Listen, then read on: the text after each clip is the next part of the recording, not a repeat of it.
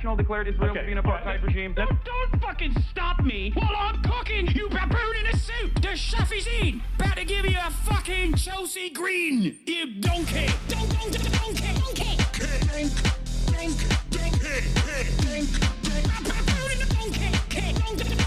Listen to what I'm saying, and you will understand, perhaps, what I'm trying to imply. Patronizing. Yeah, I am being patronizing. I don't know who the fuck you are, and you're over here chirping all the way from fucking London about you want to fucking free Palestine, but also simultaneously you're talking about how both sides are fucking fine. Shut the fuck up. You don't know anything, okay? Who the fuck is this pink-haired twink?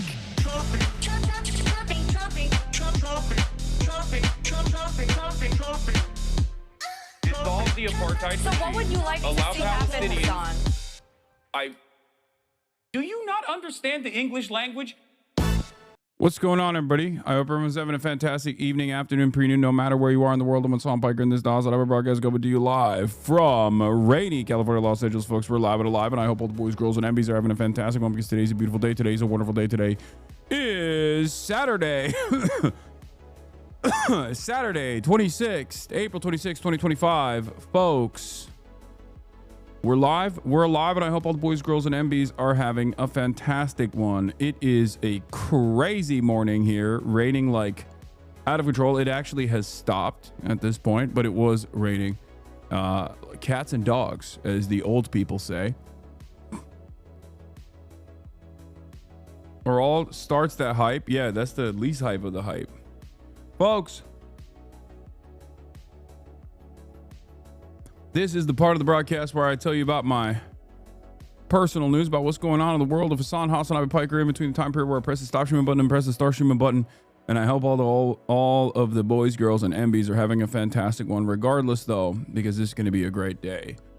Because it's raining. It's raining men. Hallelujah, it's raining men. All right. Folks, personal news-wise, for all the parasocialists out there, I'm early. I'm live at 10:53. What the hell is that about? This is crazy. Well, a special occasion. The special occasion is I'm feeling it. I'm feeling myself. How long do we think they'll check is the ick today? I think yesterday was 3 minutes. Probably might take a little bit longer because this is the early crowd. It's the early crowd. It's the EU club on a Saturday. The reason why I'm feeling myself is, I mean, not really any other reason other than I've hung out with some friends this morning before I started the stream, and it always puts me in a good mood, always puts me in a cheery mood. Folks,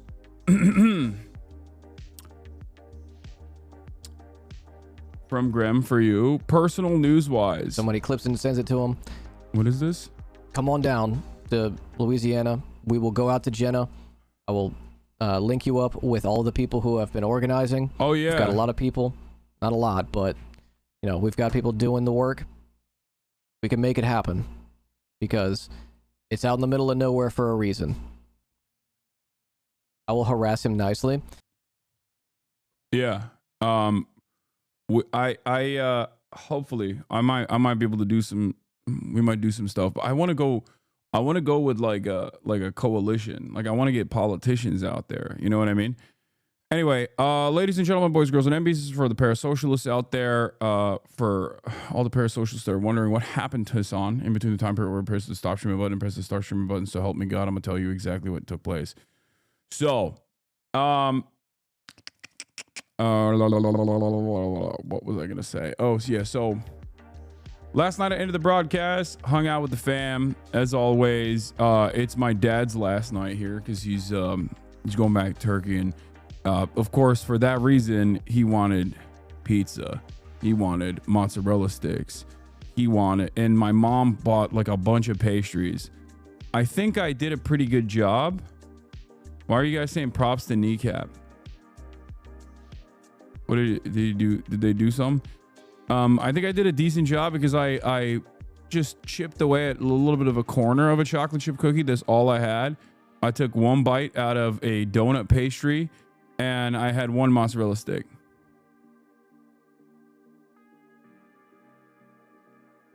Which is like not the worst possible thing, you know? Your brother is hanging out with Emma on her stream. I doubt it. But in any case, I What was I saying? Bıyığım biri uzun kalmış, kötü görünüyor. Hani nerede? Day one after the facial, I can finally wash my face. Are you doing a cut right now? I'm supposed to be doing a cut. Yes, I'm trying to get back down to like the 225 when I was scary. You know what I mean? I took my shirt off and people were like, "Dang, you're looking hella good." That's depressing. The world is ending in 2 months and you were worried about having tiny tits. Excuse me. Abso-freaking-lutely. Okay? Abso-freaking-lutely. Chatter. Let me explain something to you, okay? Let me tell you something. What do I always say? There are certain things that you can control that are in your own personal life. There's certain things that you can control. This is very important. It's important that this whole thing is tied together by goals that you set for yourself and that you achieve. For me, yes, getting on a cut before summer and then achieving that, like achieving body goals that I set for myself, is a good thing. It doesn't matter if the world is ending tomorrow. It doesn't matter if the world is ending 2 years from now. I'm still going to fucking continue doing what I'm doing. And you should too. You should as well. Removing the pit PFP wasn't a good thing. Okay, everyone is freaking out about this. Calm down, all right? Because it's not just about controlling the size of my titties. It's about controlling my life. It's about having ownership over my own actions. It's about having some semblance of control over things that are within my power. It's a great way to develop confidence. Doesn't matter if the world is ending tomorrow or not. You should all still focus on self-care in that regard, regardless of whether the world is ending or not. Anyway, but yeah, no, the diet side of things hasn't been that great, except for the past couple of days I've been actually doing great. And that exception was kind of broken last night. But having said that, I still think I managed fairly well in that process. This morning I woke up early. It started raining like crazy. Took the boys, CRASHDUMMIES pod boys, to work out. And we got a lift in. We got a good push day in. I didn't really film anything, but breakout after skincare. No, this was already a breakout that she basically blew up the scar tissue on, but there's still a little bit of redness. Hopefully it'll go away eventually. I don't think I've had like any breakouts or anything, but who knows? Maybe I will. I'm using a new, I'm using the thing that she gave me for facial moisturizer and also face cleanser. So hopefully that'll work better on my face. So we'll see. Which Hazel brother trusts me? Hey, yo, we gonna get into politics or what? You on a diet or something? Kebab, bruh. Okay, see, this guy is like, I saw you said you're in a good mood. I'm about to ruin it, but it's not gonna work. A skincare routine, yeah.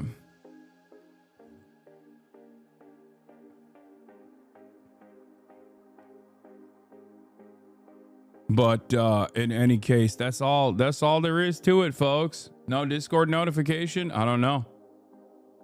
Was there no Discord notification? Maybe there was, but maybe it's because I'm too early.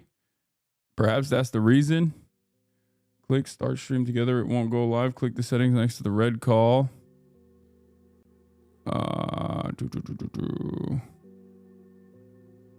Okay, let's see. Settings. Scroll down the moderator and select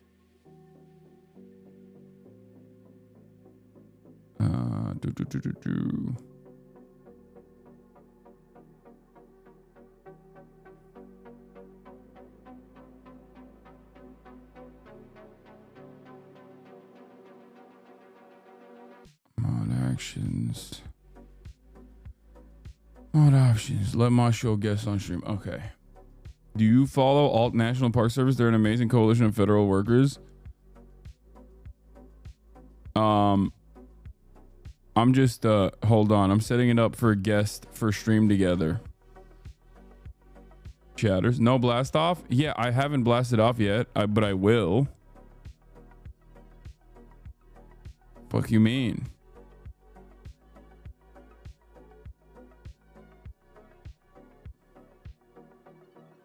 Hold on.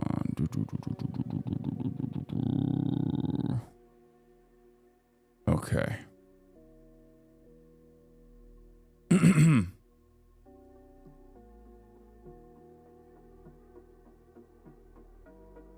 Hold on, I'm looking through my moderators.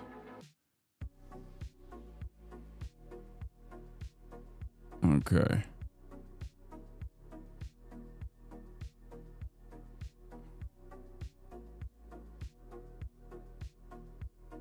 What is it? Settings? Why is this happening? Setting sessions, camera.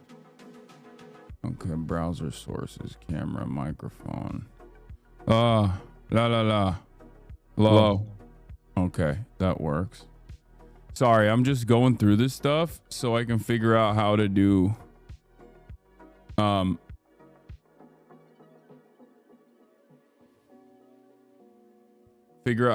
this thing later. When I create an impromptu CHADVICE situation. Okay, so you got a giant hair on the right side of your caterpillar stash, is what people were saying, and I don't know if this is it, but I don't care. It's too late. I'm not gonna fix it. Yeah, once you're done with setting stuff, I just want to ask a non-serious what size your pants question before you get into the old politics and the real news of the world.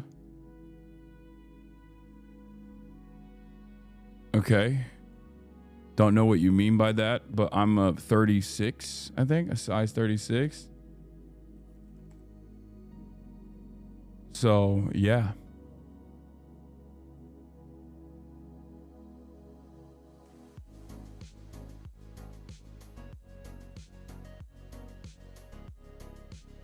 Hold on a moment. Can we get Maya for the politics part? No. Who's your pick for the Pope draft? I already said it. I want Pinoy Gang. I want Pinoy Gang. I want it. I want it bad. I think it'd be great. I think the Swagapinos need to have a come up this year. 36-36 or 36-48? No, 36 waist and 34 inseam.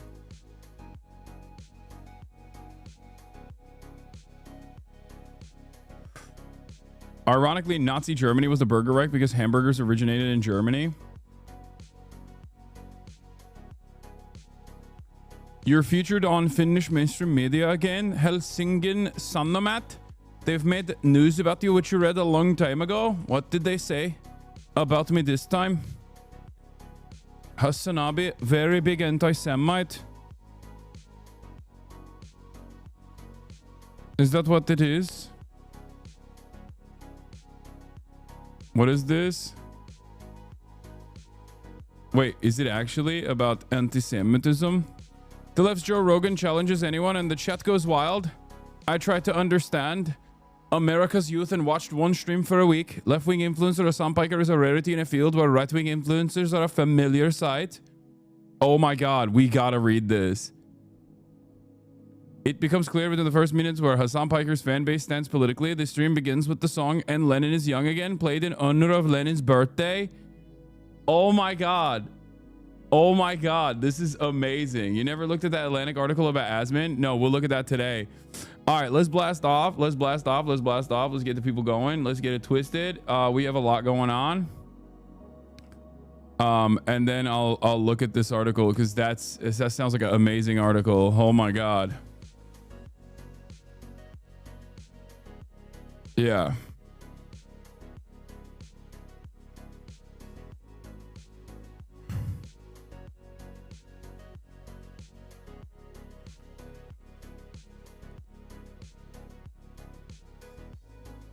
And Crash Dummies podcast.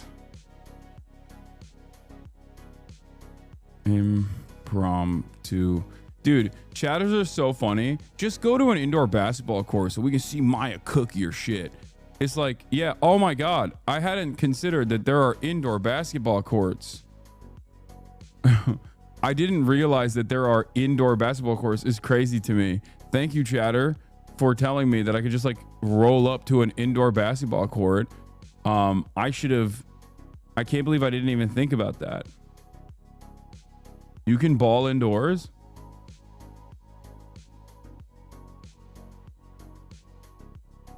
Thanks, man. Yeah. No problem. Payroll anytime for these thoughts. Thanks, dude. You're ducking Maya, little bro. I know. We're ducking. I'm ducking her. I'm turducking. Okay. Listen. Today we're gonna start out with POPEWATCH. Zelensky x Trump meet up at Vatican. Light news Saturday. Then into impromptu CHADVICE later. Get in now. Why are you gonna die long before you get to 60 years old? Wait, what?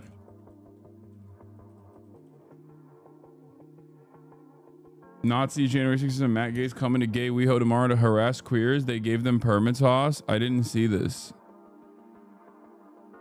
Huge explosion in a port of Iran. Okay, we'll look at all of that. You're balding, bro? Am I? I don't think so. I already got the blast off meme chat.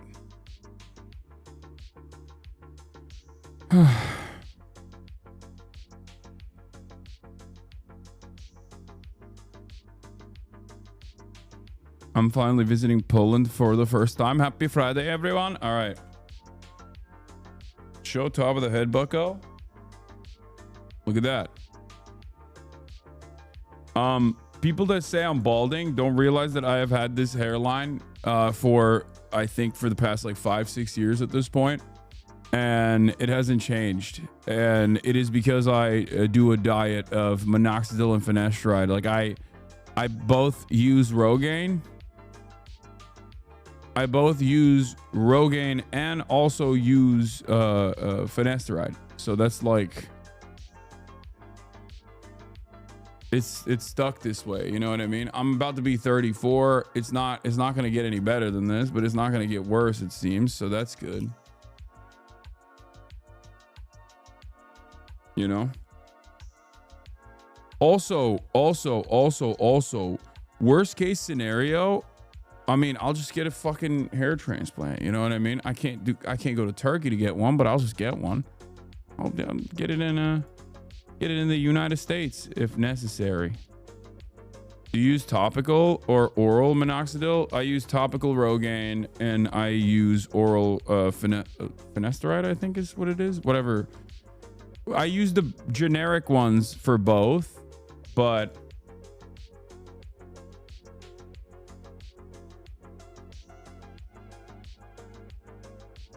I'm literally in Turkey getting a transplant right now. That's amazing. I can't go back to Turkey, at least for the time being. But, you know.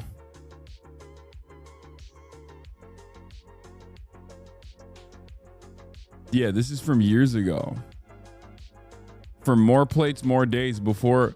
You know what's funny about this? This is before More Plates, More Dates popped off. This was like one of his first videos that went viral. And it's me and Austin talking about our hairlines.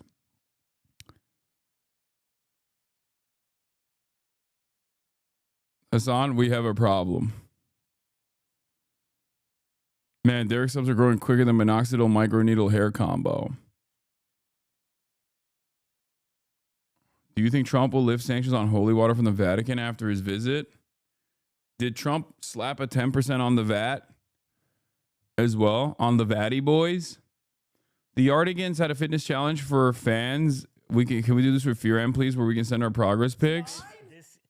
This is my number one. This is 9. This guy is fucking. This guy's a mad. fucking giant beast. So this guy probably weighs less than the first guy, Yeah. but he is. This guy's like a lean 220. He's the size that we used to say Ludwig had. Yeah, we did used to say that. We used to say that all the time, and now we talks don't. about a 12% body fat, maybe less. He's got a full leg tattoo. He has a yard logo in the mirror blocking his penis. Tasteful. That is very tasteful. This dude is yacked out of his goddamn mind. Yacked out of his gills, dude. Top 10 strongest yard fans. Hasan, how's your face feeling? It feels all right. I just feel great that I can finally touch my face again, which I feel like people tell you not to do regardless if you don't want any sort of breaking out or anything. And it feels great that I can, like, I washed my face finally. But I will say this. My face was glowing after that facial. I thought it was going to be like red and puffy and all this stuff, but I was glowing after that facial. The Poland thing was a joke about the no internet in Poland, but I will try to get this Chad to come in to tomorrow's stream. What? Yeah, you should keep the vid going. You inspired me to start Finn. I'm a trans man, so my genetics fucked me on HRT, but Finn fixed me up real good. So happy to look in the mirror and feel confident again, Hustle. Hell yeah.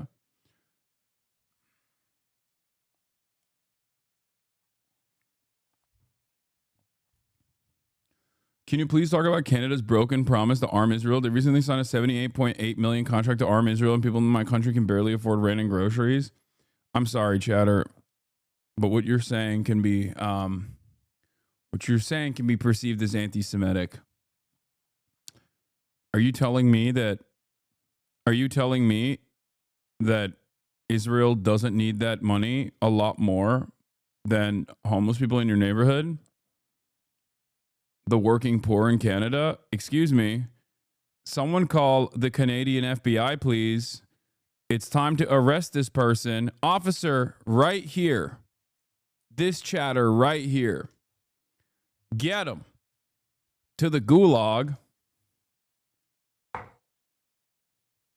To the gulag with you until you come back from the gulag and you say your 10 M Israel highs every morning, okay?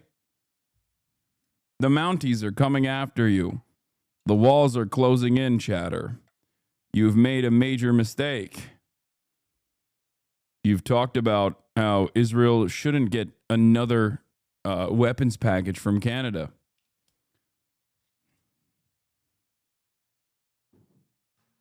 We're sending you to the mines, and you are going to be writing about how you engaged in anti-Semitic behavior.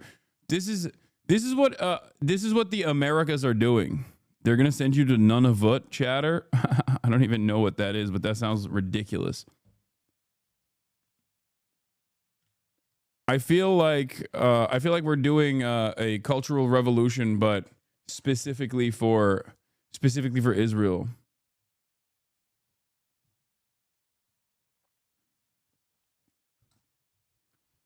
Was that whiskey? Are you drinking whiskey with water? Yeah. I'm a badass like that. Cut and style is fit. Keep this up for your own good. Love as a hairstylist myself. Thank you. All right. Let me see if I can get this article to how do I skip paywalls? Because I kind of want to read this article real quick about how this Finnish journalist at Helsingin Sanomat watched my stream for an entire week to figure out what was going on. This didn't work. What's happening here? Why didn't it work?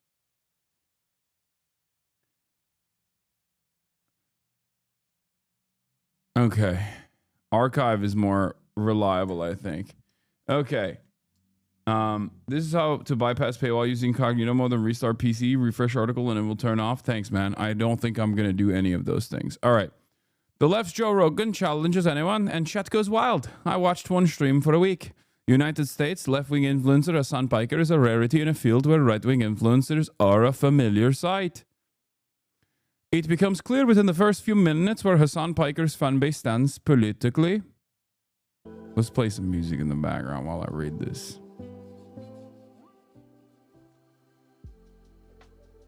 The stream begins with the song "And Lenin is Young Again," played in honor of Lenin's birthday. Although Gen Z speaks fluent irony, it is clear that we are far from being middle-of-the-road Democrats. Shortly after the song, Piker gets a little heated. His comments have caused a huge stir in some circles. He briefly explains why the ultra-rich are a bigger problem in society than ordinary millionaires like Piker. Piker from the United States streams for 8 hours a day to his 2.8 million followers. He talks politics. Swedish accent for Finnish. You're going to trigger so many people. Okay, whatever. He talks politics, watches news videos, and argues with chat commentators. Piker's channel is one of the most watched on the live stream platform Twitch. Since Donald Trump won the presidential election, countless analyses have been published about where the Democrats went wrong. I watched Piker stream for a week to understand how left-leaning young Americans would answer the question. First, a few words about Piker. The man known as Joe Rogan had left. On Today Explained podcast, he describes himself as anti-war, anti-imperialist. He believes that the U.S. economy and society should be organized more fairly and that money should be spent on building a welfare state instead of wars. Piker doesn't consider himself a Democrat. On the contrary, he often says he's disappointed with their policies. For example, the Joe Biden administration, which used language borrowed from the right about immigrants and did not renegotiate the Iran nuclear deal. Okay, I feel like this article has avoided one major criticism that I have of the Biden administration thus far, and just in general, which is Israel. I don't know what like Finland's attitude towards Israel is. I wouldn't expect it to be pro-Israel though, especially considering like Norwegian history with Israel. I assume that Finland is probably in that category of like not being super pro-Israel either, but maybe I'm wrong.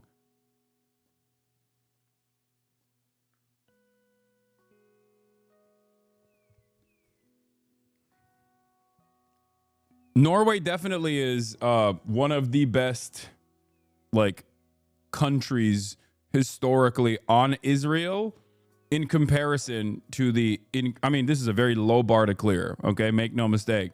But Norway definitely is like historically much better on the issue of Israel than like many of its counterparts in the region.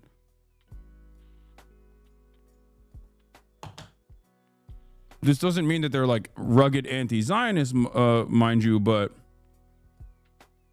you know.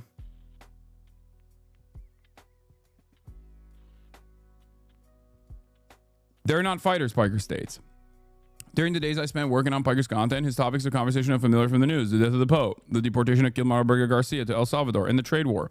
However, Piker's way of commenting on the news is completely different from the style of traditional media.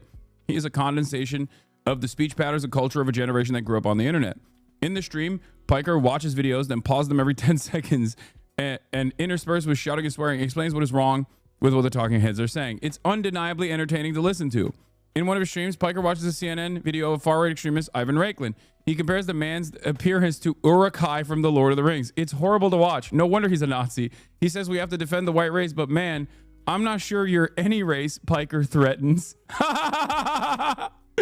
Oh no, they're playing my hits over there in Finland. Oh dude, that was so funny. I did say that. That is true. Those are words I said. Chatters receive similar, if not quite as harsh treatment. You're too stupid to realize this, Piker says when someone challenges him, but it is clear that there is no reconciliation now. Of all the news topic, Gaza receives the most attention from Piker.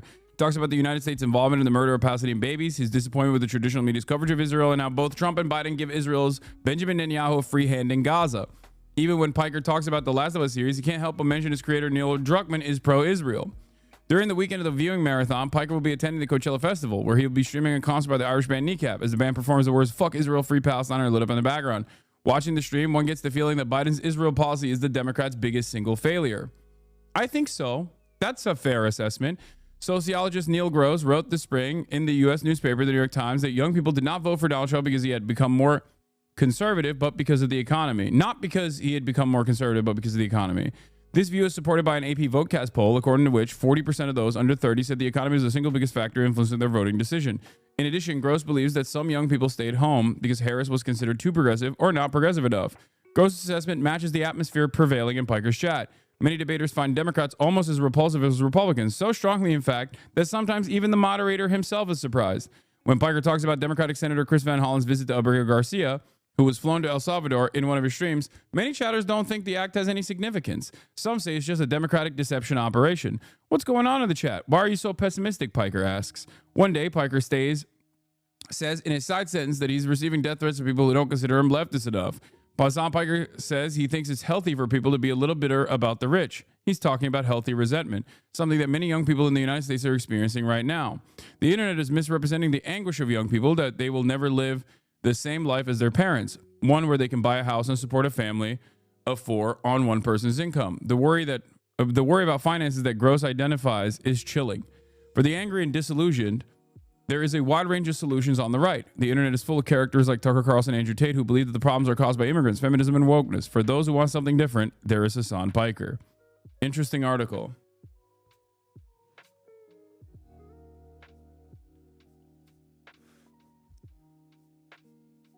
Not a Norwegian article, a Finnish article. There's demonstrations a lot against Israel in the U.S. Around the city of Helsinki quite often. There's plenty of supporters for an end to the genocide here. The government doesn't speak a thing against it. For example, they had a light tribute all winter last year for Ukraine. Blue and yellow lit up all night, opposed to ever a red, green, and black tribute. I think Finland follows the U.S. on this. Yeah. Norway while Trump glazes the king. Yeah. Today, we mark the establishment of diplomatic relations between Norway and the state of Palestine. Congratulations to the newly appointed Palestinian ambassador, Mary Satan, on the presentation of her credentials to His Majesty King Harald.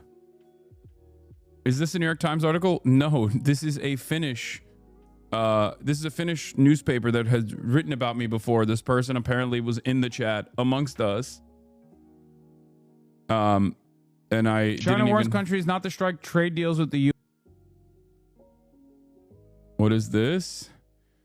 The last part explains why he wants to come to China but dares not, because although he's a celebrity on the edge of the Democratic Party mainstream media, some left-wing politicians often interview him on their shows. Even the 24-hour Democratic Party Congress provided him with a terrorist media seat worth $500 a day for free, which is CNN-level treatment. He's afraid that he'll be blacklisted from the U.S. if he goes to China, which will lose his biggest base. Still need to eat. I think he made the right choice. What? Bro, this says, dude, I'm popping on Bilibili as always, okay? Yeah, the newspaper is the Helsinki Time, I guess. Helsingin Sanomat. The other article that we were going to read also was this one. Apparently, The Atlantic wrote about Asmongold, which I think is cool. I can't wait to see what like normies and their approach to Asmongold looks like.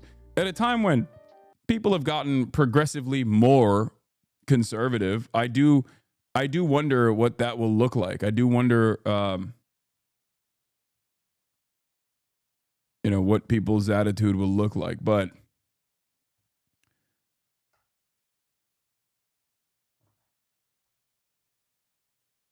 China before versus after the trade war. Okay, here. Well, China, the years of ripping us off are over. That's right. The United States isn't going to be bullied anymore. The global economic stage might be ordered precisely to our corporate whims, but that's not good enough. We need factory jobs again, a thing that is possible to achieve simply by imposing tariffs. That's right. It's time for tariffs. I hope you came prepared, because we're not backing down and this is not a negotiation tactic. Well, I know what you're going to do, which is raise tariffs on us too, which is well played. And that's why I'm raising tariffs even more on you, let's say 250%, because let's face it, numbers aren't real anyways. You did this to yourself, China. And now the only way out of this is to make things immediately expensive in every way. There's no getting out of here.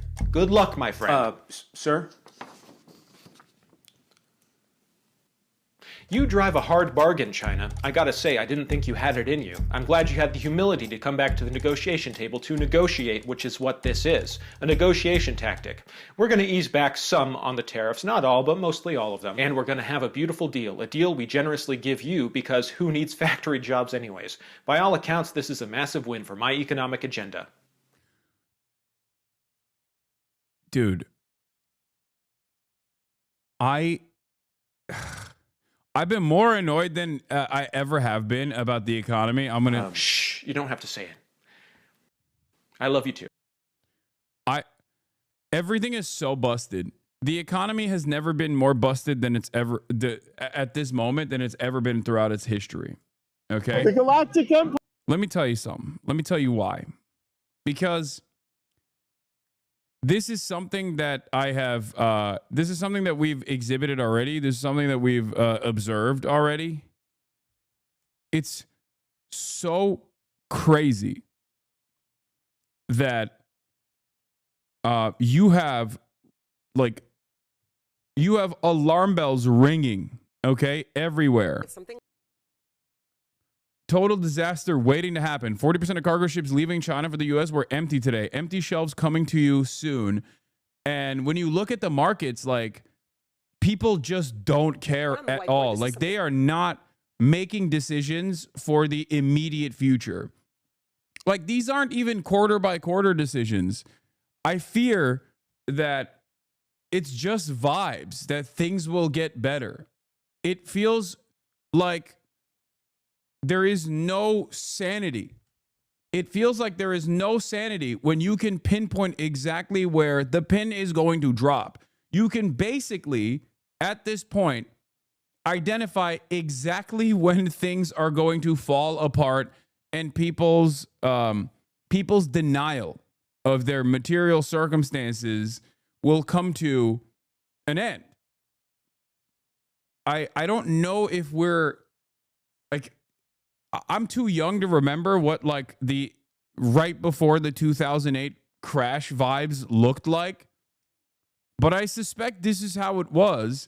And there were some people who were looking at it like we saw in The Big Short going, what the fuck is going on? Why is the market not recognizing the unimaginable pain that people are about to experience? That's how I feel like currently. Maybe I'm just not very smart, and I just simply don't understand the financial markets. I just don't get it, and that's why I'm freaking the fuck out. Maybe that's the case, okay?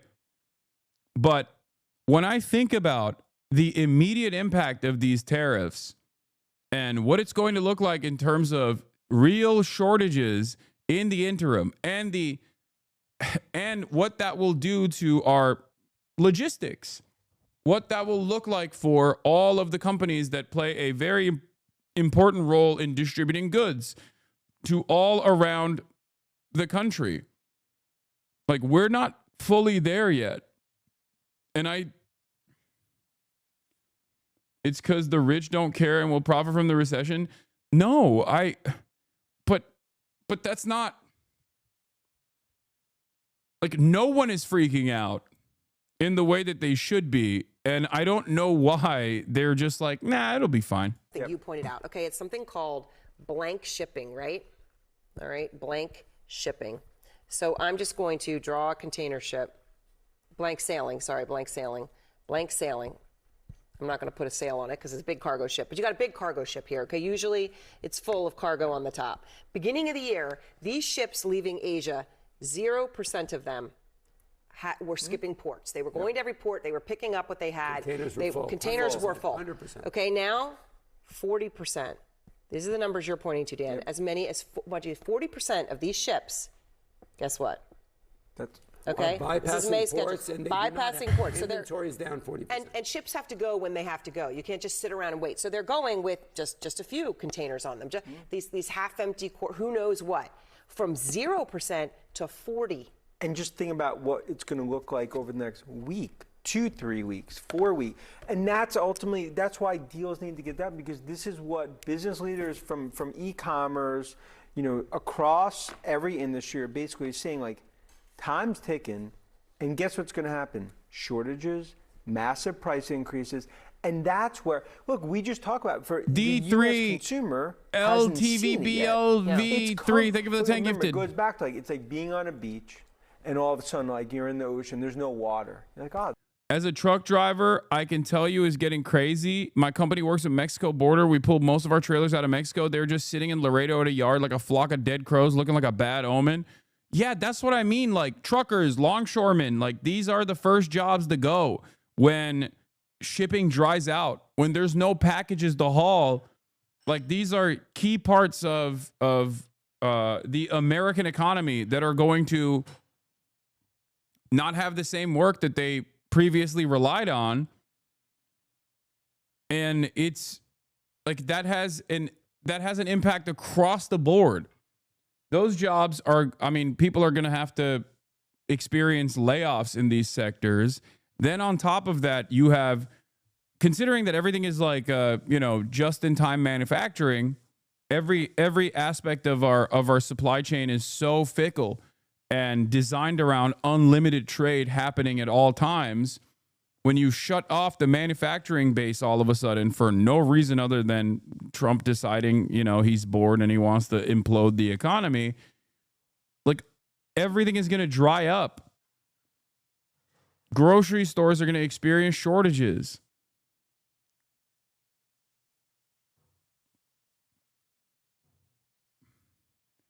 Tsunami coming. Nice scapegoating the Japanese law. No, it is like a tsunami in the way that it's a perfect analog. It is the calm before the storm, and people going, oh, look, water levels are pulling out. Like, look, the beach is so still and so awesome. Meanwhile, it straightforwardly is about to be like, there's a tsunami warning and everyone's like at the beach right now. It feels like everyone is at the beach going, oh, look. What a wonderful, what a beautiful day to be at the beach. The water is so still. Oh, this is crazy. I'm going to run out and check it out. I'm going to run out. You're like, no, it's because the tsunami's coming. So the point is that the reality is that he needs to get deals done. But because this question, Peter, that I'm trying to understand. With China, a deal doesn't just happen with a snap and a finger and a go. No. I mean, at least there would. Yeah, there is a multiple month logistics process here that no one is factoring into the equation. That I keep repeating over and over again. Even if they started this, even if they open up the trade faucet, there is so much. There is going to be a period of empty shelves, regardless. That is due to Trump's ridiculous tariffs agenda early on. Like, we haven't seen the impact of Trump's decisions when he decided to nuke global trade for like a little bit. We have yet to see that. We have not seen that yet. That hasn't happened yet. It's coming. There'd be nothing to indicate that that's how it's going to happen. But we're in a situation where if you look at the ships and you look at what's happening, right, that can be a blip only if you have an immediate sudden change afterwards. The logistics I'm working with a guy named Andrew Sopko who runs a company called Batch. We've talked about how AI is coming into the logistics space around trucking in the United States and how complicated that is and how important it is that every little check, the trucks have to be full, they have to be on time. All of that works. Think about it, when you're only going at 40% inventory, that's going to start, so the ship lines are going to be losing money. Everybody is going to start losing money. You don't get your inventory, then I don't get mine. They don't get theirs. Then if it opens up back up, those are all late. And then you even talk about like Christmas thing. Like the point is the supply. That's what we're dealing with. What tariffs are still in place? No, there's plenty of tariffs that are still in place. The problem here is there's already a bunch of tariffs that are still in place, but there's also the complete the Chinese tariffs that are specifically in place, and China is 30% of all trade. So Donald Trump effectively severed 30% of all trade with the insane tariffs that is slapped on to China. It was going to be a problem if Donald Trump applied a 25% tariff to China. That would have had economic impact as well. Now we have 10% universal, 25 on aluminum and steel, and 145 on all Chinese goods, some of which he clawed back, but then he keeps saying, actually, we didn't claw it back. We're still doing it.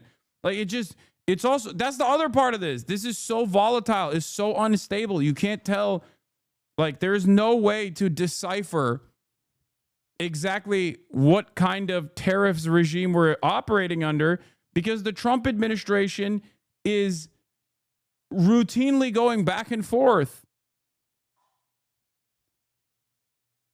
Like, they keep going back and forth on what tariffs they have versus what tariffs they've decided not to have. It's just like, it's so stupid.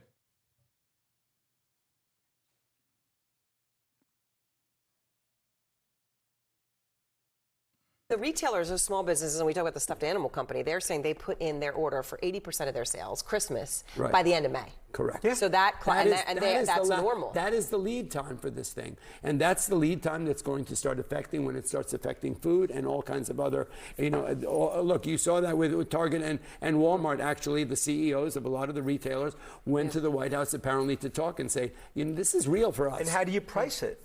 Because you don't know what you're pricing. And you've talked. Is there a Demasius playlist, by the way? I didn't see it this morning. I don't know. Does anyone have the link? Huge uncertainty. Well, here we are, another weekend, and again, the market hoping, right? Because the market's saying, got to be a deal because the alternative is so horrific it can't contemplate. Correct. It And that, look, the market felt strong. There was the advances versus declines were good. The buy side felt like it was buying with intent. So there are buyers in the wings, right? And somebody that must be smart money thinking that a deal has to be made because the alternative is really ugly. All right. We have just witnessed the final goodbye to Let's the look at the people's Pope real quick Pope while I go Francis pee. earned that name. He always wanted to be close to the faithful, even insisting that when he would lie in state in the Vatican after his death, that his coffin be low to the ground so that those who would come to pay their respects could see him. And they did come, an estimated 250,000 over 3 days. And about just as many people filled St. Peter's Square this morning. The crowd's overflowing for his funeral mass. Screens were set up outside the square so more people could see. Attending the funeral, some of the most powerful people in the world. 2 American presidents, Donald Trump and Joe Biden. Dozens of heads of state, royalty there too. Prince William representing King Charles. After the mass, though, something that has not been seen in over 100 years. This right there. Pope Francis taking on his final journey, a procession winding through the streets of Rome. Yeah, just incredible to witness this. And all attention next will go to that secret conclave to choose the next pope to begin in the first or second week of May.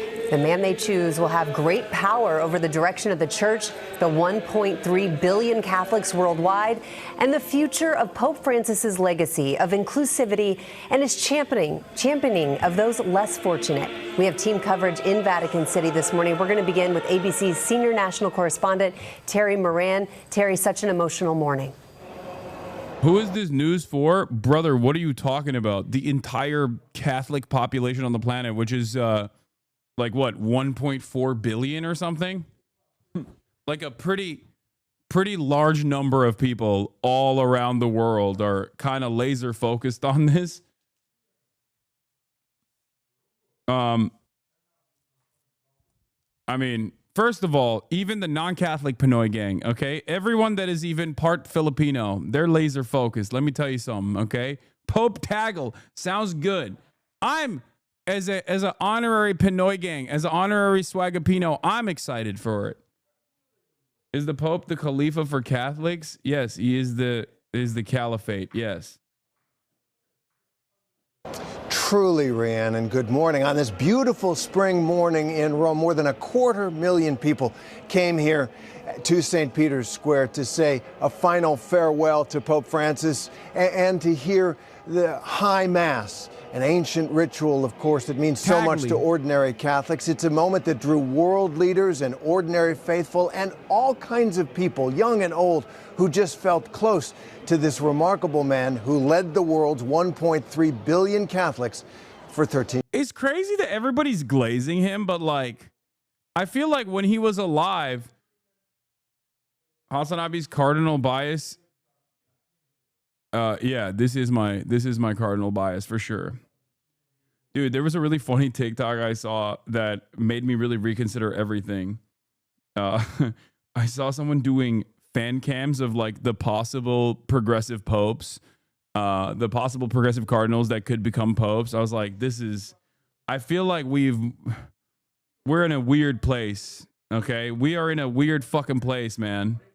Wait, let me see if I can find it actually. Hold on. I got to show this to you because this is so dumb. But also I liked it and I reposted it. I liked it and I reposted it because I'm dumb. Hold on. Let me see. Drag the puzzle piece into place. God damn it. I hate these fucking. Let me see. Oh, here it is. Dude. This is a bit much. Okay, this is a bit rich for my blood, but honestly,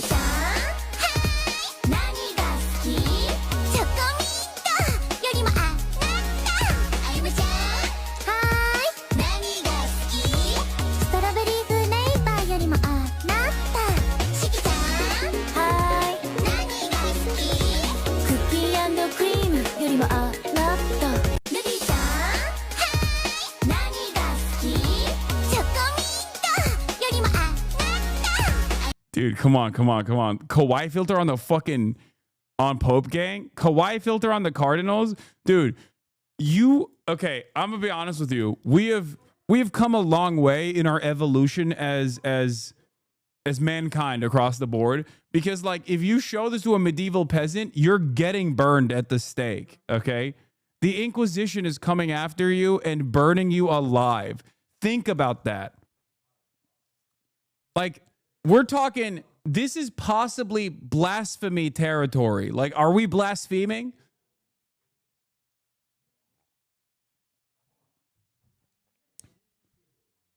Amazing.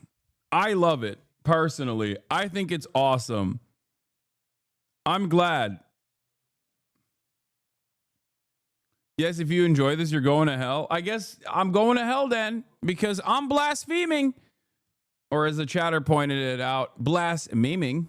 Okay, what is this? Next Friday, the eliminated queens go head-to-head in the splashiest Lollapalooza yet. Our eliminated queens will battle it out for the cash tip of $50,000. Okay, this actually works really well because, like I've said this before, but there's a lot of, I mean, it's very queer coded. Like the Vatican is gay as fuck.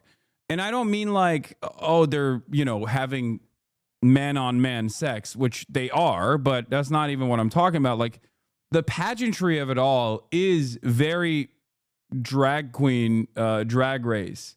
$1,000. Let the lip sync Lollapalooza begin. RuPaul's Drag Race, all new next Friday at 8. Next Friday, the Anyway, let's continue. Years. This morning in St. Peter's Square. Yeah, they're literally hiding themselves away to have a massive gossip sesh, like, let me in. I know, there's some fucking hot tea that's about to be spilled, okay, during the conclave. The solemn, formal farewell. All the girlies from literally all around the world are coming together to fucking do some hot goss. To Pope Francis, a mass attended by a vast crowd for the man who led the world's 1.3 billion Catholics for 13 years. Thousands of mourners from all over the world filled St. Peter's Square, with many lining up since dawn for a chance to attend the ceremony. I can hardly stand up, but this is incredible. This is the chance of a lifetime to see this. Many who waited through the night sprinted to the square, hoping to secure a prime spot. Heavy security watched over the gathered crowd. Yeah, Girly Pop Nation is out. It's more like Girly Pope Nation, okay? Crowds. Francis died on Monday morning following a stroke after that unforgettable final appearance on Easter Sunday. The final image we have of him, which will remain etched in our memory, is that of last Sunday, Easter Sunday, when Pope Francis, despite his serious health problems, wanted to give us his blessing from the balcony of St. Peter's Basilica. From the balcony. After his death, Catholicism is so great for the Filipinos that divorce is still illegal. Meanwhile, contraceptives, sex education, and family planning were only implemented in 2012, and the Catholic Church protests it to this day. Yeah, but this Filipino Catholic Pope is actually woke. So I think it would be good for Pinoy gang in general to have... Okay, let me tell you something, okay? Everything I know about Swagapino gang is that Pinoy gang goes nutty mode, okay? When there is anyone of any prominence with like 1% Filipino in them, okay? The entire country will be up in arms. They will be following the note of whatever this person says. Now, when we talk about like the Pope, which is automatically the leader, the de facto leader of 1.3 billion people around the planet, that person being Pinoy gang, like, I feel like if the Pinoy gang Pope turned around and said, honestly, I think we need to implement socialism. That's it. The entire Philippines is socialist. Okay? There is a awesome level of power and prominence that this person has. He could just like flip the script entirely, dropping the one bastion in the South China Sea that America is using against Chinese interests in the region.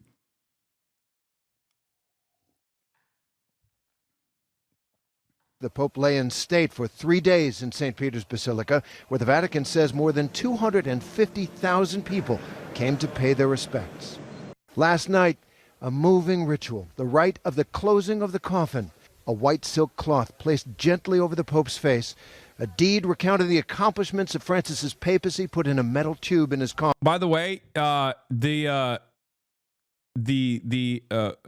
grave, like the coffin being this, is deliberate. He wanted to have like a very humble, like he wanted to have like the most basic wood casket you can have on purpose.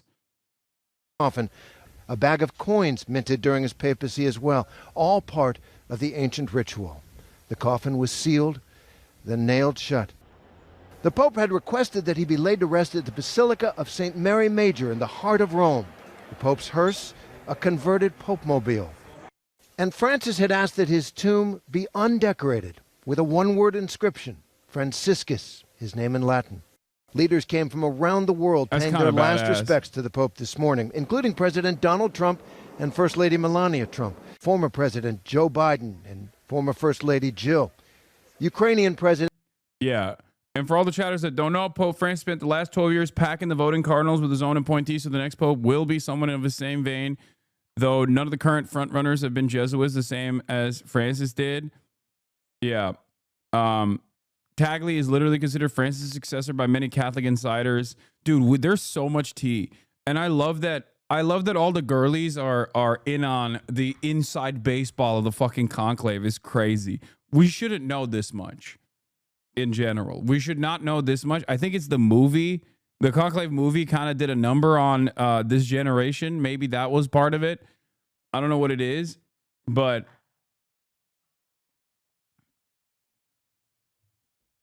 I literally went to Catholic high school from preschool to high school. Okay, Catholic schools from preschool to high school. I mean, even then, it's like, why the fuck is everybody so laser focused on this? Zelensky and Prince William. Pallbearers carried Francis's coffin out of St. Peter's Basilica and into the square where the funeral mass was held. His casket was placed under the balcony where he first appeared as Pope 12 years ago. The gospel laid out on top of his coffin. Per omnia saecula saeculorum.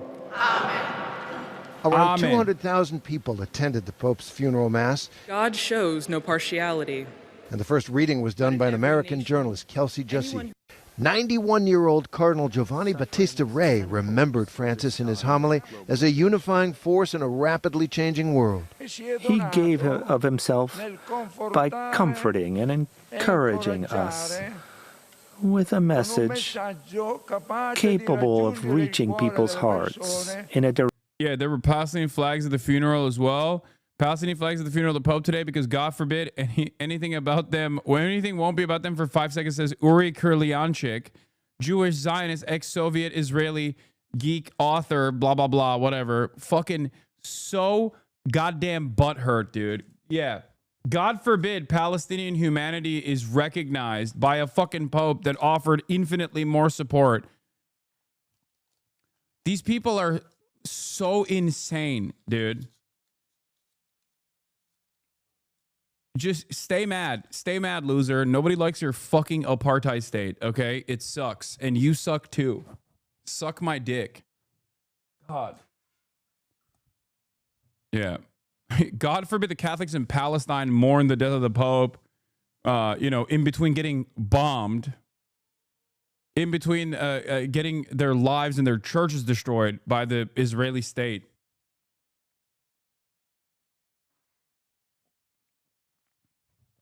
I think Pope Francis is a large reason why my Catholic grandma has become incredibly pro-Palestine. Hell yeah.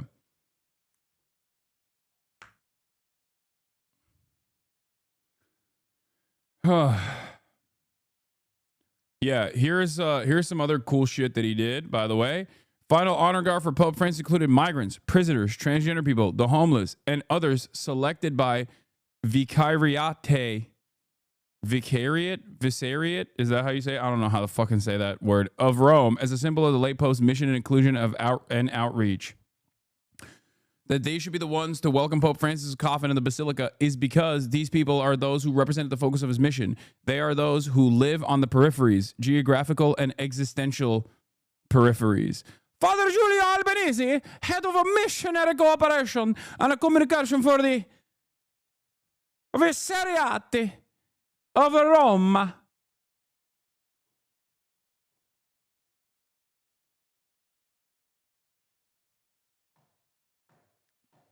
It is from 2023, not during his funeral. Oh, wow. You mean to tell me that a pro-Israeli account is also spreading fake news? Oh, my God. Oh, my God. I'm so shocked that someone who's pro-Israel lied. Oh, my God. What a shocking moment. It's like breathing. For people who want to defend the apartheid state of Israel doing a genocide, to lie is like, you know, the sun coming up tomorrow. It's going to happen. It's going to happen no matter what. You know?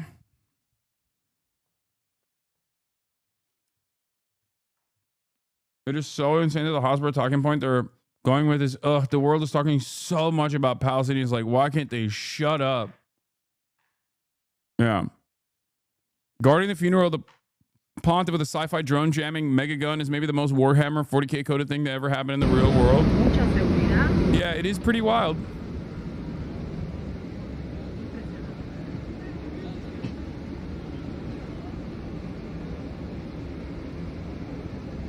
The anti-drone guns are crazy looking.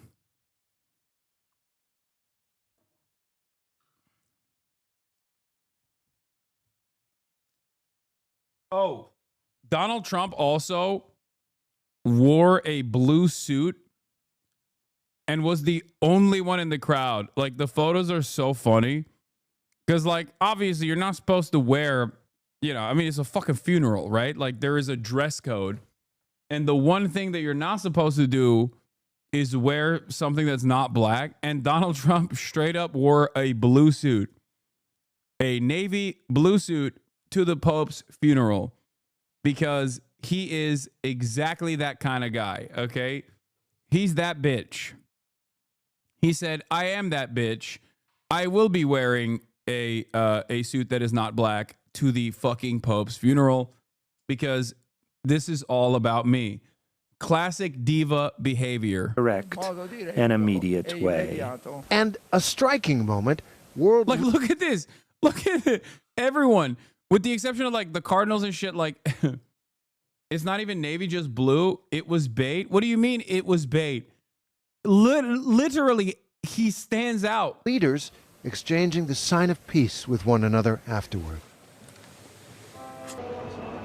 Now there will be 9 days of formal mourning, and then the Cardinals will be meeting, and at some point they'll set a date for that conclave when the successor to Pope Francis will be chosen. Whit? All right, Terry. I mean, just a remarkable morning. Hundreds of thousands of people. Not even like a dark blue. He's just standing out. He's like, fuck it, YOLO. Seeing them lining the streets of Rome. But I want to ask you, though, in your days covering the passing of Pope Francis and his funeral today, is there a moment or conversation you had that will stay with you beyond this experience? Well, with certainly the few conversations, brief conversations that I had with Pope Francis, just as a reporter on his plane, he made a point of coming back and talking. Is this suit really that big of a deal? No, dude. Who gives a fuck? I don't care. I'm just pointing it out because he's such a goddamn diva that he wanted to stand out, okay? That's the reason why he did that. That's it. It's debunked anyways, LMFAO. What do you mean debunked? Why do you keep saying debunked? It's bait because it's debunked. It's debunked anyways. What are you talking about? It's debunked. Was he not wearing fucking blue or not? What are my eyes deceiving me? Was he not wearing a fucking blue suit? Am I crazy? I saw the photos. What the fuck is debunked? Wider pics show other blue suits. Okay, you're the president of the United States of America. What do you mean debunked? Others were, HasanAbi, don't die on this hill, man. I don't care. Who gives a fuck? What do you mean? That's not that doesn't debunk the situation. You're supposed to wear a fucking black suit to a funeral, okay? What difference does that make? Oh, others were wearing blue too. Oh, okay, got it. I guess you debunked it. Don't die on this hill. I don't even give a shit. Like, it doesn't even fucking matter. Everyone is supposed to wear black regardless. It's a fucking funeral. What do you mean? People that don't do that are doing that because they are, you know, they're trying to make it all about themselves, okay? I feel like that's the type of thing he would criticize about someone he doesn't like. What? Oh, Trump absolutely would, but I don't even give a fuck. I don't, you know, I'm not operating off of like Trump's ethics here or his moral boundaries. I don't give a shit. To us, and he had. Not only do I not give a shit that Trump didn't wear a black suit, I'm just bringing it up because he deliberately chose not to wear black because he is a fucking diva. Gift for connection, didn't he? And I'm thinking, in particular, somebody I met here in the square the other day, Mohammed Daoud. He was born in Sudan. Family fled the war. There was in a refugee camp in Chad. They went to Libya. Civil war broke out there. They're saying this is debunked because the wider photo presented shows other people wearing, you know, different colors as well. And it's like, okay, who gives a fuck? Are they the president of the United States of America? If not, nobody cares. I mean, look at fucking Melania, dude. Like, she knows what's up. Yeah, this person's wearing grayish as well, if you want to get really into the nitty gritty. But, you know, look at her.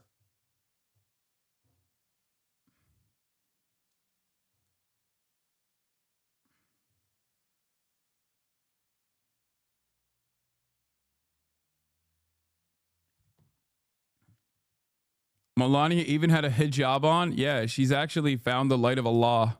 That's why she was hiding her hair. They ended up in one of those rubber boats across the Mediterranean, and he met Pope Francis, and he said, "This is a man who understood me, who connected with me," and he felt close to this man.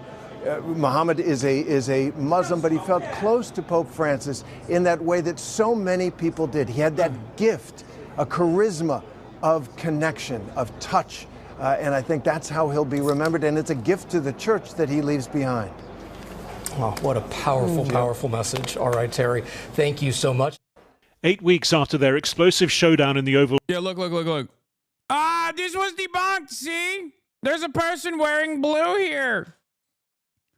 There's a couple other people wearing navy in the back, it seems. Debunked, debunked. Like, what are you debunking? You're the fucking president, dude. What the fuck is so stupid?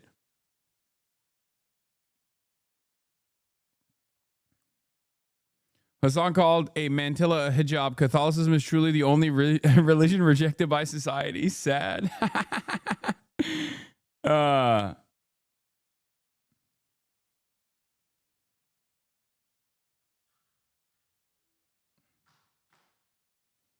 Hold on.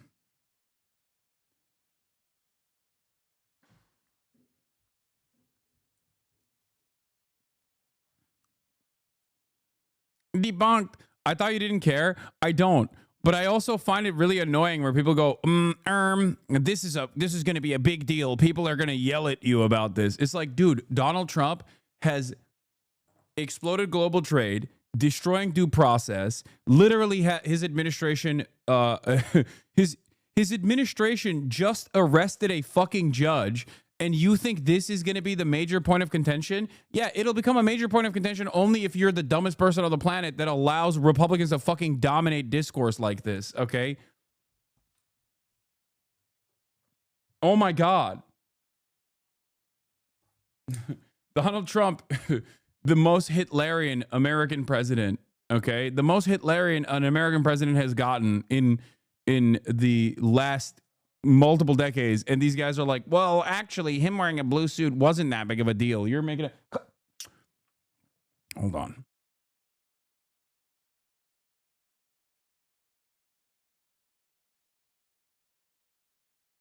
Yeah, the administration. No, Fiona. No, Fiona. Baba çağırır mısın oraya?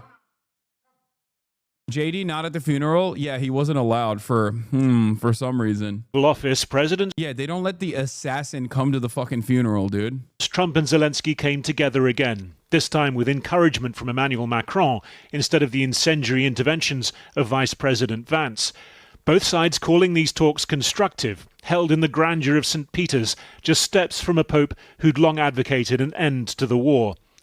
Zelensky went on to have separate meetings with European leaders, President Macron and Sir Keir Starmer among them, an opportunity to coordinate on how to reach a ceasefire that might safeguard Ukrainian security. Mr. President, how did the meeting with Trump go? Really well. Productive meeting. I don't want to go to a lot of details, if it's possible, because the questions, very sensitive questions on, of course, totally it's about how to bring peace. On X, Zelensky said a good meeting with Trump had covered protecting the lives of our people, full and unconditional ceasefire, reliable and lasting peace that will prevent another war from breaking out, and calling it a very symbolic meeting that has potential to become historic if we achieve joint results. Under the deal being pushed by the Trump administration, Russia would retain control of the territory it currently occupies. It would, for now, give up any claim on parts of those regions that Ukraine still holds. But the US proposal that Washington would recognize Crimea as legally Russian, even if... Catholic conspiracy dropped. Opus Dei was due to vote on a new set of statutes, which have been rammed down his throat by the Vatican at a meeting this week. But within hours of Francis' death, the vote was quietly canceled. A thread. Wait, what? When he died on Monday, Pope Francis had been on the cusp of signing into canon law a huge reform of Opus Dei, an abusive call to the heart of the church. Those reforms may now never happen. Dude, Baba bir daha çağırır mısın?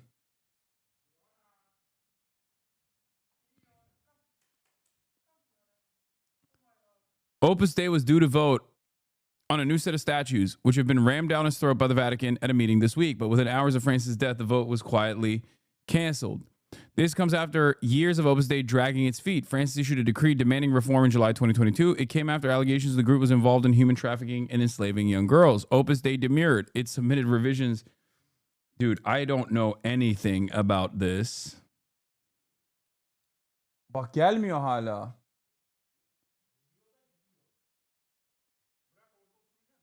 Dude, maybe JD.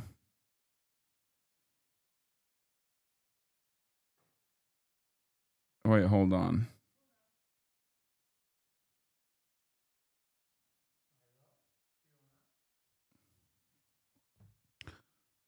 What's this DEI stuff? Yeah, Opus DEI, more like.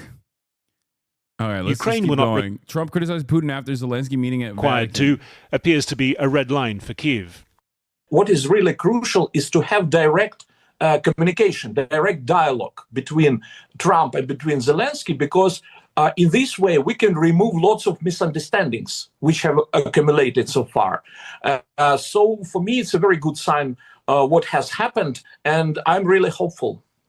The objective clearly to use a few snatched minutes in Rome to try to shift the perception of the US president.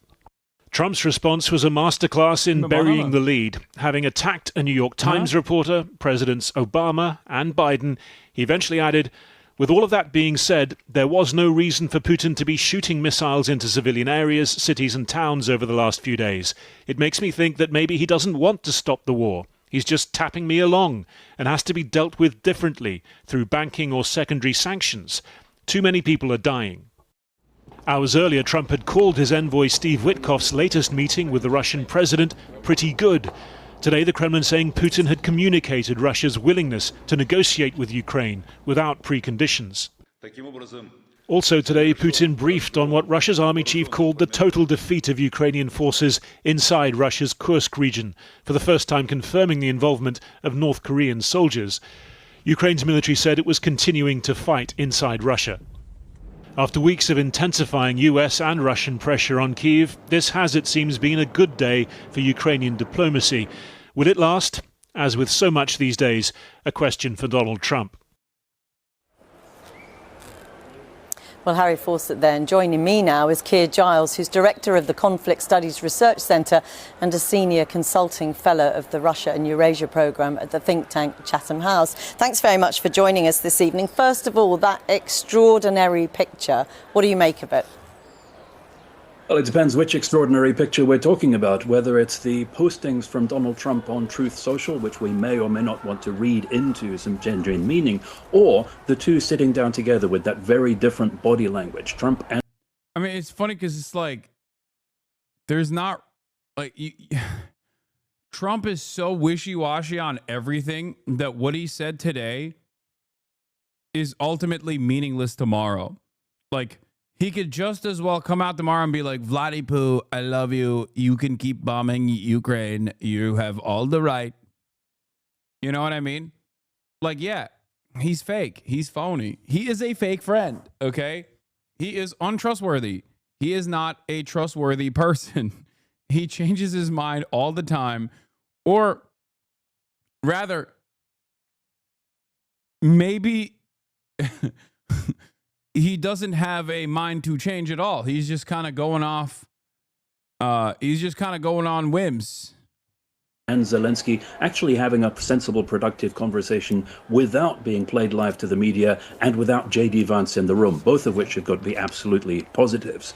Now, of course, we won't know what was discussed and we won't know what impact will have. We have to bear in mind that at the same time as that conversation was ongoing, Putin's meeting with Trump's consigliere, Steve Witkoff, will also be bringing back another point of view from Russia, which will also have an impact on Trump. So we simply cannot tell just how much of a lasting difference this is going to make, but it's definitely a step forward for Ukraine.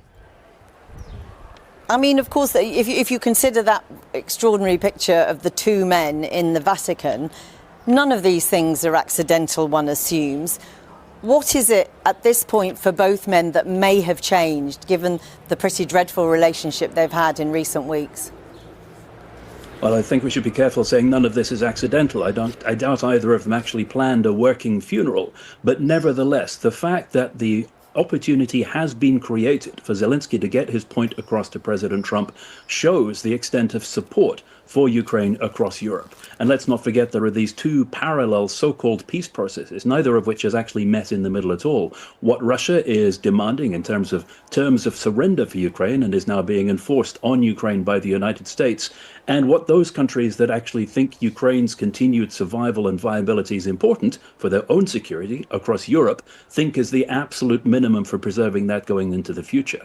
Now, what we've not seen so far is any way of bringing those two together. I mean, you talk about the social media posts, and as you say, it's very difficult to read huge amounts, I suppose, into social media posts. It was just a 15-minute meeting, but the tone from both men seems to have shifted quite dramatically. You know, Zelensky talking about, potential for this being a sort of historic moment. Well, Zelensky has to be positive about meetings with Trump. We've shown what happens when he tries to introduce reality in conversations with the White House. It's disastrous. So he is always upbeat about them. We shouldn't be that surprised. We shouldn't necessarily be surprised about a change of tone from Donald Trump, because this is not the first time he has been critical towards Putin. Each time it happens, we read the tea leaves. We try to divine what's behind his Truth Social posts. We see if it actually has a meaning and will be followed through with action, but it never actually comes to pass. All of these occasional sporadic complaints that we've had against President Putin and his unwillingness to bring the fighting to an end never actually lead to any pressure on Russia whatsoever. So in a sense, no change in terms of how Vladimir Putin might respond. Will he respond at all? There's no reason to suspect that Vladimir Putin will respond in any way to this unless and until the United States changes its attitude to bringing this war to an end and actually starts to inflict some pressure on Russia as well as on Ukraine itself. Otherwise, Vladimir Putin has no incentive to change his policy or what his military is doing on the front line. After all, why would he sign up to a ceasefire if, as it appears, he is convinced that actually Russia holds the military advantage at the moment? And what about the other countries involved in the wider discussions, including Britain and France? We saw President Macron and Keir Starmer here today. You know, they've offered to send troops. Is that still on the table, do you think? Is that a persuasive part of this argument? It's very hard to tell where those behind-the-doors discussions about potential European troops in Ukraine actually stand at the moment. The talk of the coalition of the willing to try to uphold some kind of peace settlement in Ukraine has gone cold. And more recently, we hear reporting in British media that actually the UK has said, no, it's not feasible to put a force into Ukraine, after Keir Starmer walked back that original proposal by saying it's not possible without the Americans. So where that stands exactly, we simply cannot tell from the outside. But there is a clear understanding that Ukraine needs some kind of ongoing support in order to deter Russia from attacking again, if and when there is any form of ceasefire arrived at. And that's one of the main sticking points between the two visions of how the war might come to an end. One of them is effectively imposing all of Russia's terms on Ukraine. That's the US position. The other one, the European idea, says that there has to be some kind of sustainable and durable ceasefire, and that means making sure that Russia does not feel it's able to attack again. Keir Giles going to have to leave it there, but thank you very much for talking to us this evening. Turn now to President Trump's trade war and confusion over whether the U.S. and China are actually in talks over the back and forth tariffs. ABC's Selena Wang is at the White House with the latest. Selena, good morning.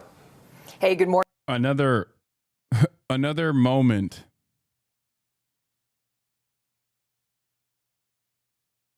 Another moment where we don't know what Trump is saying.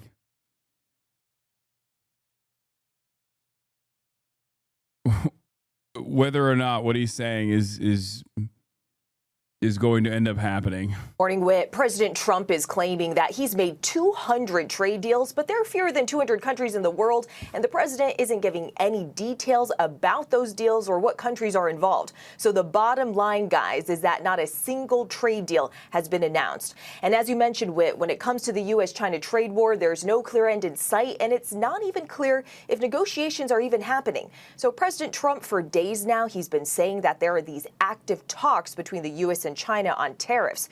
But Beijing, they're flat out denying that, calling it fake news. China's foreign ministry says the countries have not consulted or negotiated on tariffs, adding that the United States should not confuse the public. The president also claims that he's spoken to Chinese leader Xi Jinping numerous times, but the president is not saying when. So when it comes to tariffs, it's so funny to lie about the pettiest shit like this.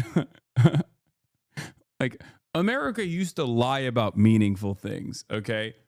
America lied on the global stage to go and invade Iraq and kill 1 million people. And now they're lying about a will they, won't they between Donald Trump and another foreign leader. Like, are they talking to one another? Are they not talking to one another? Only a point of contention because Donald Trump chose to destroy global trade because he was bored. Never forget. When I nuke global trade because I'm bored. That's what Donald Trump did. still a lot of confusion out there for both businesses and... Genuinely asking, why can't they just say he's lying? Because, I don't know. I guess because, like, their primary directive is to always normalize whatever the fuck is happening so people don't lose their minds and society collapses.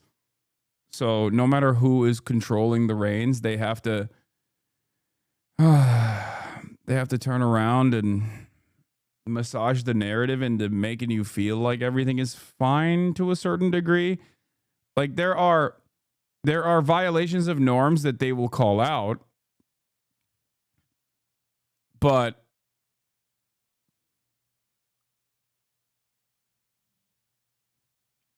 there are norm violations that they'll call out, but at the end of the day, their primary directive is always to defend the administration.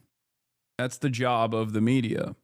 It's to stop you from feeling like everything is collapsing, even when it really is collapsing. And consumers with. He's paltering. He has talked to Xi, just not about this. No, I don't think he has. And Selena, as far as the impact here, some popular e-commerce sites are already starting to raise prices because of the tariffs.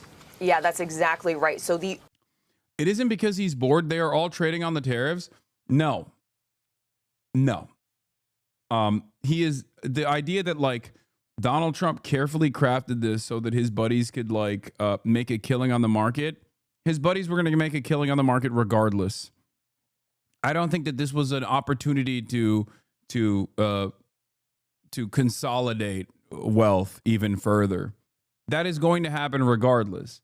I'm certain that this level of market instability that took place, and especially the long-term consequences of actions such as this, are going to yield economic collapse to a degree where the super wealthy are not favorable on Trump's position. If they were, they wouldn't be constantly going to him behind closed doors and being like, this is so stupid. Please stop doing this. Please stop doing this. You're a fucking idiot. And having him try to scale back certain parts of his tariffs agenda. Ultra cheap clothes and goods that you can get from Shein and Temu, well, they're getting more expensive. Starting yesterday, the Chinese e-commerce retailer. I will say this much, okay? I think Donald Trump giving insider information to when he's going to make certain statements is a way to quiet the super wealthy from assassinating him, to stop the super wealthy from getting together and doing a fucking business plot. He's just like throwing them bones over and over again, and not necessarily a 5D chess play to ruin global trade and America's standing on, as the hegemonic power here, simply so that Charles Schwab can make a couple extra billion in the short term, with incredible long-term consequences that are going to be damaging. Like, I think the red meat that he throws to the super wealthy is just to be like, all right, you're making some money in the interim. Please don't kill me. Please stop yelling at me type situation. Retailers began hiking prices. It's unclear how much those prices are increasing by, but the companies say they have to do it because of changes to global trading rules and because of tariffs. Many goods from China are now taxed at a steep 145%, and President Trump is changing global trading rules. He is closing a trading loophole that allows goods valued under $800 to come into the U.S. for free. So both of those changes are major hits. Crystal Ball has said that at some point the ruling class between a mild reformist AOC wealth tax and the Republican total chaos, they will pick AOC. I'm not so certain. History has shown that to be the exact opposite, for the record. No, I think especially right now as it stands, our super wealthy are never going to I don't think they're ever going to even concede to the mildest of reforms in terms of how wealth is generated. I don't think so. I think they will. History has shown time and time again that they will always go with fascism. To the business models of both Shein and Temu. Guys? Selena Wang, thank you. Trump looks to strip endangered species protection by redefining harm. Fantastic stuff, Mr. President. Thank you so much. Incredible work. Once again, he's doing the damn thing. He's killing it. Mainstream lib news doesn't want her anyway. Oh, yeah. Remember, wait, did they bring, is Jason Johnson on this panel or whatever his name is? Jason Johnson? No. Okay, never mind. Yeah. Even the lightest of reformist liberalism coming from the AOC rank is going to be met with a lot of backlash. Let's take a look at one of these panels. Alexandria Ocasio-Cortez. Crystal provided FDR as a counterexample. FDR is not a good counterexample because when FDR took place, there was a lot more mobilization that was far more radical than FDR. And that came only after massive amounts of economic instability. Yeah, this is the guy. They brought my goat back. Dr. Jason Johnson. Old heads remember this fucking dipshit loser.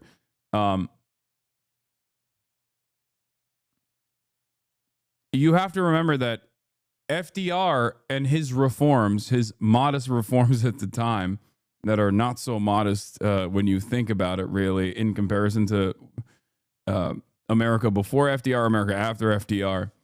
All of that All of that happened with tremendous amounts of pressure beyond. Tremendous amounts of pressure beyond the FDR Democrat Party. Like, you're talking about an environment where you had a robust trade unionist movement, labor militancy, actual communists. The material conditions were horrifying. It was a perfect sequence of events. Like, you're talking about a United States of America that's like ripe for revolution. You're talking about you're talking about global politics that's very different too. America's not the hegemonic superpower at that point. Global trade is not designed in the way that it is right now. You're looking at revolutionary promise happening all around the world. You're looking at a moment where a specter is haunting Europe. Okay, the specter of communism is haunting Europe. So, very, very different set of circumstances. And also you're looking at even industrial output that is ripe for organizing. Right now, America is a hollowed out shell. Overwhelming majority of the available wage jobs are either in the service sector, which is gigified to begin with, gig economified, I guess. You have finance capital dominating every aspect of our lives. You have 10% unionization, like union participation rate in the labor force. It's just so fucked. No alternative vision, with the exception, I guess, of China. But we have a tremendous resentment towards China, a foreign adversary.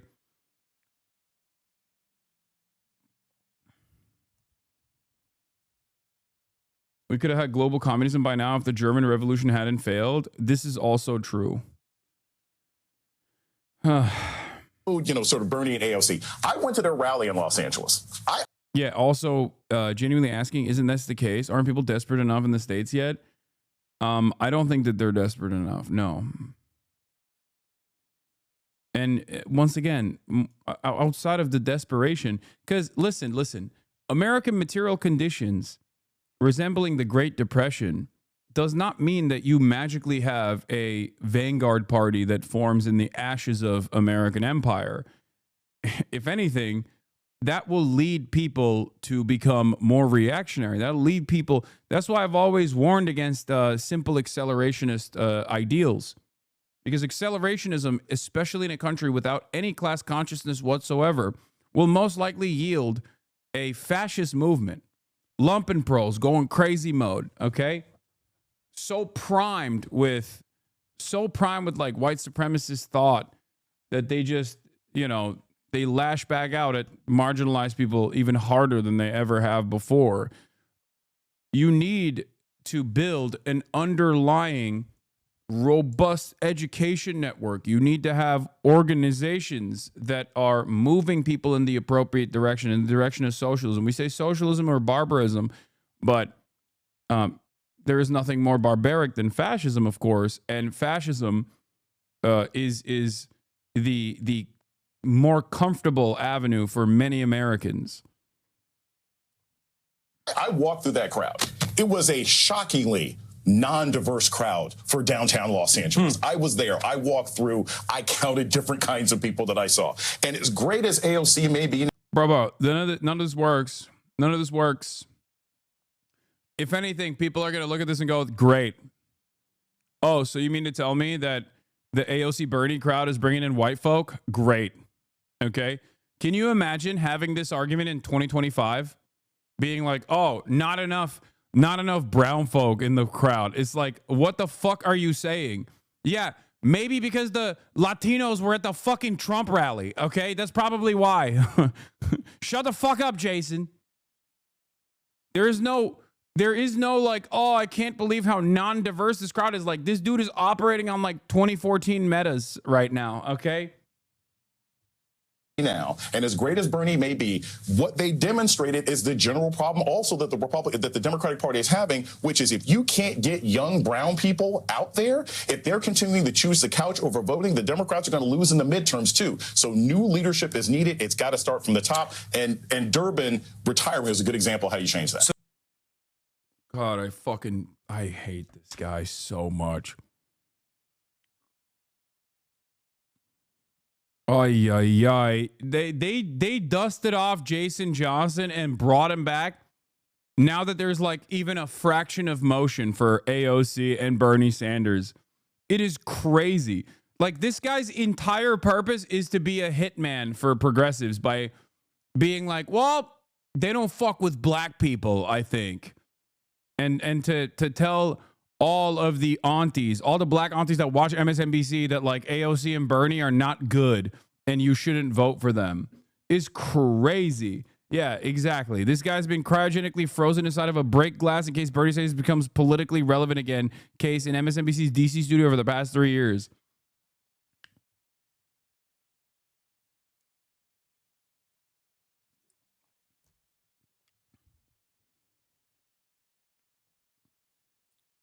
What's his angle? His angle is just fuck Bernie and fuck AOC. The Democratic Party is great. It shouldn't move in any... the Democratic Party should not move in a progressive direction no matter what. Their entire job here is to tell the... Look, the backbone of the Democratic Party and some of the most, like, hardline, liberal... blue and on types within the Democratic Party, people might get mad at me for saying this, is going to be older black women. Okay? That is the backbone of the Democratic Party. And they watch a lot of MSNBC still. They watch a lot of CNN still. And these ladies are going to get their notes from MSNBC, and MSNBC being like, AOC doesn't fuck with black people. I think in the case of AOC, it's not going to work because the K-Hive elderly black women love AOC, from what I understand. They don't fuck with Bernie, but they definitely like AOC. AOC comes across as like a big uniter, basically, of a lot of these different categories because of the aesthetic notes that a lot of people care about within the primary voter base of the Democratic Party. AOC ends up gaining a lot of, like, AOC doesn't fall into the Bernie is an old white man that is not trustworthy like Joe Biden was for this like demographic that we're talking about.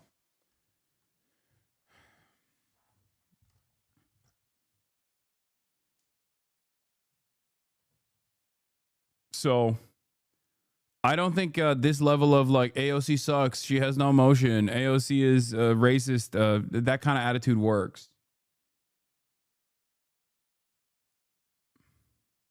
I guess because Bernie doesn't say you're not black if you don't vote for him. No, if Bernard Sanders was firmly within the Democratic Party machine and all of the Congressional Black Caucus leadership and all of the church groups were pumping him in the same way that they were pumping pumping Biden, yeah, he would get the same level of motion. That's it. You have to remember, a lot of old people, you have to remember, like, a lot of old people get their notes from the TV. They still trust TV. They still, especially if they're like, especially if they remember the Democratic Party doing at least kind of all right by them in terms of, like, you know, giving black people the right to vote. Like, that's still significant, especially if you're old enough to remember that, or if you're like a couple generations removed from that. Versus when you look at numbers, when you look at the demographics, like and black voters in general, they're still overwhelmingly on the Democratic Party side. Having said that, the younger you get, the less trust there is in the Democratic Party because you haven't seen anything from the Democratic Party. Elderly black women in New York helped AOC circumvent the hurdles Dems put in place to run in the election. Anyway, it's just weaponized identity politics. It's completely fucking idiotic. Who gives a shit? Up until recent. Oh, there's a Sloptube video from Overzealots. By the way, we're going to be watching that. Sloptube and weaponized ignorance, how careless coverage hurts.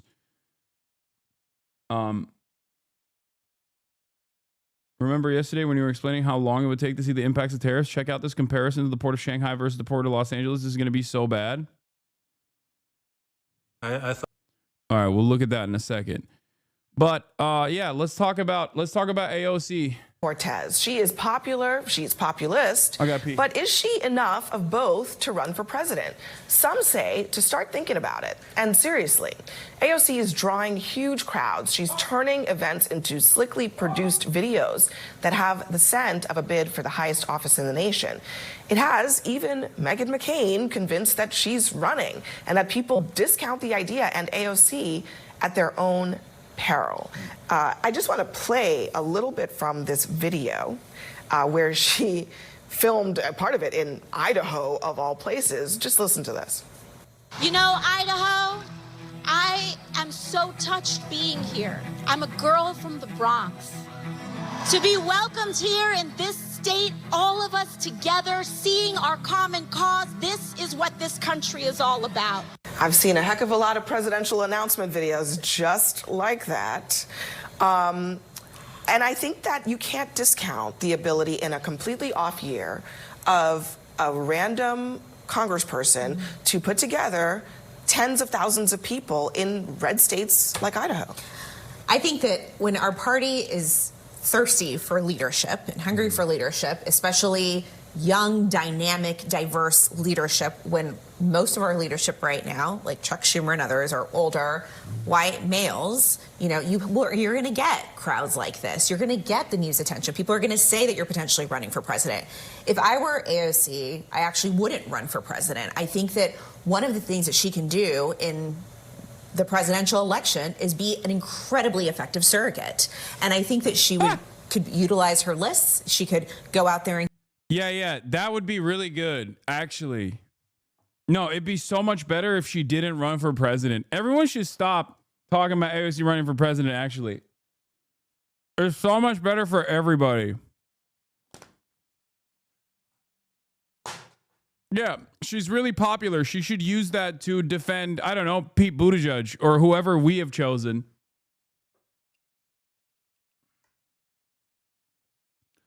It's too early anyways. Yeah, I mean, look, I don't know. I don't know what'll happen from here on out. Okay? I don't know what will happen from this point on. There might not even be another election. Okay? So it's kind of silly to have these conversations. Having said that, however, it is pretty funny that they've already decided that this is a threat. They've already decided this is a major threat, you know? It's cool. campaign. She can draw the crowd. She can do that kind of stuff. I do think that. Yeah, they're going to do a Slotkin Fetterman 2028 campaign. I will have left the country by that point, I think. Oh, my God. Oh, I want to throw up thinking about that. The party is looking for someone who is going to be more moderate, who can bring all sides together, including Republicans, and I am not sure she can do that. Okay, so Kevin, Meghan McCain says discount her at your peril, but she is a populist. She is like, this is about class politics, working class people, some of the same people Donald Trump appeals to. Does that worry you? As a AOC, I have a tremendous amount of respect for. I buy her T-shirts for $39.95, tax the rich. They're very popular in Miami Beach. I wear them, and I sign them, and I give them to people. She has an 82% margin on that, proving that inside of every socialist is a capitalist trying to get out. But however, I would say this about her. You know, the ambassador of America, the CEO. An 82% profit margin is a lie, by the way. Her T-shirts are made in unionized factories. We have the same providers. Like, we have the same garment manufacturers. No. He's just fucking straight up lying. Also, all the profits go to her campaign. It's not even going into her pocket. 82% margins is such an insane statement to make. Because I don't even think, like, if you make the most dog shit quality Chinese manufacturing, if you go to a Chinese factory and say, give me the worst version, like Redbubble shit, and then sell it for $35, you still probably wouldn't get 82% profit margins. That is so funny. The fuck? This guy is so consistently wrong about business. It blows my mind.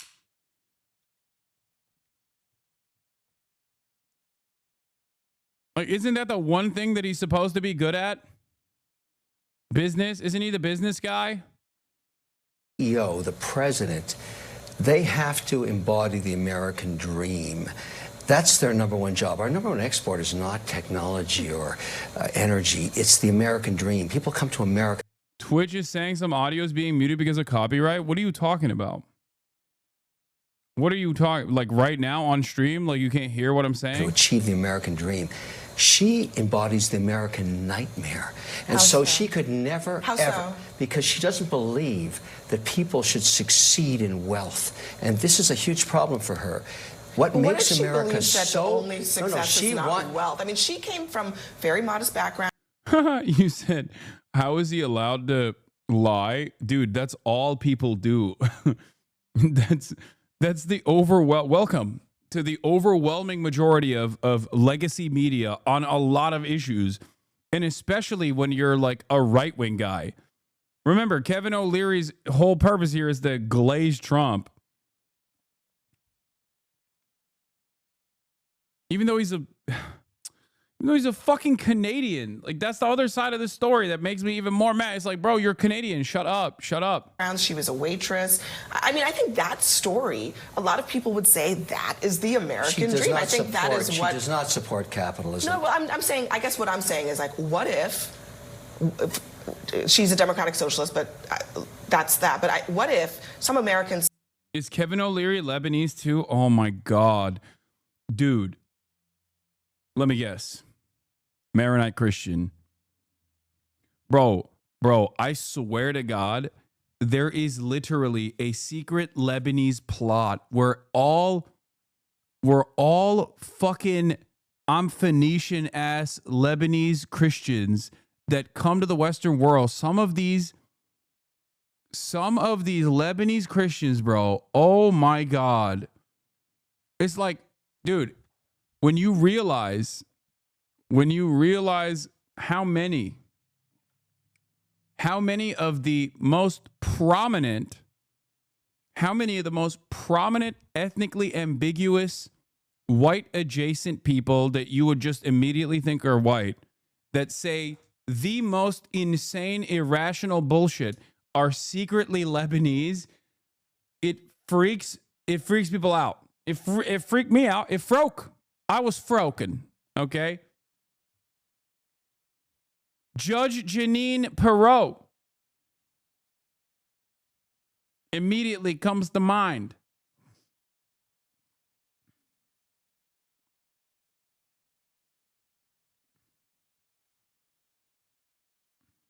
Austin Show. Say the most important thing is not facilitating the rich getting richer. That is literally the message she's running on. You just tainted the American dream with that statement. You understand that? You tainted what makes America work. You should take that back. I forgive you for that. I forgive you for that. Don't ever say that again. All I am suggesting, Kevin, is that there are many Americans who work really hard, and their aspiration is not to become supremely wealthy. It is to have strong family units. It is to have community. It is to have a sense of purpose. It is to contribute to their environment. There are many Americans for whom just being... God damn. She's cooking. Being filthy rich is not the American dream. I want to forgive you, but that? you're making it hard. But do you understand that?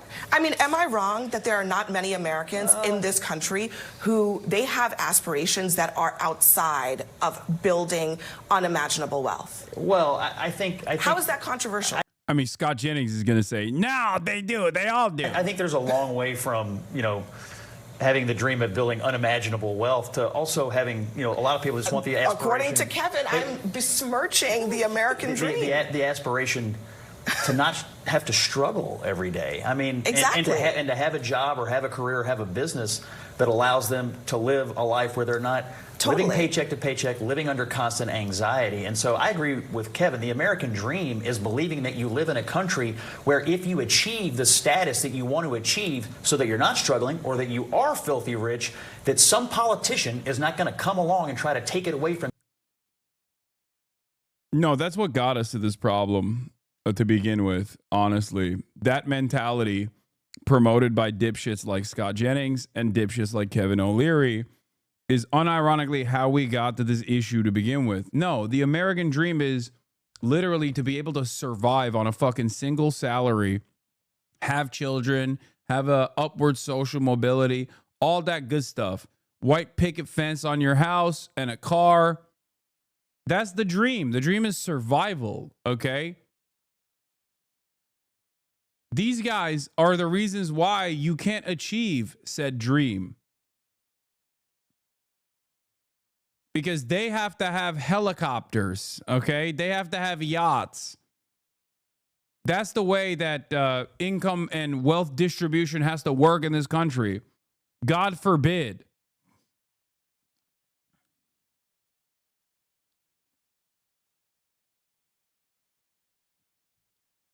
No, the American dream is to have a Corvette and a 10-bedroom mansion with no care to anyone is basically what they're saying. Yeah. It's so crazy, dude. It is so fucking annoying. God, this kind of commentary pisses me off so much.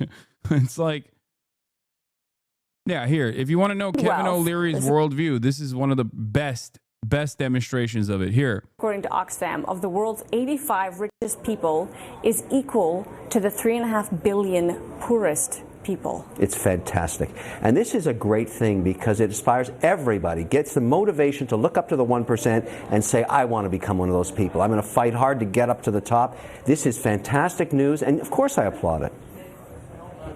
What can be wrong with this? She's like, I'm sorry, what?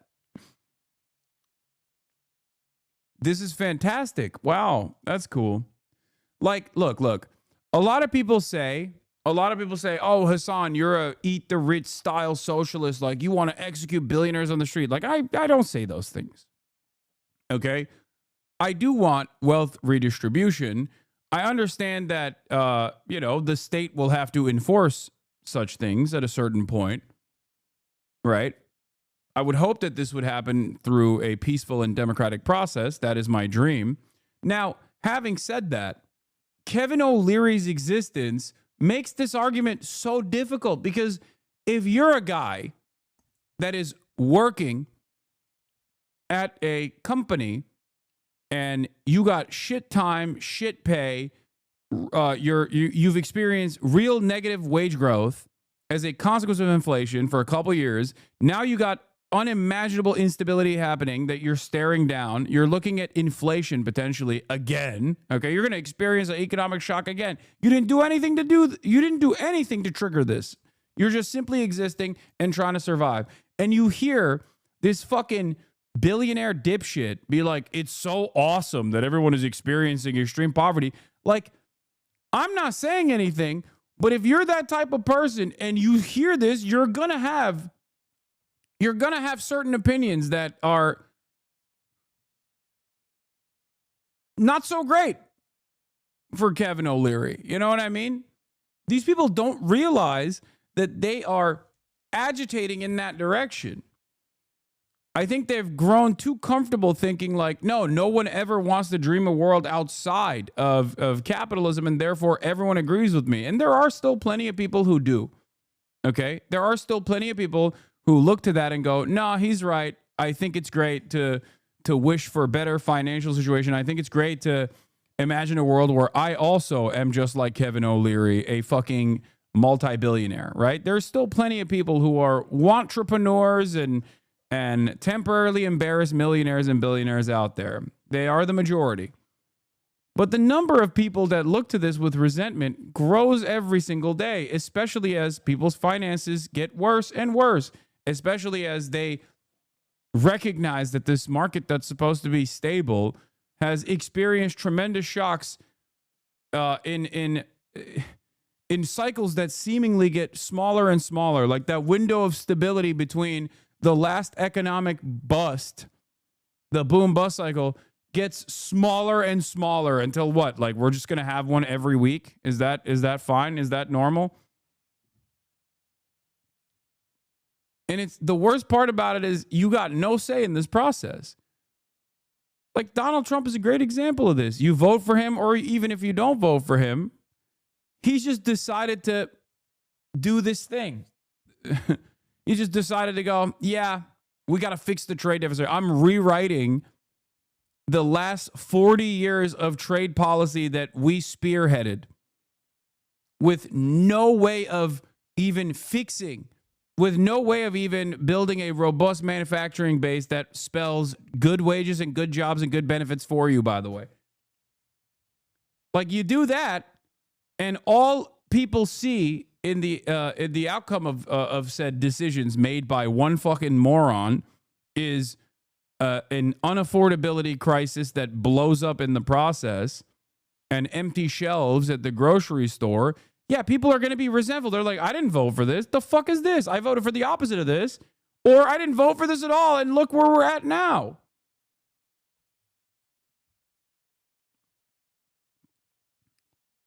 Like, I don't think these people understand, you know, you can only push people so far into a corner. Once they recognize that they're backed into a corner with no way out, they're going to try to fight their way out of it. The older, wealthier generations were aware of this. That's why libertarians call welfare riot tax. They've completely forgotten why there is a welfare state to begin with. It is to offer a lifeline to capitalism. It's so that capitalism can continue without revolt. Really? Yes, really. So somebody living on I celebrate capitalism. $1 a day in Africa is getting up in the morning and saying, I'm going to be Bill Gates. That's the motivation everybody needs. The only thing between me and I'm that not guy against is charity. motivation. I just need to Describing pull the up my increasing socks. global cycle makes me think of the volatility of crypto. Don't tell me that you want to redistribute wealth again. That's never going to happen. Okay? You know what? You take a simple stat like this, which is neither Oh, that's never going to happen. Yeah, okay. good nor bad. It's just a fact. It's a celebratory stat. I'm very excited about it. I'm wonderful to see it happen. I tell kids every day, what's wrong with this? Comes up at a cocktail party. No, Amanda, what's wrong with this statement? One possible response if you to it. work hard, you might be stinking rich We're talking about people in extreme abject poverty. That's how you get $3.5 billion. No, we're not. You were just talking about really rich people. No. Okay. I'm going to tell you later what you should say to this. Incredible stuff. Incredible stuff. Yeah, there's a resentment brewing, and I don't think these guys are capable of comprehending that. I don't think these guys are capable of seeing that resentment brewing. And I fear that the more they recognize that there's resentment growing amongst the working class, the more on board with fascism they will get. Some of them, however, have already decided fascism is the way forward, even if it cooks their bottom line in the short term. Kevin O'Leary is a great example of this, talking about how we got to squeeze Chinese heads against the wall with 400% tariffs only a couple of weeks ago, and then singing an entirely different tune yesterday on CNN. What blows my mind is he's still getting prominent positions on CNN. Why the fuck is anybody listening to this dipshit? He has demonstrated how wrong he is over and over again, but I guess it doesn't matter. From you and tell you you're the enemy. That's her program. If you made it, if you worked hard and you have talent, she says you're corrupt and you're the enemy, and that's why I think Kevin's right. It's not going to fly. Or Dan, last word. I'll tell you another incredibly stupid version of this that is instructive. It's it lives in my mind. Okay. Wait, hold on. Fiona, go. Go. Another incredibly instructive like resentment attitude that you hear from billionaires siding with fascism over even a little bit of pushback, even the slightest of pushback, was that egg-headed freak Andreessen, Mark Andreessen. It exists in my mind where no, Fiona, no. She's trying to break through the gate to come in here. That's why I keep saying no. Now, Mark Andreessen, I remember in one of these like podcasts that he went on, complained about the fact that back in the day, you used to celebrate billionaires. You used to celebrate billionaires. You know, billionaires were jobs providers, jobs owners, and that social contract is now broken because people don't celebrate billionaires anymore. They don't revere billionaires anymore. It's like, it's really fucked up. They're being real mean to me. And it's like, yeah, of course they are, man. What are you talking about? Let me see if I can find it. I think like...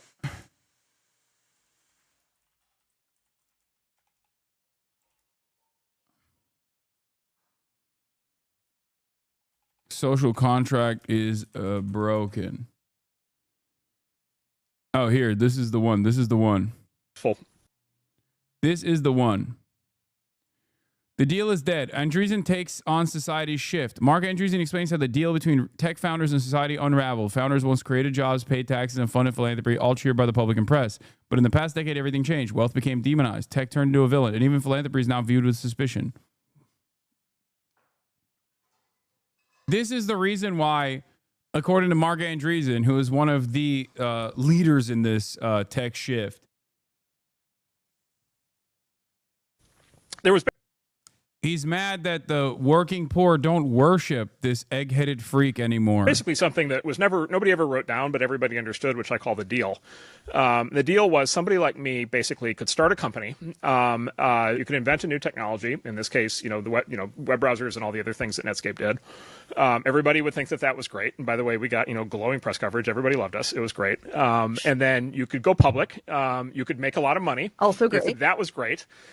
You would pay your taxes, and that was fine. That was, obviously, key part of the social compact, within the context of a progressive tax system. That was fine. And then at the end of your, career, you would be left with this giant pot of money. And then what you would do is donate it to philanthropy.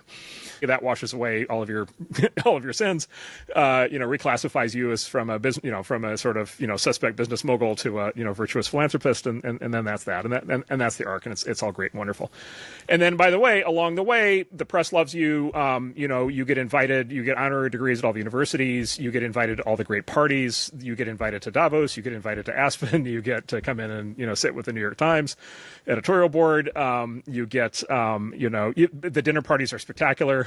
There's all these incredibly important, wonderful people. And then you get married, and you and your spouse have the exact same politics. And then you sign the giving pledge, and everything's awesome. You sign the giving pledge, and everything is great. And then Warren Buffett talks about how great you are, and it's just like it's all wonderful. And basically, what happened, what I experienced was the people in charge of all this basically broke the deal in basically every way that you possibly can, right? So basically every single thing I just said is, for the last decade has been now held to be presumptively evil.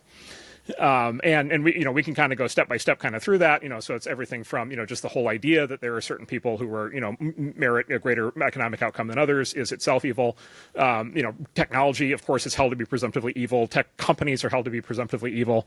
Tech people are held to be this, this evil class. Anybody who's rich is evil. And then, the capstone for me, the thing that really shook me was when I realized that the philanthropy was being redefined as evil, which is... Yeah, I wonder why. Maybe because 501c4s is seen as a fucking comfortable tax haven for people like Mark Zuckerberg that basically take all of their wealth and dump it into a 501c4, an advocacy group. No, not a C3, a 501c4, which is an advocacy group, so that it's another version of tax evasion.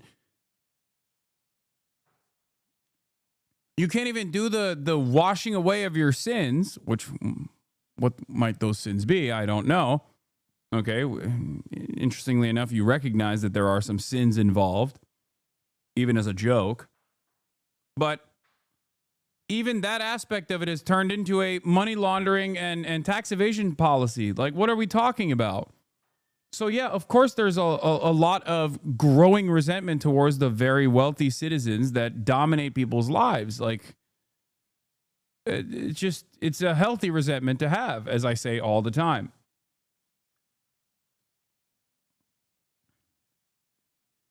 In any case, it's not like he was ever... Yeah, it's not like he was ever an advocate for this social contract anyway. Also, oh my God, what a fantastic... What a fantastic video to look into right as we were talking about this from Hakim. Why do people defend billionaires? Let's take a look. The US is an oligarchy, and every single year this becomes more evident. This is another thing that There's another thing that I find really funny is people saying, people don't know, Americans don't know what oligarchy means. Stop using the term oligarch. And it's like, yes, they do. What are you talking about? The only difference is we only use the term oligarchs when talking about Russia, foreign adversaries in general. You're mad that we're using it for the American oligarchs as well. That's it. Yeah, it was Slotkin that was like, don't use the term oligarch, please. Don't use the term oligarch. That's for Russia. That's for China. It's like, no, we have them. We do.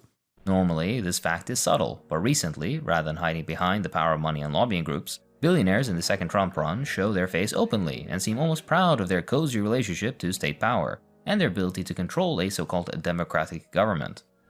How did this all start?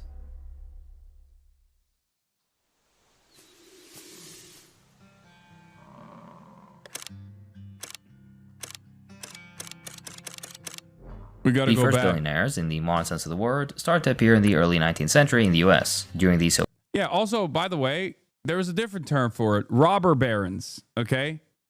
There's a different term for it. Now it's oligarchs, but before it was robber barons. So-called Gilded Age. Due to the massive and massively uneven economic growth at the time, a small group of people managed to amass extreme wealth. They were very different from the richest members of society before them. They made their money mainly through business and industry, and didn't hold formal titles or political positions, but they had immense wealth, and through that, power. These were known as the robber barons. This was a period of a more blatantly unregulated capitalism, where exploitative business practices such as workers being paid almost nothing, dangerous working conditions, and abuse was routine. Their customers received poor quality products and inflated prices, and were faced with price hikes, collusion, fraud, supply limitations, and more in an effort to drive up prices artificially. They held total monopolies across industries, formed trusts, and bribed politicians into helping them keep their positions. They were also, at the time, absolutely hated by the public. As time went on, political agitation and the international situation forced better conditions at home, but exported the relentless profit-seeking and horrible conditions abroad instead. At home, many billionaires made their way in tech or finance industries, rather than heavy industries. Through the new frontier of internet and tech, they've managed to somewhat improve their image in the public eye.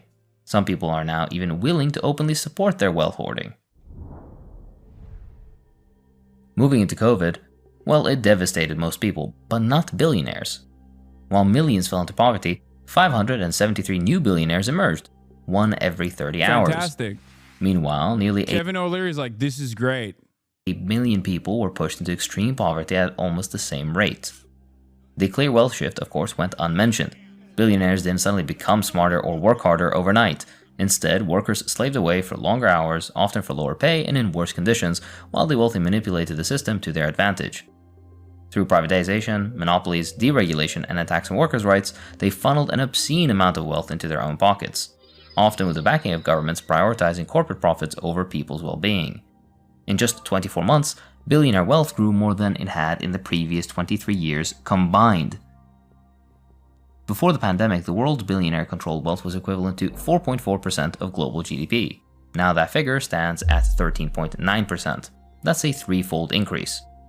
Today, 2,668 billionaires control over $12.7 trillion, which is 3.8 trillion more than in 2020.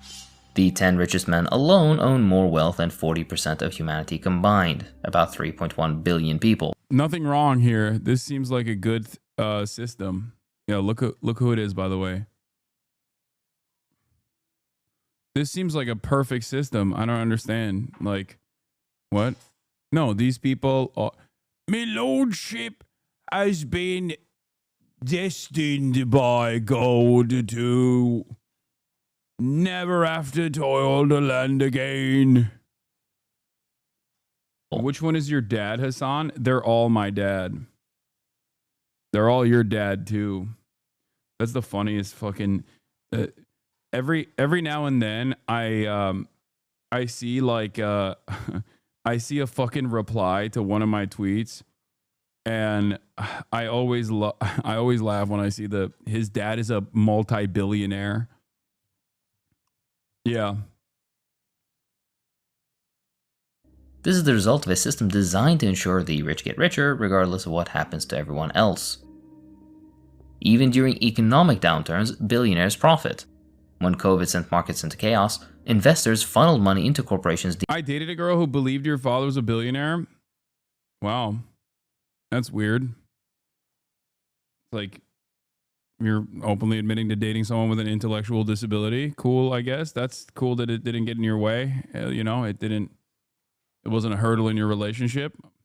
Deemed too big to fail, further enriching the wealthiest. Government bailouts and relief programs disproportionately benefited them by design, proving once again that under capitalism, crises aren't setbacks for the rich, they're opportunities. Back to the video in just a minute. Let's hear from today's sponsor, Proton Mail. Freedom is impossible without privacy. Without the United States, your private emails, texts, and calls might not be so private. Thanks to Section 702 of the FISA Amendment Act, intelligence agencies can collect data on foreign nationals, but there's a backdoor that lets them surveil people in the United States as well. And it's not just the NSA. Federal and even local law enforcement can access personal data from third parties without a warrant. This means that your emails, your texts, and your calls are all exaggerating your family's wealth is a form of character assassination. That's where Proton Mail comes in. I never thought. Take control of your privacy by especially because it's not even a Proton's thing. free encrypted email service to protect your identity online. Proton is built with privacy at its core. It's not Headquartered in Switzerland, it's protected by some of the world's strongest privacy laws. Laws that make it illegal for Swiss companies to cooperate with foreign surveillance. My favorite type of lie is the type of lie where it's like, even if it was real, it still doesn't change anything. You know what I mean? Your emails are locked before they even reach Proton servers. Not even like, okay, let's say he is. He's not, but let's say he is. What the fuck does that have to do with me? You know what I mean?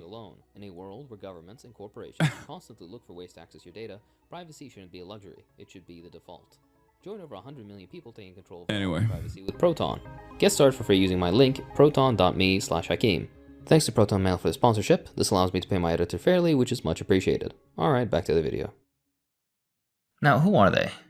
Billionaires are not a distinct class. They are a small and far richer portion of the bourgeoisie, the owning class, the capitalist class.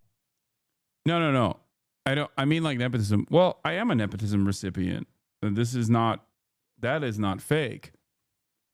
What I'm talking about is what, in terms of my output, in terms of my beliefs, in terms of what I have to say, like, their perspective does not change anything about mine. You know what I mean? Class. Their relationship to production and how they make their money is fundamentally the same. They just do it on a much larger scale. This doesn't mean they have the same interest as the rest of the wealthy, though. Conflicting interests exist even within social classes depending on the situation. Regardless, estimating the number of billionaires or each of their personal wealth is extremely difficult to do accurately. Since all their wealth is private, the public has no access to the relevant information and have to just estimate based on their stock holdings in public companies. Many people still underestimate just how small a proportion of people billionaires are, about 0.00002% of the global population, or 3,000 people. This is an incredibly tiny minority. Some try to use their wealth to become famous, and you probably already know of those. These people have PR teams helping them boost their public image for their vanity. But you haven't heard of most billionaires. So remember that while we're about to discuss some celebrity examples, this is because it's more convenient to gather information about those particular individuals. In reality, most billionaires are not so open. One person is of special note.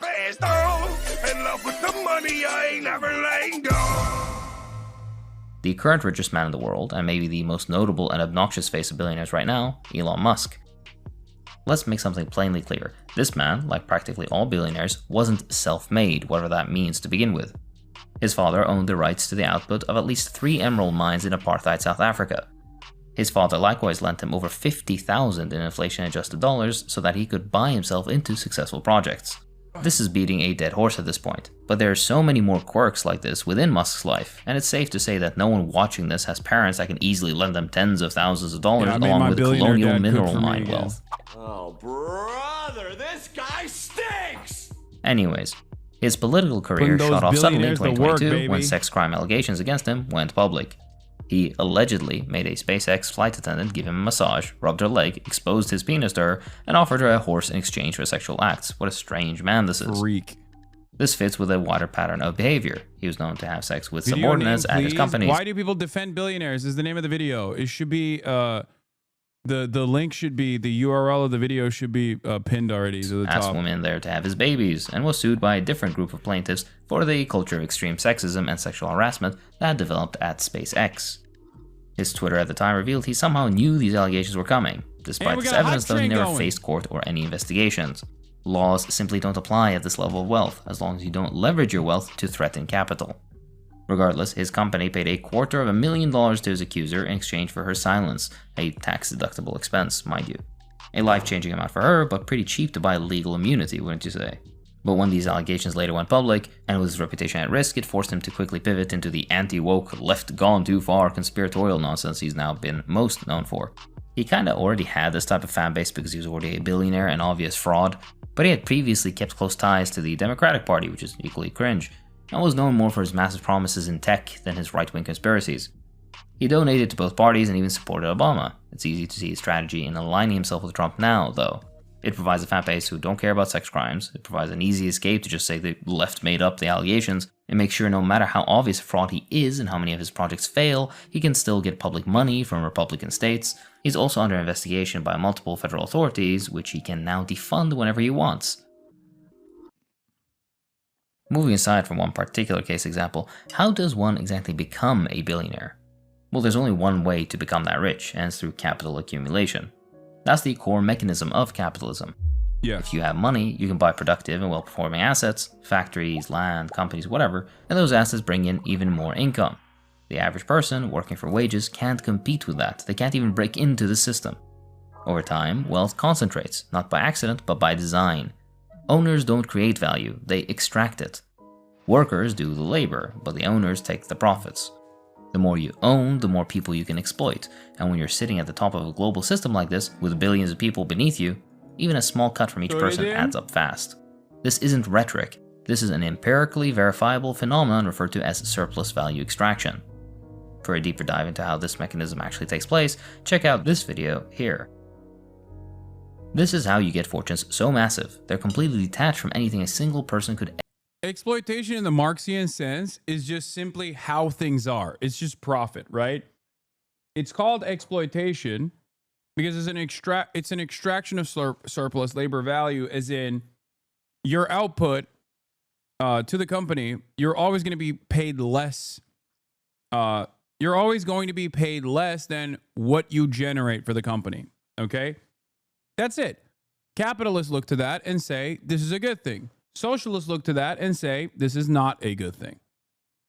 People that try to claim that this is not, happening are fucking delusional. It doesn't make any sense.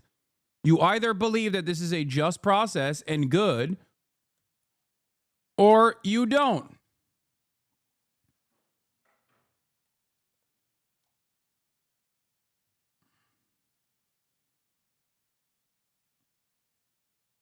But you can't deny that it happens.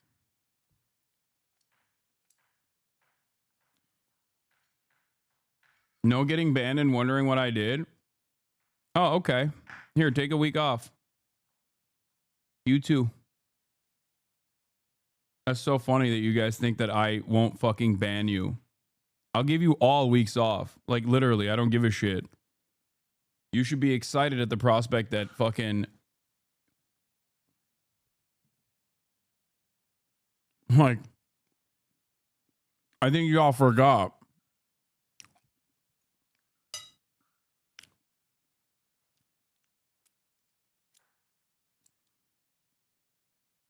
Oh, I don't give a fuck. Even if you think you're making a joke, I'll blast you for a week. I don't give a shit. Be happy that I didn't fucking put you on a perma. This is a fucking dictatorship.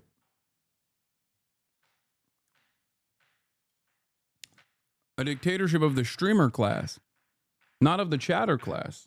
Okay?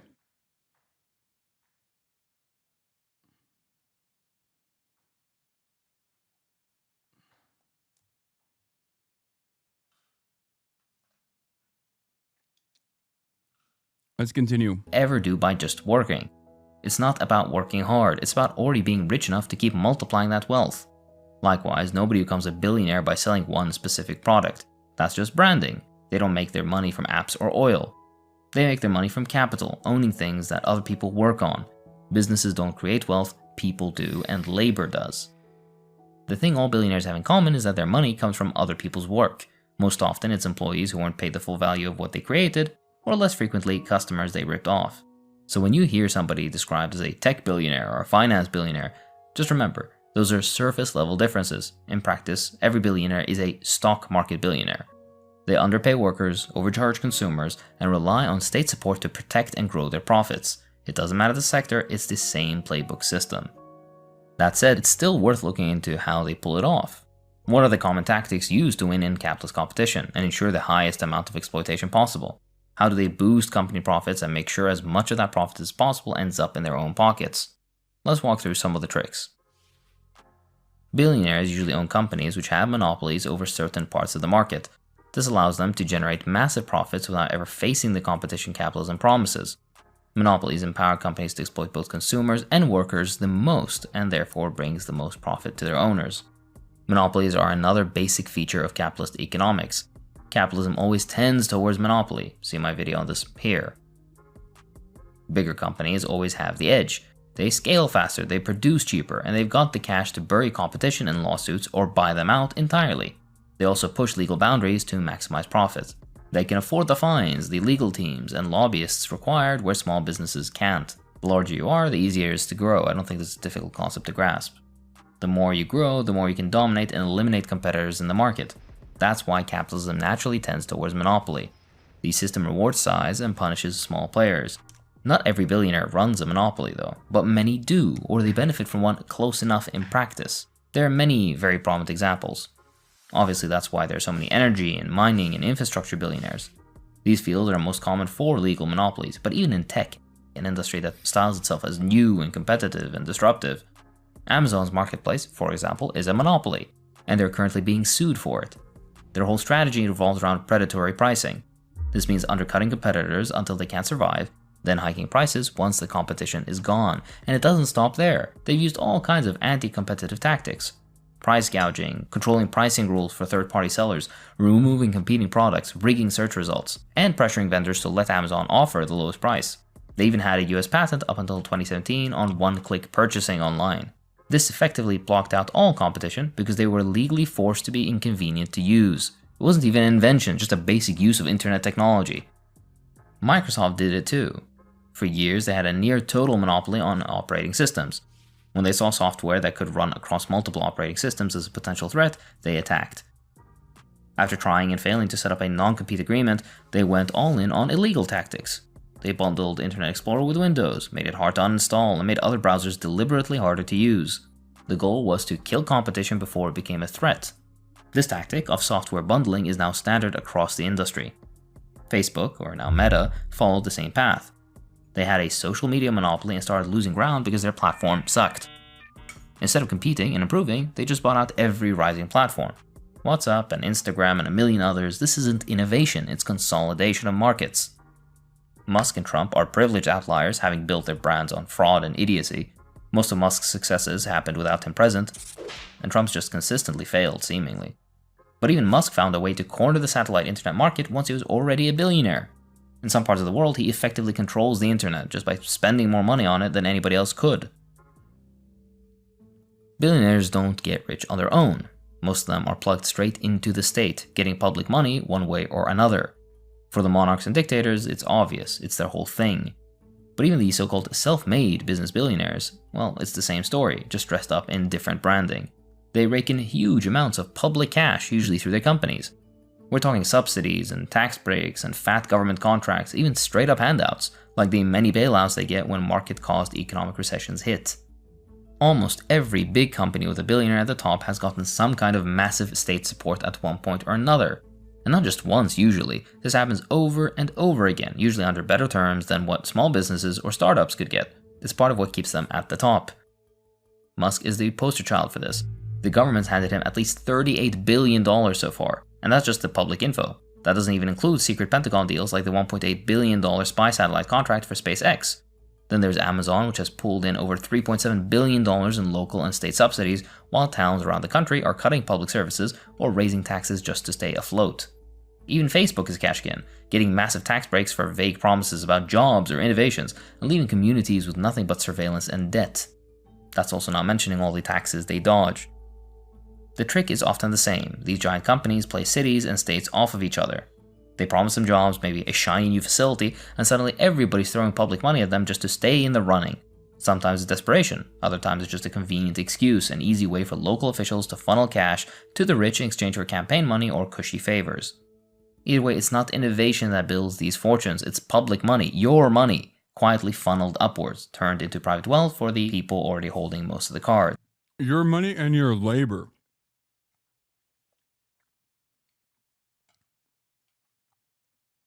Your money, your tax breaks, your subsidies, and more importantly of all, your labor.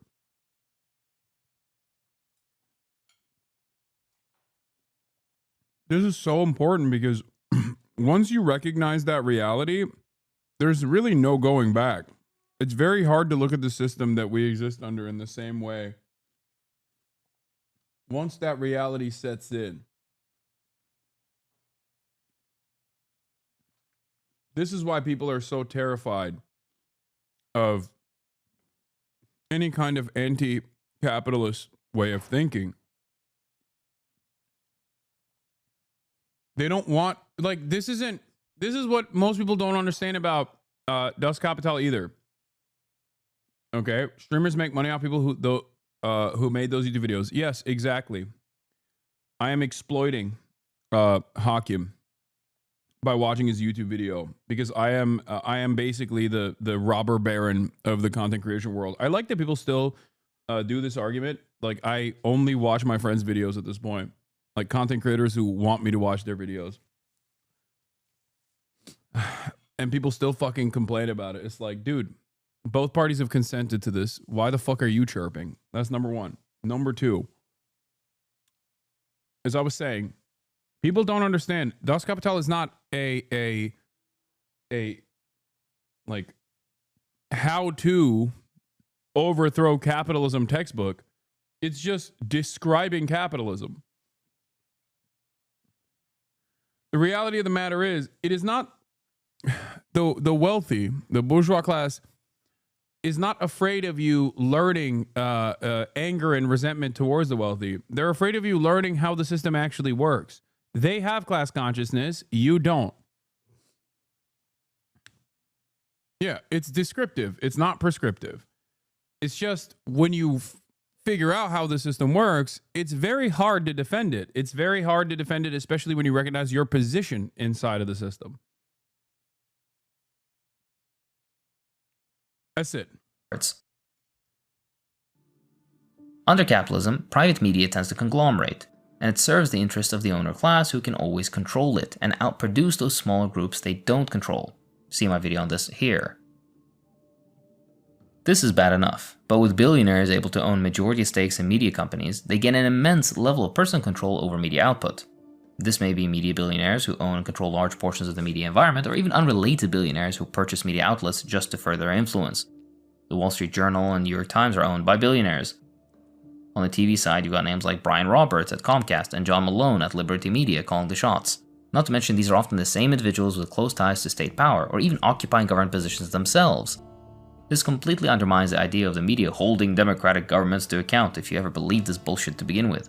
So we have a media system broadly skewed towards protecting vested financial interests. As the rich get richer, they'll inevitably purchase and merge more and more outlets, increasing the amount of the market that they can directly control. Musk and Zuckerberg control social media, with the US threatening to ban the only thing they don't, which was TikTok. There's that thing of the state supporting monopolies again. Even Bezos owns a newspaper, The Washington Post. He didn't build its ill-gotten reputation, he bought it and now exploits it. Freedom of the press under capitalism is the freedom for the rich to buy the press, buy the writers, and shape public opinion into whatever serves their class. In the US, almost every major media outlet is owned, at least in part, by a billionaire. Some, like Robert Murdoch and Michael Bloomberg, built their empires in media from the start. Others, like Bezos, just bought their way into it once the money was already made. For them, media isn't about journalism, it's about control and pushing their agenda. It's not even subtle. Musk, for example, took over Twitter, gutted the safety systems, and then personally banned journalists who criticized them. That's not just editorial bias, that's straight up, if I don't like it, it goes. He doesn't even pretend to be objective. That's the kind of power you get when you own the platform. It's not just what gets reported, it's about what doesn't. Stories disappear, certain opinions are sidelined. Journalists know that one person determines the perspective of their whole company, and that to keep a job, they must make things their boss's boss agrees with, even if they don't. It's also funny because, like, people still say he's a free speech warrior, too. Own the publication. A billionaire can fund a lawsuit quietly and take down an entire news outlet if it steps out of line. Just like they buy competing companies, they buy up the press to consolidate their power. Whether it's through ownership, influence, or outright censorship, it all amounts to the same thing. Deciding what the public gets to see, and more importantly, what they don't. Billionaires also try to influence the government directly. Government policy in capitalist democracies always favors the interests of the rich. In places with high concentrations of billionaires, that's especially true, except for China and Vietnam. I wonder why. Regardless, in places like the US, they donate massive amounts to political campaigns. It's also very common for billionaires to donate to both, a clear sign that they're trying to secure their interests on both sides of the ballot. They spend massive amounts of money on shady lobbying efforts, encouraging officials to act in a way that helps them. Again, the US is particularly bad for the sheer amount of money being spent. Through these methods, at every level of government, the ultra-rich build a state that furthers only their interests. This administration has seen even more public staffing of high-profile positions with billionaires, for no other reason than they are rich. Even the president is a billionaire, supposedly. The US has always been run de facto by the rich, but now it's formally run by them as well. Now, what is the solution? The goal of any dedicated policy towards billionaires should be to reduce their wealth and power to a socially manageable level, ideally making sure there are no more billionaires. Many solutions come to mind, some more Vietnamese or Chinese in flavor. A certain funny Nintendo Italian man also had a good idea. Likewise, nationalization. We'll get to that. Let's talk more liberal-friendly solutions at first. We could tax wealth. Not all of it, just the top slice, the wealth at the 99.9 percentile and above, that ultra-elite layer, which is worth about $12 trillion, well, at least as of 2019. A simple 1% tax on that would bring in $120 billion a year. That's real money, translating to real resources that can be used to better the world. All from a tiny sliver of the richest people with barely a dent in their lifestyles. I would dare say no dent in their lifestyles. On a global scale, it's impossible to calculate accurately the amount of money that would be saved. And economies aren't really anywhere near as simple as tax and spend anyway. But the result would be reducing all the harm billionaires do and freeing up trillions in wasted resources. And let's not pretend the current system is somehow fair. The US tax structure has basically flattened out. Most people, rich, poor, and in between, end up paying roughly the same percentage, except at the very top, where things actually drop. The 400 richest Americans, for example, pay a lower effective tax rate than almost everyone else. They're not paying their fair share despite their companies benefiting from infrastructure and public grants more than anyone. A lot of people know this already. Polls show that 57% of Americans think billionaires are taxed too little, and nearly half think they're not even paying what they legally owe. That's a depressingly low statistic for obvious facts. But imagine if they were actually provided the education information and not propaganda. With better cross-border data sharing and digital tools, tracking wealth is easier than ever. If the government wanted to enforce it, it could. And if the law was designed right, with no sneaky loopholes or special treatment, it could easily actually work. Not to mention the prospect of harmonizing tax requirements, or taxing corporations based on the tax rate where they operate and not where they're based. The funniest part about it is the idea that, like, a wealth tax is completely unfeasible when a wealth tax already exists. It's called property taxes. And, like, sure, Americans don't like that either, but it fucking exists already. There are financial tools at our disposal to be able to figure out what the tax burden looks like and to analyze wealth that we consider to be taxable. It's not about the hurdle here is not the difficulties.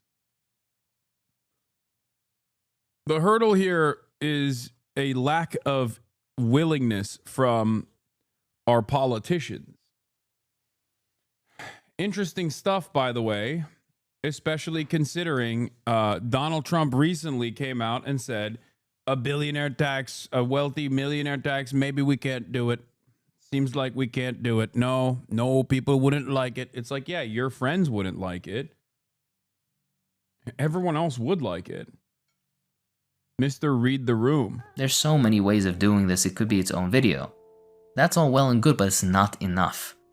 A real strategy should be focused on the nationalization and collectivization of the most critical industries, a tight leash on any allowed public business activity with direct government oversight, and severe laws against both political meddling through wealth, lobbying, corruption, and profit-seeking through unethical practices. The final step is the liquidation of the capitalist class as a class, and history is replete with successful examples of such and how to carry it out. A wise Chinese man once said, "Political power grows out of the ballot box." No, that's not what he said. Well, look at his example and see what he did. It's kind of, that is the correct approach. For now though, taxation is not radical. It should be a routine first step at those incredibly high brackets. A billionaire's wealth is always the result of theft, stolen from the people who need the money the most through preferential government handouts for corporations, and stolen from the people who actually create the value. Rob a house and you're a criminal. Rob the planet and you are a billionaire. They made an idiot out of all their supporters. You have absolutely no reason to defend billionaires, and they won't ever defend you. A better world is possible. That's all for this time. If you enjoy what I do, then please consider supporting me on Patreon. It really does help. I'd like to thank my patrons, so thank you too. Great video by Hakim titled, "Why Do People Defend Billionaires?"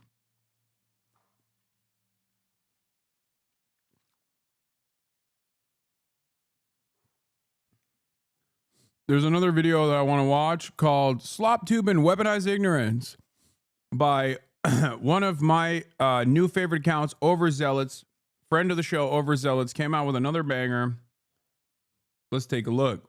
Corporate media and ivory tower elites have held what seemed to be a monopoly on the flow of information. If you wanted to hear an opinion on a contentious matter, you would have to turn on the corporate media platform of your choosing, and you would be spoon-fed an acceptable position on the topic at hand. For a good long while, this arrangement served corporate interests quite well. As Noam Chomsky and Edward S. Herman put it in their 1988 book, Manufacturing Consent, the mass media serve as a system for communicating messages and symbols to the general populace. It's their function to amuse, entertain, and inform, and to inculcate individuals with the values, beliefs, and codes of behavior that will integrate them into institutional structures of the larger society. In a world of concentrated wealth and major conflicts of class interest, to fulfill this role requires systematic propaganda. This model of subtle propaganda and gatekeeping of serious discussion has fallen out of favor in recent years due to the rise of alternative media figures and platforms. From YouTube to Twitter to Rumble for the really bad boys, these alternative media platforms have proven to resonate quite well with the average person. And for good reason. People have begun to see through the elitist corporate stronghold that traditional media held over the flow of information for decades.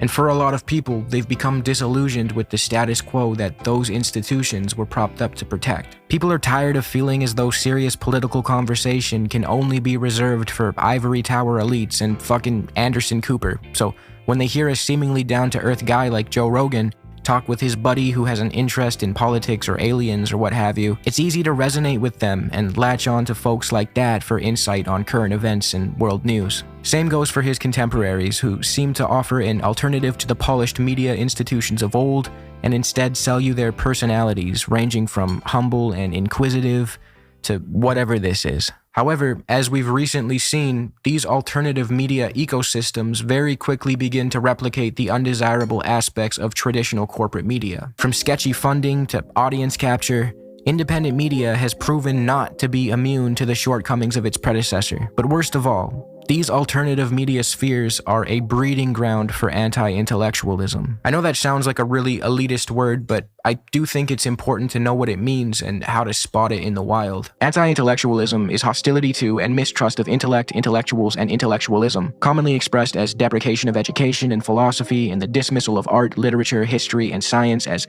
impractical, politically motivated, and even contemptible human pursuits. Anti-intellectuals may present themselves and be perceived as champions of common folk, populists against political and academic elitism, intend to see educated people as a status class that dominates political discourse and higher education while being detached from the concerns of ordinary people. Sound familiar? This is the entire MO of Alex Jones, Tucker Carlson, and the like. Anti-intellectualism, with its disdain for science, embrace of conspiracy theories, and us versus them mentality. Here's what I'm telling you. If you're on a flat earth, you could travel anywhere. Give me two cities. Eddie, you point at two cities and you just go there. Because we've been lied to so much, I get what you question. Is the foundation of reactionary politics and a driving force behind the rise of the far right. I thought Churchill was the chief villain of the Second World War. I don't don't like them putting chemicals in the water that turn the friggin' frogs gay. But this video is not about Joe Rogan, Alex Jones, or Tucker Carlson.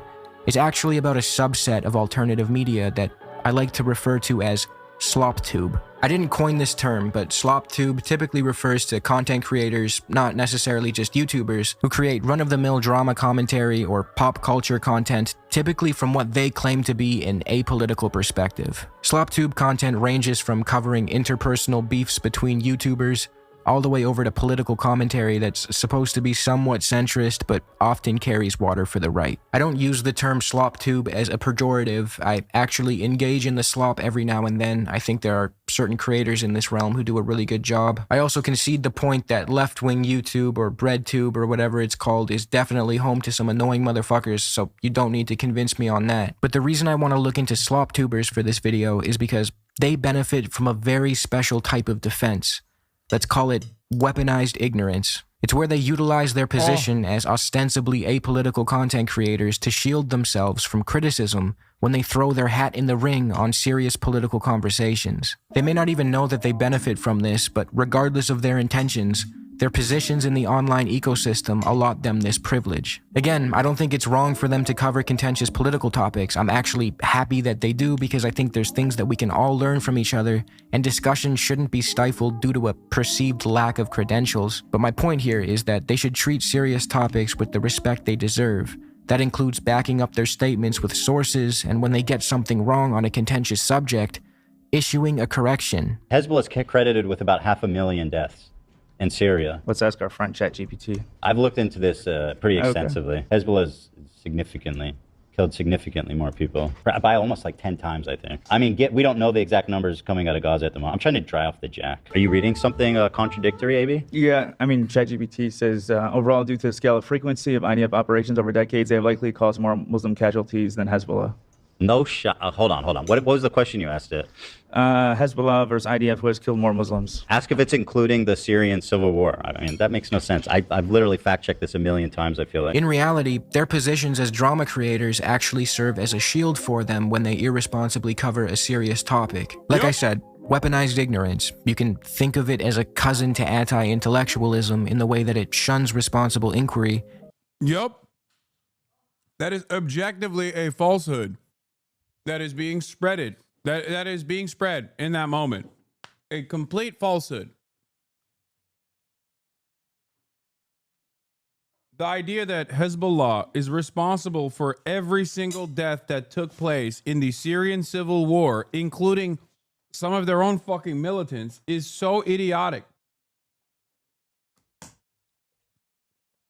Like that's what he said. Yeah, I said spread it. I'm stupid. That's just false. We don't know what the actual estimations are, but Ethan thinks by looking at Wikipedia and seeing the top line 500,000 number, the overall number of slain people in the Syrian civil war, he just says they all died in the hands of Hezbollah. What I find particularly strange about this argument is that there were a lot of people that died due to both potentially the usage of chemical weapons and, more importantly than that, definitely the usage of barrel bombs. The notion that Hezbollah has access to either of these things is idiotic. It's not one made by any human rights organization, let alone any think tank, as a matter of fact. And the reason why, and no matter how right-wing they are, no matter how anti-Hezbollah they are, the notion that they are responsible for 500,000 deaths when you are talking about multiple factions, multiple belligerents, almost all of them a direct or indirectly funded by the United States of America, but that's not what we're going to get into.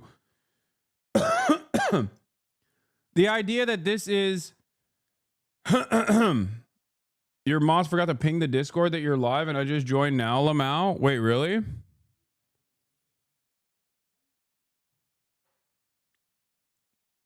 I doubt it. There's always a server announcement. I think it's automated. Oh shit, maybe there wasn't one.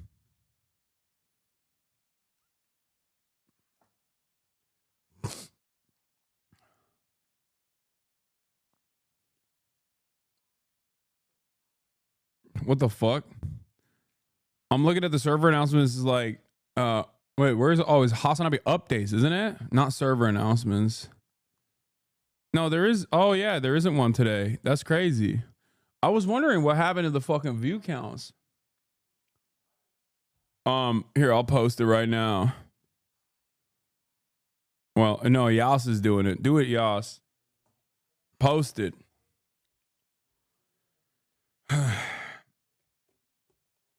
I thought that one chatter in the beginning of the broadcast was lying when they said we don't have we didn't get a Discord noti today. That's crazy, bro. I post on every platform and motherfuckers still don't know. Like some people exclusively rely on Discord, I guess. Announcement 3 hours in. Okay, everyone's popping off with reactions to the announcement. Why would anybody need a server announcement when you're live every day? I don't know, dude. People do. Let's see if it leads to a blip in people. Let's see if it leads to a blip in people actually logging on.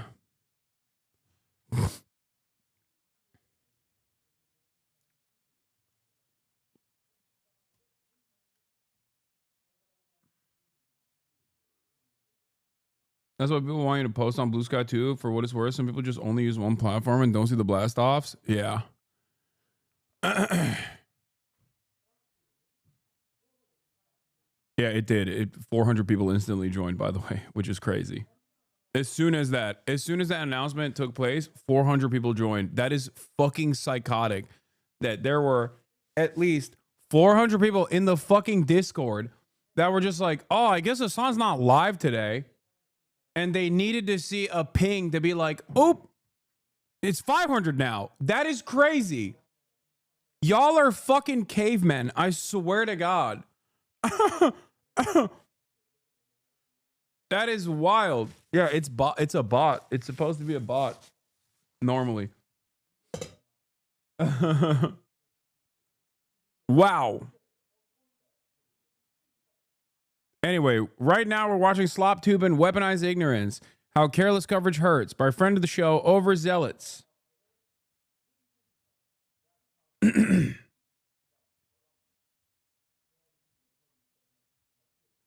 got Maya telling his impromptu CHADVICE. Do you tell your guests anything? No, I don't.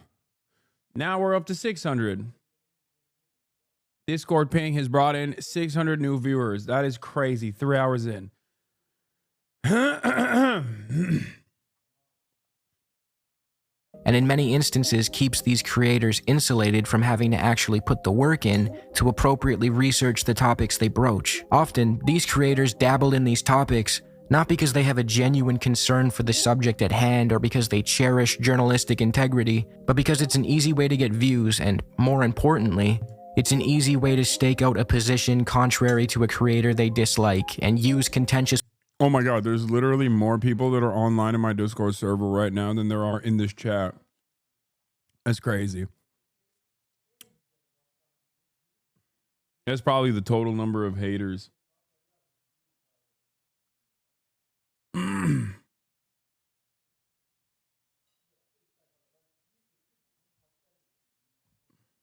There's the stalkers as well. And the people that used to be HasanAbi heads who now fucking are anti-HasanAbi head.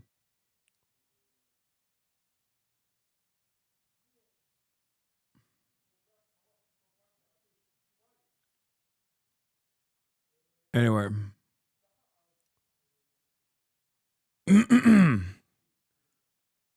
Wait, hold on. 1 second. Gotta send a text message to MAYAHIGA.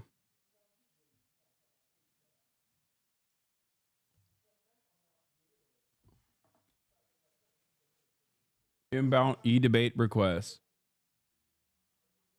Up to 700 now. All right, let's continue. political topics as a proxy for personal issues, as we will see later in this video. Keep in mind, this apolitical veneer requires these creators to lend credence to the narrative that the far left and the far right are equally morally objectionable. I'll tell you who we're talking about. You don't think Hasan has influence online? Of course he does. He's yeah. mainstream. For sure. So this is like Donald Trump hanging out with Nick Fuentes. Like, you don't think that matters? Which results in this stupidity being parroted by their viewers. I believe the biggest streamer on the left, Hasan Parker, he's just extremely, radical, and gets people just really worked up. And, Okay. Yeah. Okay, well, how about we look on the right? Nick Fuentes. Which one do you think That's is a more good point. harmful? Honestly, between them, Hasan Parker, he literally plays... Hasan Parker? What? You don't even know his last name. I'm so sorry, but saying that, like, Hasan produces worse outcomes for society than a neo-Nazi that loves Hitler and gets, like, 40,000 viewers is absolutely... radical. In their chase for clicks and relevance, their audience is left with a hodgepodge. This is such a perfect demonstration of how idiotic information basically goes from the mouth of a drama sloptuber who doesn't know any better or wants to exercise a petty vengeance quest or an agenda that they have to the minds of some of the most brain-broken, apolitical people who we need as allies. You laugh at these people, but you need stupid people to build a movement. You can't just have a movement of smart people, okay? This is something that I talk about all the fucking time. You need the dummies. And the problem is, there's literally this human wall in front of all the dummies. It's like a dam built by the Keemstar orbiters of the fucking world, the drama sloptubers of the fucking world that are holding on to all the dummies and trying to keep them within this reactionary framework, whether by design or inadvertently. It doesn't even matter. They're literally holding on to these fucking stupid people and not letting them get access to extra information, not letting them get access to what is this? You are worse than this for sure. It's not complicated at all. Jews are ruining society, running society. Women need to shut the fuck up. Blacks need to be in prison for the most part. Fixing these issues will grant us a utopia, according to Nick J. Fuentes.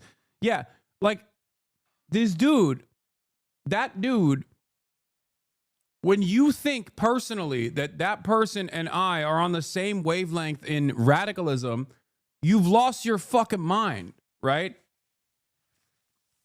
You've lost your mind. You have no politics. You might as well be a fucking Nazi at that point. You know what I mean? You just think that like these are just opinions that exist out there. These are opinions that exist, and some people have them, and then there is no impact of ideology. There's no impact of the perspectives at all. It's just simply how much you deviate from the mean. That is the only thing you care about. Whether or not something deviates from what you consider to be normal politics is the only thing you care about. That's a real problem for a lot of apolitical dummies who want to appear as though they are smart without ever actually having to do any reading whatsoever, without ever actually having to think at all about these things, about politics, about what political ideologies look like, what if implemented, what society would look like.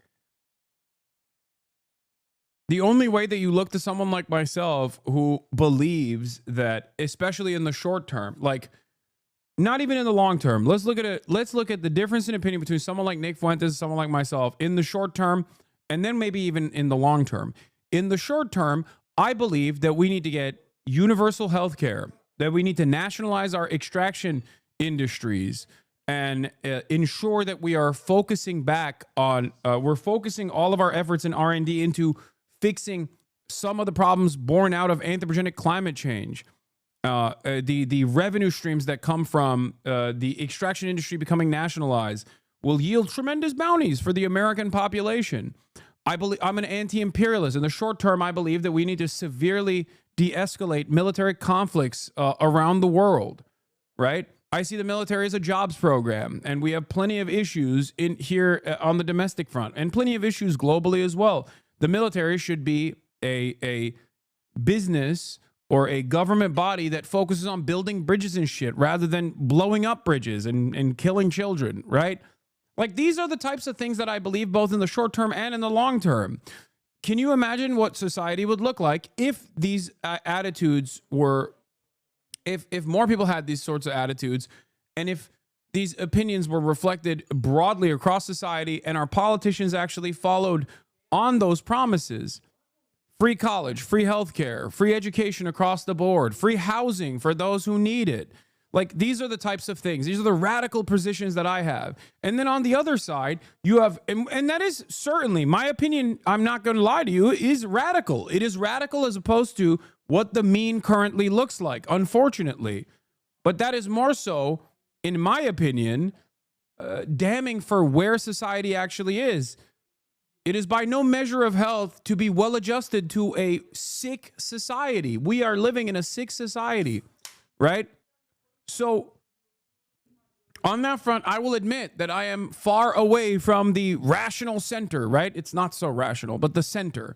Now, on the other side, you have a guy who is anti-miscegenation, white supremacist, Holocaust denier, constantly says like Jews run everything in this country, all this stuff, right? In the short term, what he wants to do is mass deportations of anyone and everyone who is not white. So even in his short-term goals, if implemented, which, by the way, unfortunately, just the way right-wing politics works, the way neo-Nazi politics works, especially because it's not disruptive to the pre-existing hierarchies of capitalism especially, you will see a lot more politicians resemble Nick Fuentes' outlook, like Donald Trump is doing right now, by the way, as opposed to politicians on the left, on the ostensible duopoly where the Democrats are the left. You're not going to see a lot of politicians that have my worldview. So tell me how I am just as damaging the public discourse as a guy like that. The reason why people say that is because they are conditioned into defending the center, no matter how far that center is shifted to the right. That's it. People want to sound smart. And a lot of these people, I think, a lot of these content creators in general that present themselves as apolitical, that simply care about the drama, are basically building an intellectual dam around what they perceive is good politics, reasonable politics. They're not doing it, most likely they're not doing it on purpose. Some of them are reactionary. Some of them do say slurs and all this other shit. But others are simply doing it because there's a lot of clout to be had, because the algorithm does back alt-centrist and alt-right types of opinions. So they see that, they see the, the resentment, and dollar signs start popping up in front of their eyes, and they dive into it. That's it. Like, why do you think XQC has completely done a fucking 180-degree pivot on what his worldview used to look like? He was never like the most woke or the most well-read when it comes to political ideology. But why? Why did XQC become like an Asmongold dick rider, for example? Why did Asmongold become what he is now? Because they saw the dollar signs. They saw the fucking clout and relevance you can gain. Because one of the major platforms, aside from Facebook, a platform that at least young people still do use, like Twitter, became a neo-Nazi shithole. And in that process, that started impacting other platforms and their algorithms as well. And that's it. For a lot of these people, they have no real beliefs. They have no core beliefs that guide them. They have no moral compass that guides them. They just simply want to shoot the shit and watch the money go up. Watch the viewership number go up. That's it.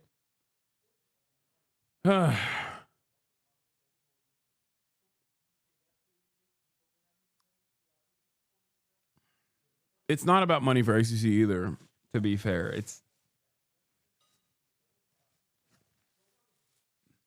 It's about relevance. It's about acceptance. For a lot of people, they don't fucking think about politics.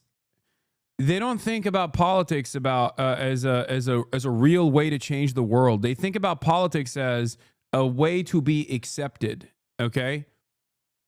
That's their attitude towards politics, is like, I want to be a part of an in-group. I want to be able to have a lot of people that watch me and say I'm smart. Do you understand? That's what it is for a lot of these guys. It sounds silly when you think about it, but that's all this is. Podge of half-baked ideas and little nuance about the topics their favorite creator just introduced them to. So, in a bit of an ironic twist, I'm going to cover some Sloptubers to highlight examples of this behavior, which I guess makes me the Sloptuber this time. Sorry. The main creators I want to focus on in this video are the live streamer Asmongold, Mudahar from the YouTube channel Some Ordinary Gamers, and the very well-known YouTuber and podcaster Ethan Klein of H3H3 Productions. These three people are in no way— Bro, this is perfect because it's like all three different ideologies, okay? You got right-winger with Asmongold, you got Mudahar that's supposed to be the apolitical centrist, and you have Ethan who's supposed to be the liberal, okay? Three different political ideologies demonstrated, and yet the outcome is going to be the exact same. Now, I didn't watch this video. It just came out. But it's really interesting how a lot of the slop focus, basically turns you into this, this vehicle for a very specific type of content.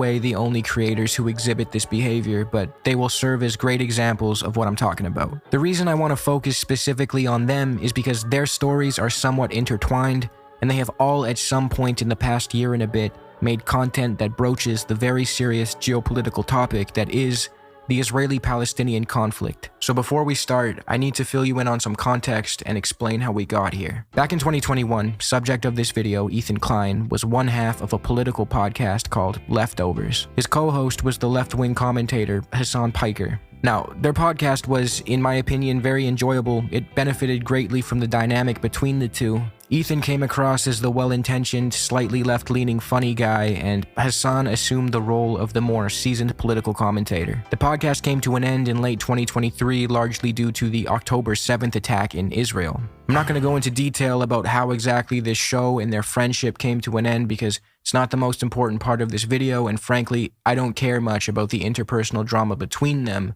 But in a nutshell, Ethan lived in Israel for a bit, and his wife, Ela, served in the IDF, while Hasan is a vocal advocate for the Palestinian plight. After October 7th, 2023, Ethan began making statements that many interpreted as tacit defenses of Israel, sparking backlash from his progressive fan base. He compared the organization Jewish Voice for Peace to capos. The reason why I brought up Jewish Voice for Peace and other groups using this as well, like Jews themselves in America using this anti-Zionist slogan, indicates that this slogan isn't one that is about the evisceration of Jews. If that was the case, then they wouldn't use it.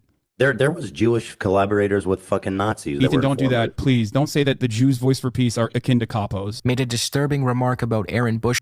What's crazy is, like, he's done that since, too. He did this with Sam Cedar, comparing Sam Cedar to Candace Owens. Like, he doesn't understand that comparison is not apt. Like, he genuinely doesn't understand that. Either he doesn't understand that comparison is not apt. Like, he thinks it's a good way to undermine the argument. He thinks it's a good way to undermine the argument by saying, well, you can have a marginal group of people that support any cause, but like when you make that comparison, you're basically saying that the morality is similar.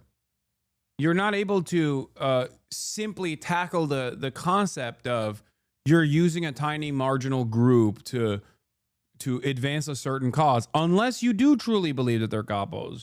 Unless you truly do believe that Sam Cedar would be the Candace Owens of like being an anti-Zionist. Now by saying he burns alive really good. Not to put this uncouth, but yeah, he thinks he's just saying that a minority can be dead wrong. He doesn't understand it's literally an accusation. Exactly. Yeah, he backed away from calling Sam Cedar Candace Owens and then said Blair White instead, which again is the same, but this time now the Candace Owens for trans people.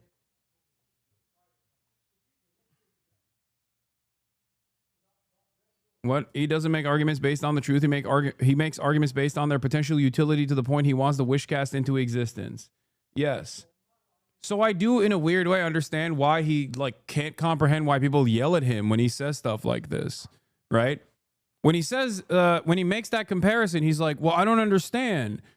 I don't understand. Like, why are you saying that? I'm just simply making a point that like a tiny marginal group does not broadly reflect the entire group. They can have crazy opinions, right? Like, I get that that is the argument that he's trying to make to undermine the position that I'm presenting. But when you make this comparison, you are saying that they are in the wrong because your position is that they are wrong. He's a champ at fucking burning a lot. I mean, that sounds bad, but he did it really good. And echoed Ben Shapiro-style talking points by telling a pro-Palestinian sex worker that Hamas would kill him on the spot. As if this would, what, convince the guy to support Palestinian oppression? I don't know what Ethan's trying to do here. Ethan's brand of liberal Zionism increasingly alienated many of his progressive viewers. He later blamed Hasan for this shift, claiming that Hasan's more leftist politics had radicalized the audience into disagreeing with him. Ever since this, Ethan has relentlessly attacked pro-Palestinian advocates. Damn, this is such a short but concise way to describe, like, the last year and a half of the Ethan Klein broadcast is crazy. I am so proud to be marching with so many Jews. Yes, the Jews! The Jews are here! Did we mention that? Mm-hmm. And I hope he is fired. Socialists, Marxists. Karl Marx, I got a fucking lot to say about that dipshit. Mao was a dumb bitch. What the fuck did he do? Actually, he did a lot. He helped China a lot, but at what cost? It's just kind of funny that he's wearing a Teddy Fresh t-shirt that is made in a Chinese manufacturing facility while also actively shitting on China regularly and even Mao. Without Mao, there is no Teddy Fresh, okay? That should be, oh my God. Oh my God, that's the new song. This is, what's the song? Without Mao, there is no modern China.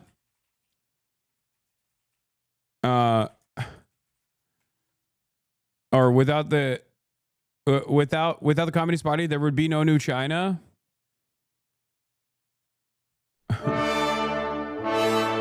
But instead, without the Communist Party, there would be no Teddy Fresh. That's what they should be singing.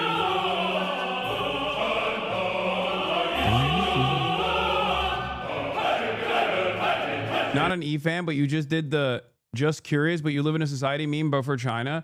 Dude, this is not a you live in a society meme. He actively shits on China on a regular basis, including their manufacturing practices while literally manufacturing from China. Could you imagine? Like, here's the difference. I fucking criticize I criticize American manufacturing moving to China.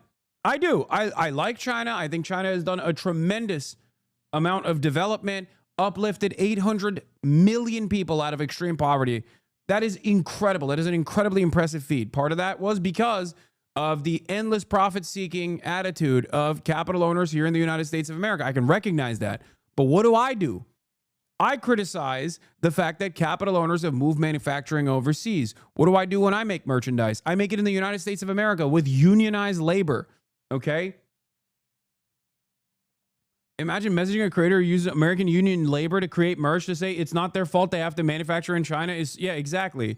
That's what that chatter did. You live in a society meme doesn't work in that sense, especially when you're a fucking YouTuber as well. When you're a YouTuber, like it's not your, your major moneymaker. It's not supposed to be your major moneymaker to begin with, the merchandising side. You just want higher profit margins. That's it. But your merch takes over a month to ship. Yeah, sucks to suck, dude. What do you want to do? If you want American-made, union-made shit, it's going to take some time, okay? That, I think, makes it better. The weight makes it worth more.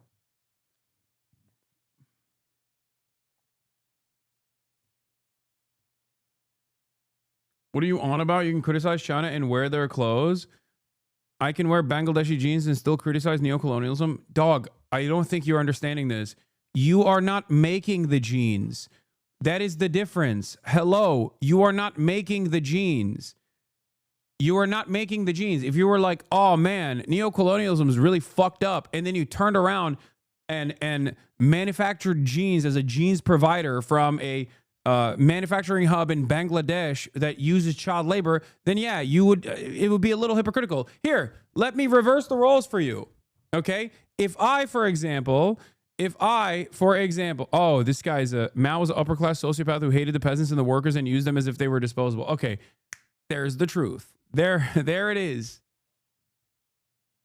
There we go. Thank you for not letting me. Thank you for not letting me go down this route and openly revealing what your position was on the matter. Yeah, you just don't like Mao. Got it. Okay, fine. That's fine. That's okay. But if we're having a conversation around, like, you know, hypocrisy, not perceived hypocrisy, but like actual hypocrisy, imagine if I, for example, socialist HasanAbi Piker, was manufacturing in China. How would that make you feel?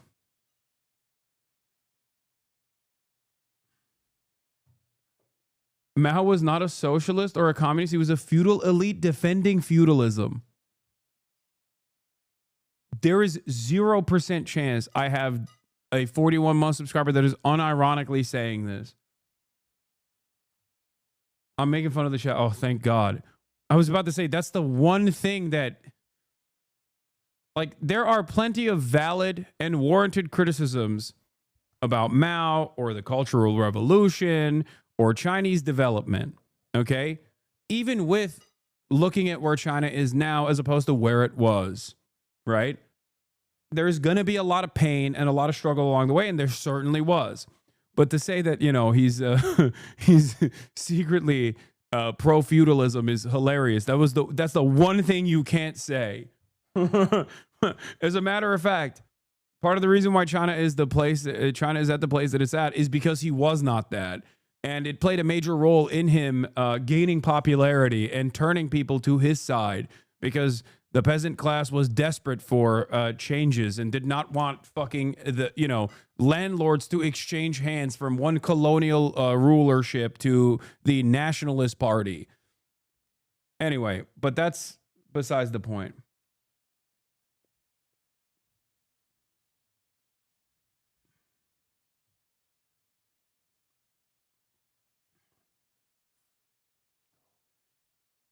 Do not worry if others do not understand you, but worry if you do not understand them. Americans are so delusional about China, and I'm starting to see the benefits of that ignorance. Okay, Top G.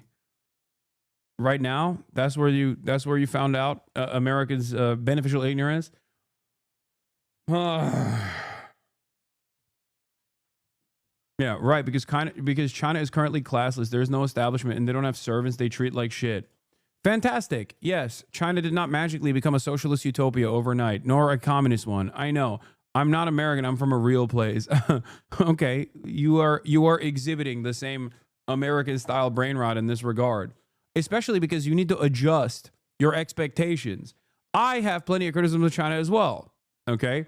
But the reality of the matter is, I don't have any fucking motion in terms of developing real existing socialism. So I'm not going to sit around and be like, well, there's a magical utopian socialism out there that could have magically happened overnight. And it's really fucked up that it hasn't happened yet. You know, I am going to continue maintaining a healthy dose of skepticism towards all states. Having said that, but you skip over those criticisms of China when it's convenient? No, I skip over those criticisms of China when it's a normal conversation to have.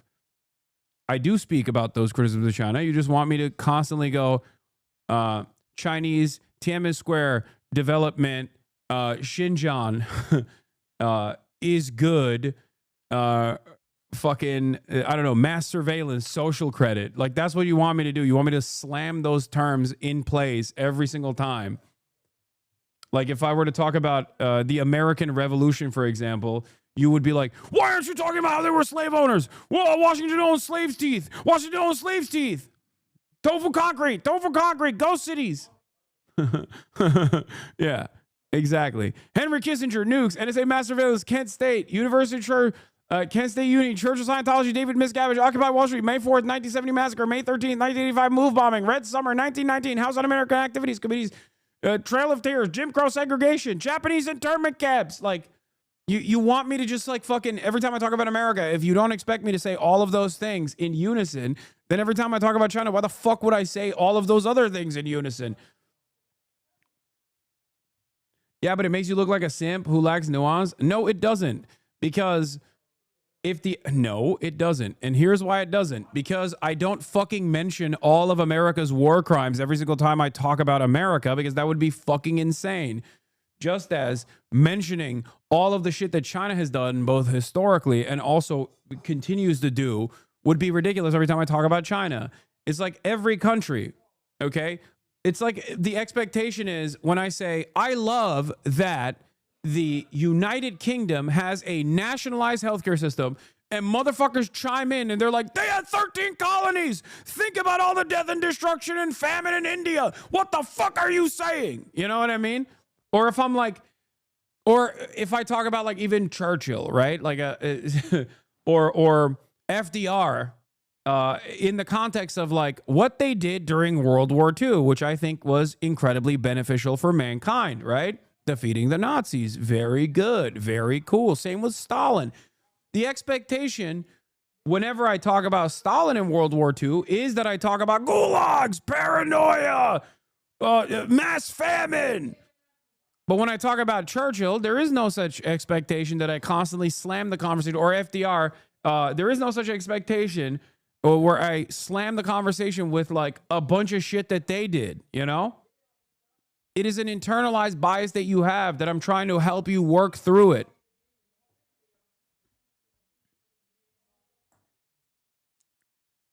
Funny how even the U.S. crime copy pasta doesn't mention the back-to-back nuke droppings. Yeah. I'll give you another example. Okay? I'll give you another example. When I talk about Japan or Japanese anime, ain't nobody talks about Imperial Japan and the Holocaust-style crimes that they did in fucking Manchuria, for example. That's not a point of contention for many of you. One must ask the question, why? And that's normal. The expectation isn't that you fucking demand that out of a foreign nation. Do you want to know why? Because Japan is wonderful anime country. And you've already adopted that framework. You say China wants, and you have to go on a 10-minute tangent because chatters see red and lose their minds. Exactly. I do think it's valuable to go on this 10-minute tangent every single time, though, because I think every time I have this conversation, there's more people that go, you know what?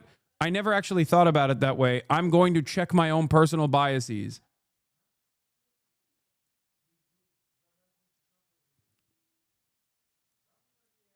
Because it's a worthwhile thing to tackle, because it's calcified positions over the course of 100 years of Red Scare propaganda from the country that did all of the Red Scare propaganda and was very successful at it.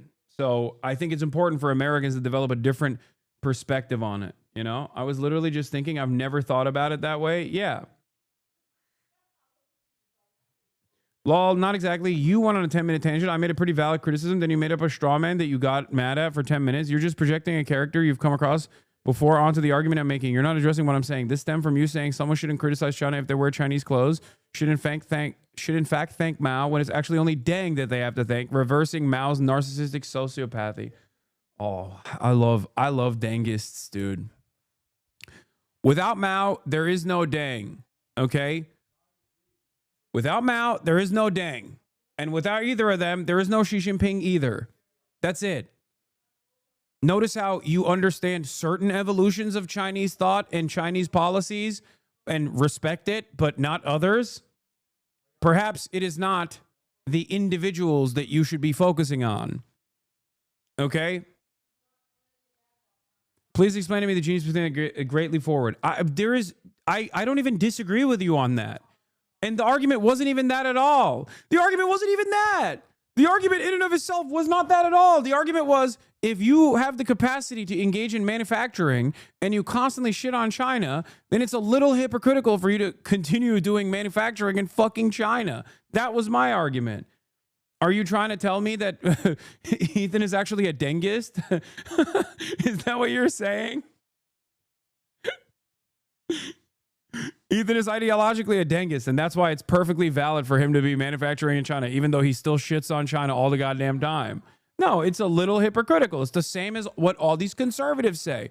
What do all these fucking conservatives say? They're like, you want to make cheap Chinese goods. You just want cheap Chinese goods. And then you look at their fucking website. You just go click on their website, and all of their shit is made in China.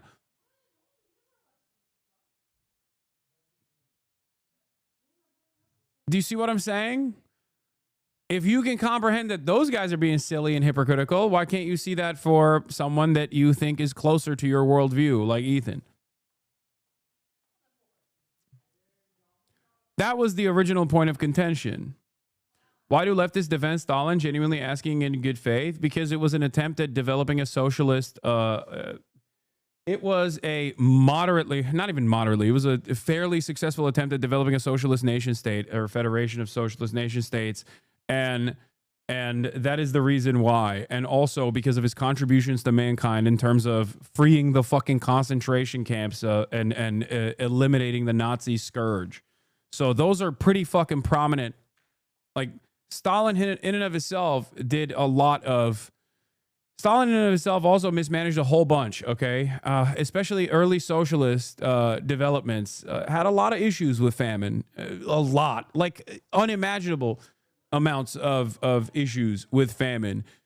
The problem, of course, is that famine was widespread across the board, almost universalized. And, for example, when you look at the case of China, it no longer exists. So clearly, throughout all that process that was awful, throughout that process that was ultimately horrible for the people living through it at the time, when you look at the current existence, current Chinese existence, it's like, it's hard to look at that and go, man, that was a real fucking failure.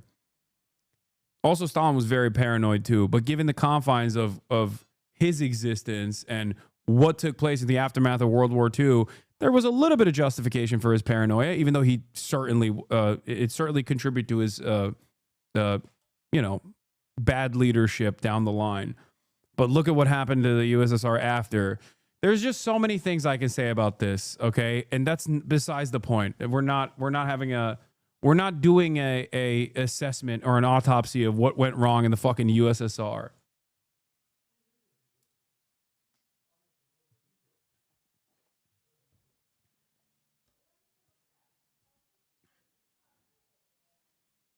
It's not even like people go out of their ways to praise Stalin. It's simply a reaction to a century of propaganda against him when the Allies committed even worse war crimes. They got the image of heroes.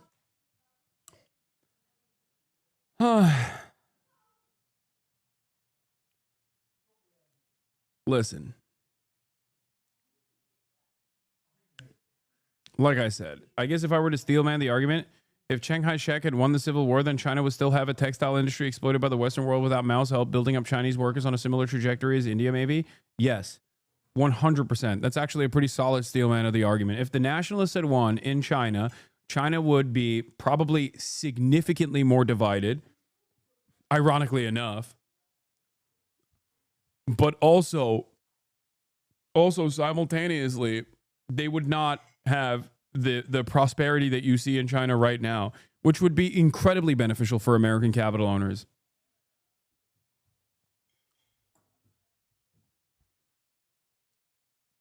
It would be a nation state of a billion plus peasants that are still illiterate to this day.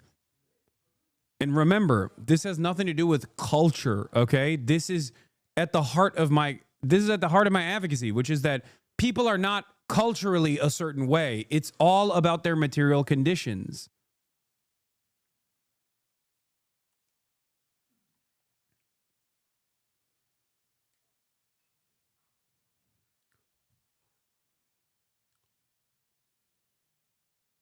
Are you expected to mention all their crimes when speaking about any institution, or is it a double standard for U.S. foreign adversaries? No, of course, that's the point. That was the argument that I was making. The expectation is never to mention every single fucking war crime that America is engaged in. The expectation when talking about a foreign ally is not all of the war crimes that foreign allies have engaged in or the existing issues within their governance.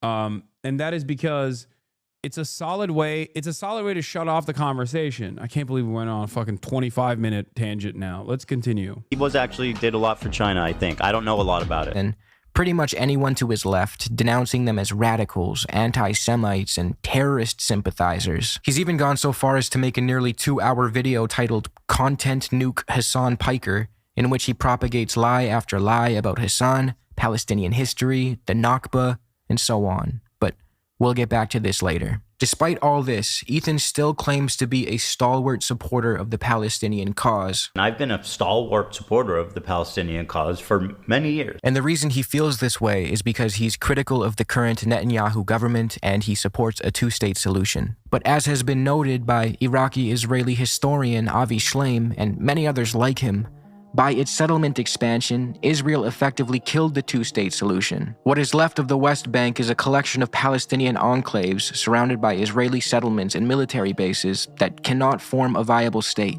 In short, the two-state solution is dead, or to be more accurate, it was never born. The outcome I have come to favor is one democratic state between the River Jordan and the Mediterranean Sea, with equal rights for all its citizens regardless of ethnicity or religion. Proponents of a two-state solution also often tend to overlook the right of return for the over 7 million Palestinian refugees. Wait. It took me like 20 of these same exact rants for it to go through to me. I used to think you were too nice to China, and you slowly convinced me very slowly. Never stop re-explaining the same point. Hell yeah.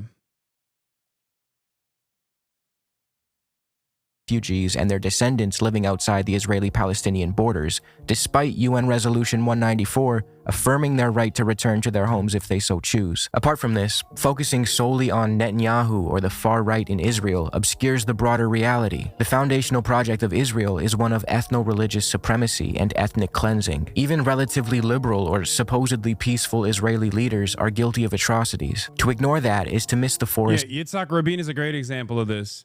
Yitzhak Rabin is hailed in Israeli history by liberal Zionists as like the one guy that was finally going to create permanent peace among Palestinians and Israelis.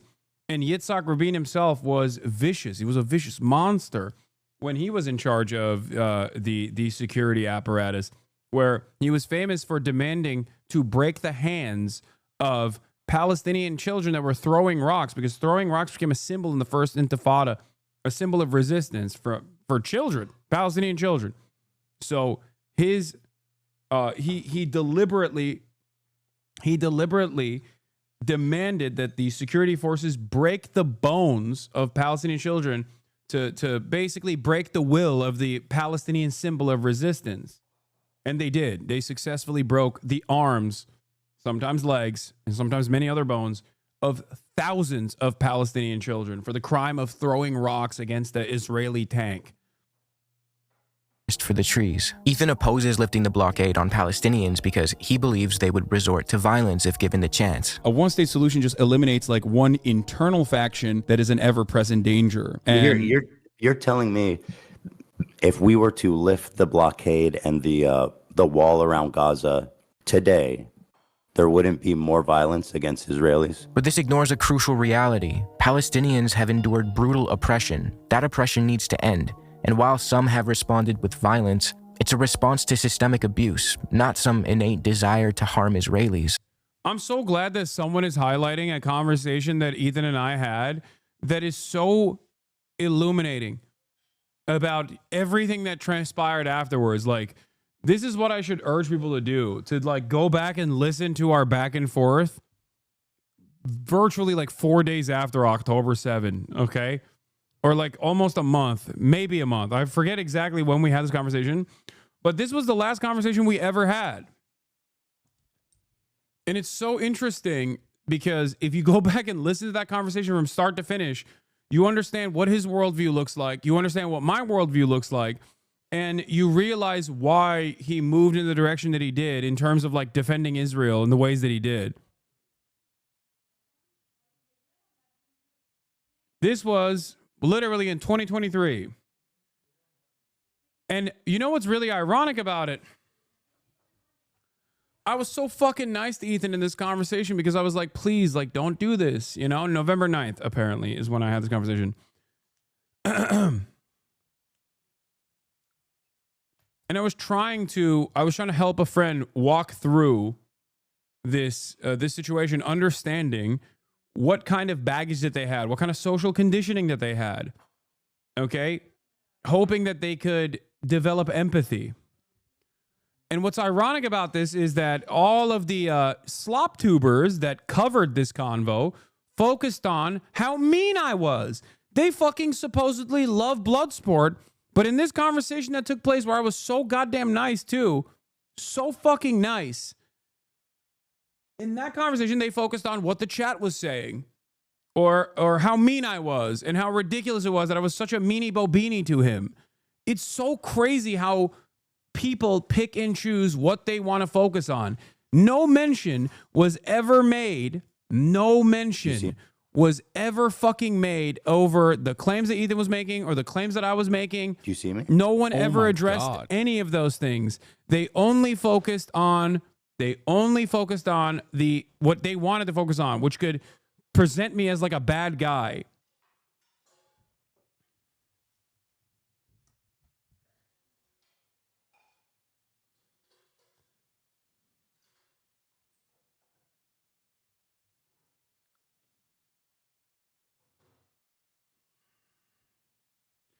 I rewatched that part of the last Leftovers episode. It showed you stating exactly what you've been saying and being so charitable and careful for Ethan to help him phrase his words, and had Ethan having completely opposite opinions. Yes, Ethan's opinions have also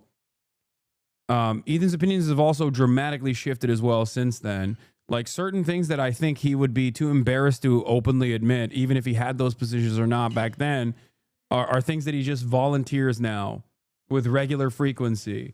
And considering that no one actually takes him seriously like a fucking adult, unless he's complaining about how he's been victimized yet again, in which case they do take him seriously, because that benefits propaganda.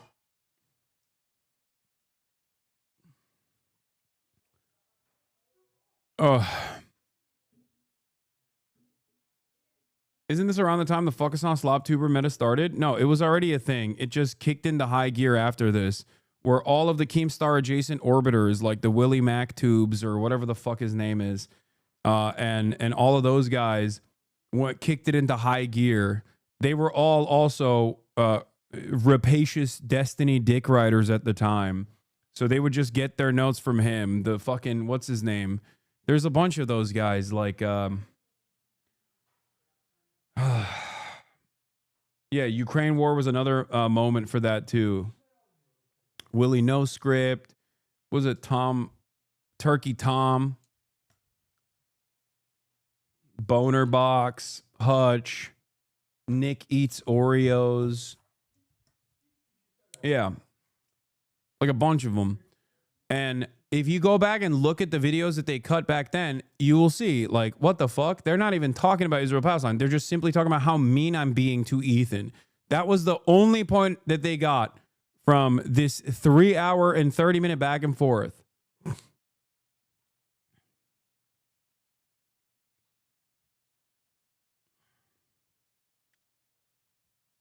The reason why I'm mentioning this is because this entire video basically breaks down how these guys operate, how like apolitical, quote unquote, apolitical people operate. Yeah, or XQC. And even now, Asmongold. He didn't do that back then, but he's doing it now. Framing Palestinians as inherently violent and incapable of integrating into a democratic state isn't just wrong, it's racist. As we'll see in this video, Ethan's analysis of the Israeli-Palestinian conflict is steeped in Eurocentrism and reveals what seems to be, if I'm going to be very charitable, a subconscious belief in Western superiority. But first, let's introduce the other two subjects of this video. Speaking of holding a belief in Western superiority, this is Asmongold, a live streamer known for bangers such as, if you want to consider a genocide as a systematic killing of a group of people, they have genocide built into Sharia law right now. So no, I'm not going to cry a fucking river when people who have genocide that's baked into their laws are getting genocided. I don't give a fuck. They're terrible people. These people are not your allies. They are not the same as us. A few days ago when you was in H3 chat, they called you HasanAbi and other names, and their mods and the crew didn't care to delete those. Yeah, because Ethan says those things. Of course he's not going to fucking delete those. I don't expect them to. That's the difference between me and him. I'm not going to fucking sit here and cry that he has bludgeoned the heads of his community with like the dumbest fucking propaganda to a degree where they genuinely think I am a fucking Nazi at this point. The saddest part about it is like, yeah, if you think someone like myself who is as anti-Nazi as you can physically and spiritually get, okay, ideologically, everything, if you think that I am a Nazi, you've lost your fucking mind. They come from an inferior culture that is horrible. It kills people for their identity, and it is directly Does Hamas even do Sharia law? Someone brought up that in a convo. No, they do not. Antithetical to everything Western values stand for, and it is an inferior culture in all ways. Yikes. Asmongold's house looks like this, by the way. I'll just leave that on the screen for a second. Also, it's still fucking irrelevant. Let's say that they were. Let's say that they were doing Sharia law. Do you think genocide is appropriate? I don't. They don't. But even if they were, do you think it's appropriate to fucking genocide these people? No, of course not. It's over.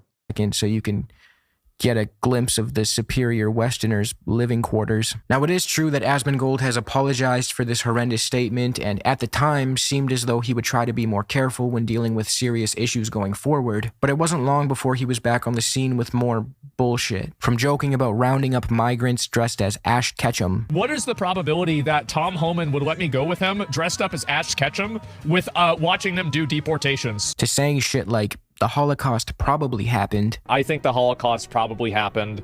I think probably 99% certainty it happened. To engaging in revisionist history by way of arguing. Do you consider 10/7 a genocide? No. What the fuck? No, of course not. Do you consider 9/11 a genocide? Does anyone? Like, people tried to say that in the immediate aftermath of 10/7. But I don't think that's even a position that like some of the most rabid Israel defenders hold on to at this point. They try to move the conversation away from the G word to the best of their ability because people will go, excuse me, what do you mean they were doing a genocide? Yes, all war is genocide. Okay, then you need to use a new term for something that goes beyond, you know? This guy's like... Yeah, okay. The Warsaw Ghetto uprising, was that a genocide against the Nazis? World War II. The Soviet troops liberating the concentration camps, was this a genocide?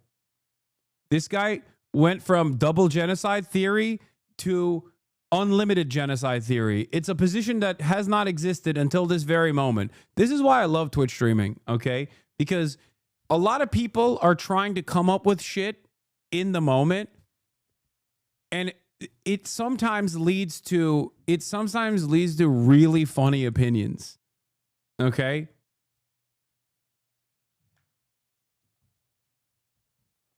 Australia, genocided by the emus.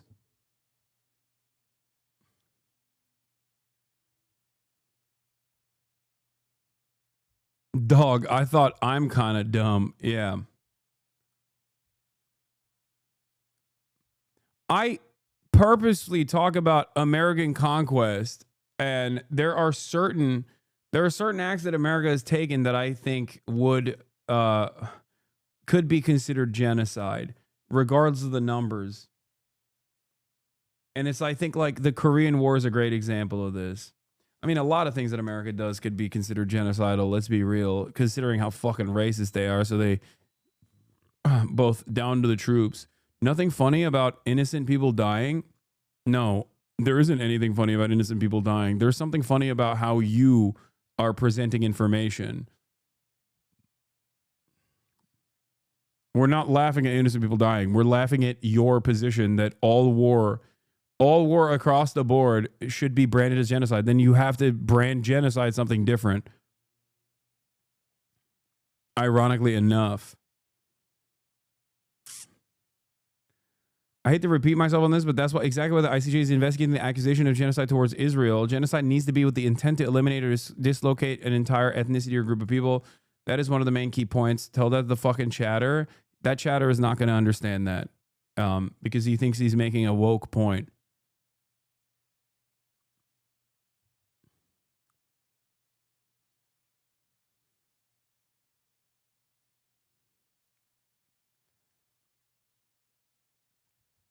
I think, ironically enough, this person, that chatter is like the perfect person to watch this video in silence and maybe try to understand the point that they're making. That the Nazis didn't burn books to stifle what they believed to be degeneracy, but rather because those books were, quote, written in Jewish. The Nazis burned books on gender sciences.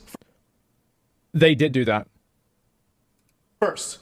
Now the administration has villainized and marginalized migrant workers, trans. It's a bit of a miss. Like, my understanding is that they burned them not because it was gender stuff, but because it was written in Jewish and not German. This guy is an unstoppable. Would it be genocide if their intention was to displace Israelis off of Palestinian land? No, because then you would consider the ANC's actions, ANC's militancy to be genocide. You would consider the IRA's militancy to be genocide. You would consider the FLN to be a genocide. So no.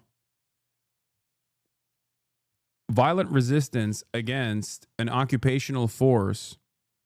Violent resistance against an occupational force has very different goals ultimately than the violent, belligerent occupying force and its actions against the population that it's held in captivity.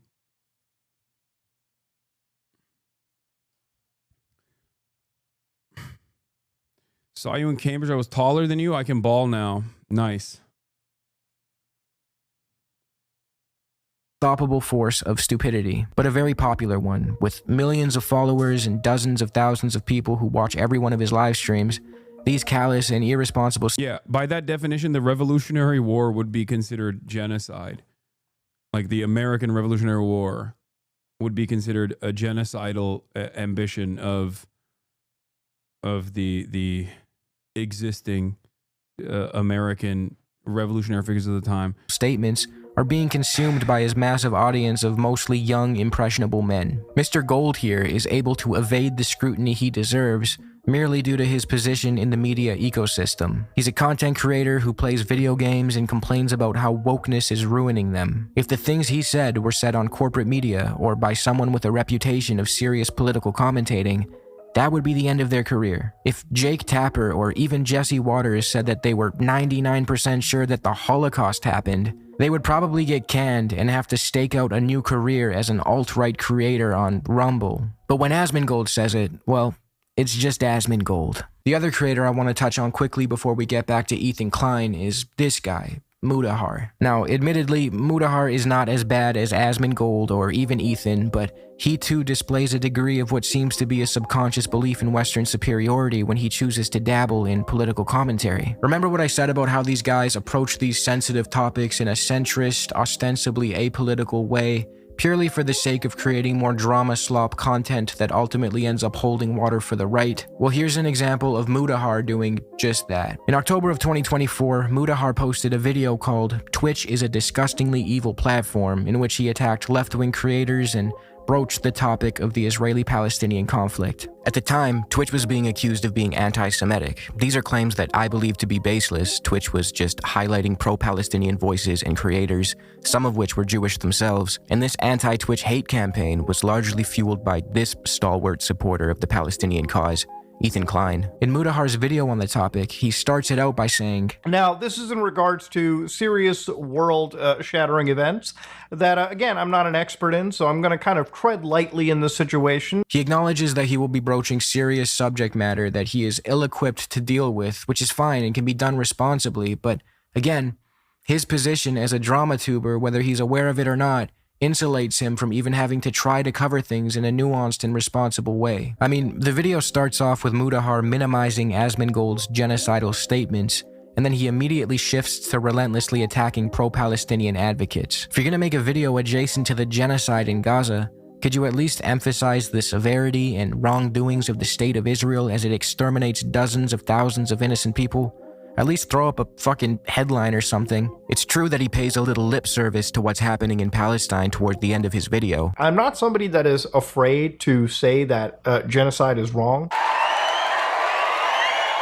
I think that there is an actual case of, genocide, and there's an actual case of attack that goes towards the Palestinian people. I think there's very serious situations that go around the world. But that's only after he A, spends the first leg of the video doing apologia for and minimizing Asmongold's statements, as we will get into soon. B, spends the rest of it attacking the creators who are actually trying to bring attention to the genocide in Gaza, a genocide our Western governments are complicit in, by the way. And C, does both sides are bad type bullshit by saying that Jews and Muslims are just at each other's neck, man. That's the way it's always been for centuries. These are situations that involve, a group of people, Muslims and Jews, that have effectively been at each other's throats for not just decades, but hundreds of years. You were talking about hundreds This is one of the most offensive ways of broaching the subject matter. I can't stand this shit. It makes me almost as angry as I get when I hear like a straight up ultra Zionist take, where people just people that want to sound smart but don't know a single damn thing about what the fuck they're talking about, which be like, who knows, man? It's just like Jews and Muslims that have just been fighting nonstop, dude. Like, this is not fucking drama, dude. What are you talking about? This is not online drama. You can't just take this insanely careless approach. There's a reason why you didn't talk about it until this very video, because you recognize how serious it is, right? Or at least you recognize that there are repercussions for saying the wrong thing in this process. So it's wild to me that he took this stance, where that was my breaking point when I heard, not even his defense of Asmongold or whatever. This was when I was just like, come on, dude. I hate how we've designed this new information structure where people that are openly not knowledgeable what they speak on can just get away with saying whatever the fuck they want to. No, he's not getting paid, dude. Openly say whatever the fuck they want, and because the audience is receptive to this kind of, the audience is also not very knowledgeable, like I said, because Sloptubers do command a big chunk of the online watchers, the online viewership, because the online viewership wants drama. They don't want actual fucking geopolitical analysis. They want slop. So the people that are doing that slop, that also don't treat this with the importance, the issue with the importance of it, that it deserves, piss me off to no fucking end, especially when they take a position without actually actively saying what that position is, which is presenting themselves as people who are against, seemingly, a whole bunch of the pro-Palestinian content creators.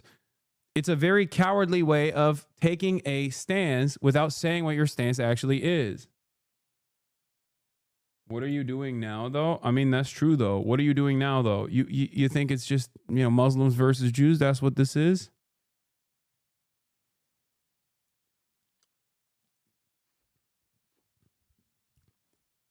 Yeah.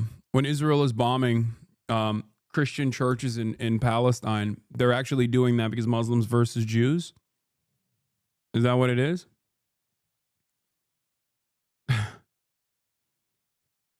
That's how this works? How do you attempt to persuade people like this? I mean, dumbing down the argument. There's a way to dumb down the argument for them to, understand it a little bit better.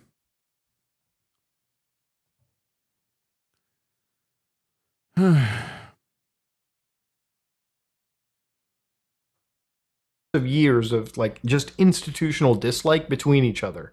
If you've ever grown up Muslim, and I have, then you know that there is a serious culture of anti-Semitism, in amongst the most conservative of Muslim circles. Oh. Just as you will know that there is a serious amount of Islamophobia in the most right-wing of Jewish circles. These are two groups of people that literally are just fighting each other. But this analysis ignores so much historical context that it's outright irresponsible. Look no further than the Ottoman Empire, where Jews were a protected minority and had representatives in the Ottoman parliament. As our boy Avi put it, unlike Europe, the Middle East did not have a Jewish question. Anti-Semitism was a European malady that later infected the Near East. Jews and Muslims. That's what's so fucked up about this as well, which is that Germans have the audacity to fucking launder their unimaginable crimes against humanity, against Jews specifically, but everybody else as well, but certainly Jews, right? 6 million Jews that they slaughtered. They have the audacity to say that anti-Semitism is an Islamic export, or an Islamic import, sorry. What a fucking statement, dude. What an insane thing to fucking say. If anything, it is an export, not a fucking import. It's an export from the broadly Christian majorities in Europe and in Russia as well. The major conflicts that took place even within under the banner of the Ottoman Empire against Jews, where Jews were victimized or vilified, unironically still came from Christian populations. It's so fucking insane. There is no, from a theological standpoint, there is no resentment, no religious resentment towards Jews amongst Muslims across the board. There isn't even a religious resentment from Muslims against Christians, even though Christian forces certainly. Islam is the third of the Abrahamic religions. It literally also incorporates and recognizes Christianity and Judaism. So even from like a theological justification, there is certainly a lot of calcified institutional resentment towards Jews from Christians. You know, the whole Jesus Christ situation. Look no further than the fucking Catholic Church, which until recently, at least in comparison to the rest of the history of Catholicism, actively branded Jews as the singular force of evil due to the whole Jesus thing. But none of that matters at the end of the day. I'm not a believer in idealistic principles. I believe that history can be better explained through dialectical materialism, and therefore I don't think that it's because of religious resentment that people fought one another, okay? It's just an expression of the needs that people had. Coexisted in many Middle Eastern countries for centuries. It wasn't until the arrival of European colonial settlers in Palestine in the late 1800s. Brother, what on earth are you even saying right now? Like, I was with you all along, now you're even going south, you're being revisionist yourself, I'm sorry, what? Well, good thing you didn't fucking wait until I finished my argument. And you drop that in there. I'm saying that even from a position that I do not hold, even from an idealistic position and not a materialist one, this is still revisionist history. Later, the formation of the State of Israel and the violence and ethnic cleansing carried out by Zionist forces, that began to change. It's true that animosity towards Jewish people picked up as a response to Zionist settlers arriving in Palestine, but that tension had little to do with ideological anti-Semitism and nearly everything to do with the... It's so funny how normalized this fantasy narrative is. Even Islamophobes like Sam Harris accurately identify that anti-Jewish bigotry originated as a result of thousands of years of Christian-led hatred and bigotry. Yeah. Yeah, the church hating Jews for killing Jesus... the church hating Jews for killing Jesus is ridiculous from a theological standpoint. According to the Bible, the whole plan was for Jesus to die. That was his whole purpose. Yeah, I know. That's what I'm saying. Like, misunderstood. Judas is a misunderstood man across the board. It makes no damn sense. It makes no damn sense. It had to happen. He had to come back to earth. Like, he had to come back to life. What are we talking about? That's what you're celebrating. It's so stupid. Anyway, certain parts of that story are not I recognized by Islam to begin with, so it doesn't matter. Even from a religious, even from a theological justification, which I don't care about. I was just making the argument from that perspective to destroy it within the confines of even a theological justification. The perception of Zionist settlers as part of a European colonial project. This idea that Jews and Muslims are incapable of coexisting is a dishonest narrative. It's weaponized to stoke far-right nationalism, and in Mudahar's case, It's being used to both sides a genocide. It was the interjection of the Europeans into the Middle East that introduced complex political animosities. When you leave that part out, you are lending credence to some very dangerous narratives. Stripping this conflict of its colonial and imperial roots doesn't just distort history, it hands ideological ammo to ethno-nationalists, legitimizing apartheid and occupation as if they were just natural outcomes of ancient hatred, rather than deliberate political choices. This is a You're comparing Christians versus Jews 100 years ago to Muslims versus Jews now? Mate, you're comparing Christians of 100 years ago to Muslims now? Yeah, I am. Because Judaism has existed for thousands of years. And for the overwhelming majority, for the bulk of those thousands of years, they were unjustifiably prosecuted, persecuted, killed, slaughtered, victimized by pogroms by Christian populations. What the fuck kind of question is this? Some of those Jews actually escaped said persecution and prosecution and came to the Ottoman Empire to live comfortably alongside Muslims and Christians alike under the banner and the protectorship of the Padishah, okay? Under the Ottoman Caliphate that is supposed to be so scary. That's just an accurate assessment of historical events. True, then they betrayed the Muslims? No, nobody fucking betrayed nobody. That's also stupid, okay? There is no Jewish betrayal here. Because the Jews that lived in these areas initially were not resentful towards the Ottoman Empire in the same way that fucking Christians that didn't live in the area were.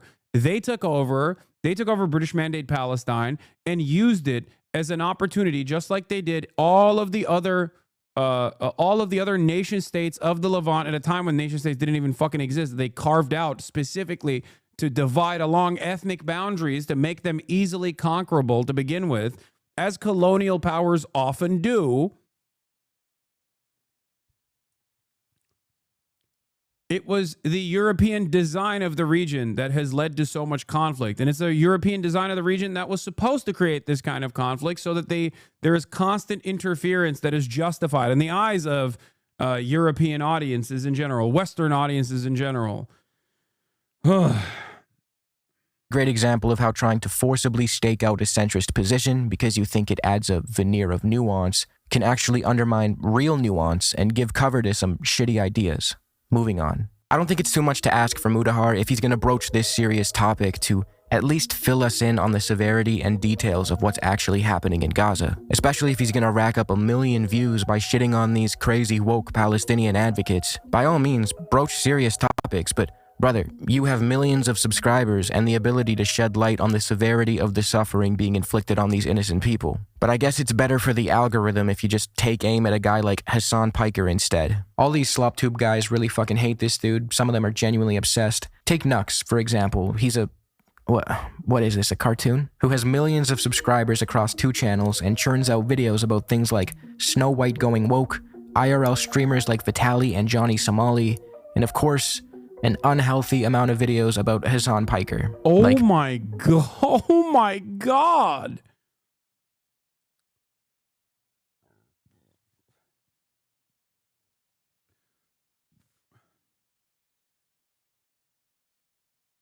Don't Turk watch history? Jews and Christians had to pay the blood tax, had higher taxes, and had their wives and sisters taken.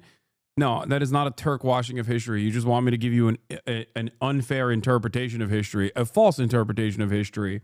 Yes, Muslims also paid a tax that was a higher tax than jizya, which Jews and Christians had to pay. Muslims also were, Muslims are also conscripted into the fucking military, where Jews and Christians were not.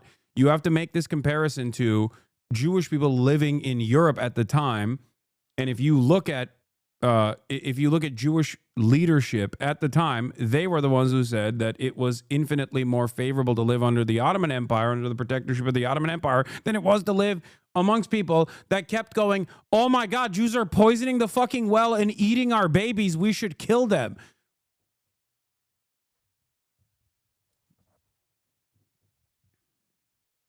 The vids are an hour long. I know. This is turning into a form of mental illness. Holy shit.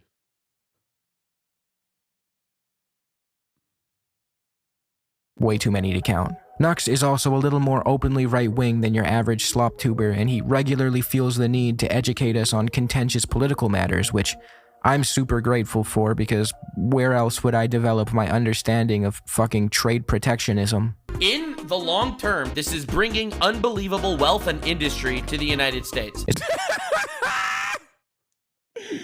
Dude, there is... Look, Hasan derangement syndrome takes many different forms online, but some of the most noticeable aspects of Hasan derangement syndrome are constantly being wrong, okay? Oftentimes being outed for, you know, doing weird sex pest shit. Not all, but usually, okay? That ranges from assault, revenge porn, to direct pedophilia, okay? Sometimes nothing at all on the sex front. I'm not going to say that that is universal. Okay, it's as close to universal as you can get, not universal. Always being wrong on political issues, weird sex pest behavior, but perhaps more importantly than all of those three things, or all those two things, is the fact that it almost turns into a like sexual pathology. Like a pathological obsession that is incredibly fucking creepy. And there is always like this weird sexual pathology associated with this hatred. It is so fucking strange.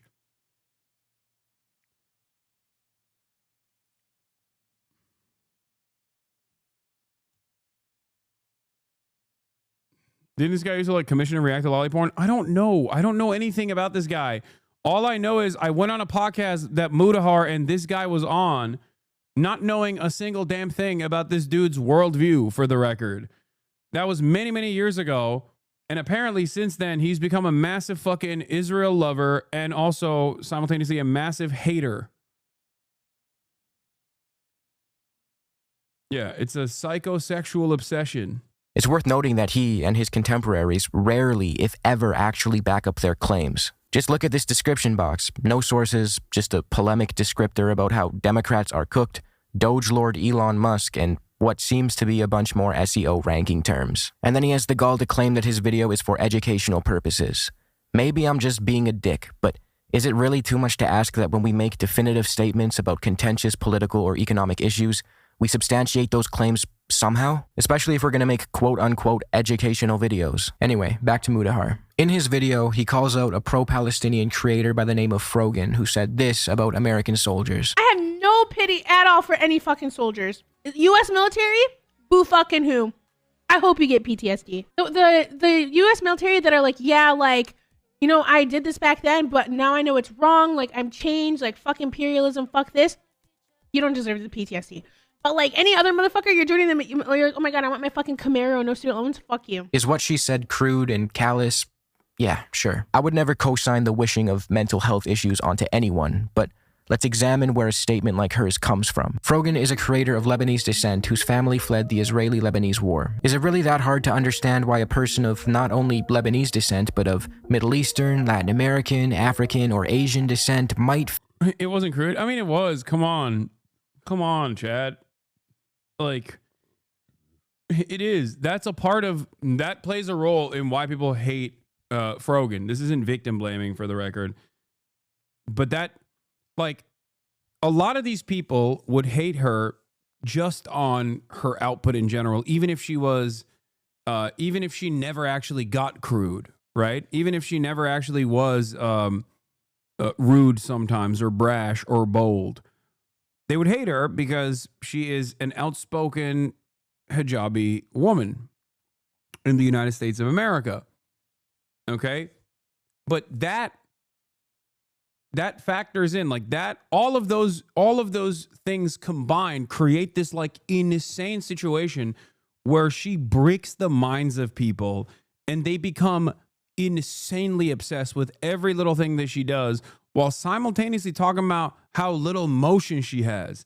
It is so weird, dude. It is so fucking weird, where they're like, you have this many people watching you at any given moment. What happened? Like, your career sucks. And it's like, okay, then why are you watching? Like, how do you justify your rabid obsession with a person that you yourself are saying doesn't have this kind of clout, doesn't have this kind of emotion? Like, why are you fucking constantly looking at every little thing that she does?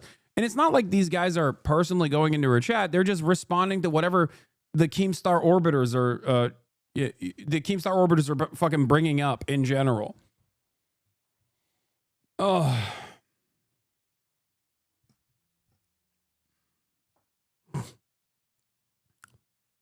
It sucks. See, look, this guy is still here. Lack of empathy. She's a rising star for sure. Same guy, by the way. The guy who said, like, October 7 was a genocide. All wars a genocide. Seemingly, some wars are more genocide than others. Weirdly enough, that's his attitude. I love this, like, cowardly ass, I just hate all war approach that people have to Palestinians being fucking ruthlessly slaughtered, mostly children, every single day in this live-streamed Holocaust that Israel is engaging in. Live-streamed child Holocaust that Israel is engaging in. And this chat is like, hold on now.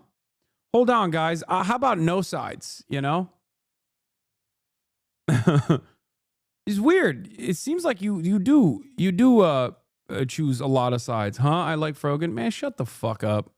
Feel a hatred for the imperial, murderous U.S. military that has infected their politics, bombed their countries, or outright occupied them for decades? Mudahar seems to think so. He had this to say about Frogan's take. Oh, how out of touch do you gotta be? How privileged do you gotta be to sit there on your ass in California and just badmouth the people that take a bullet for your freedoms every single day? This was another one of my favorite takes for Mudahar's video.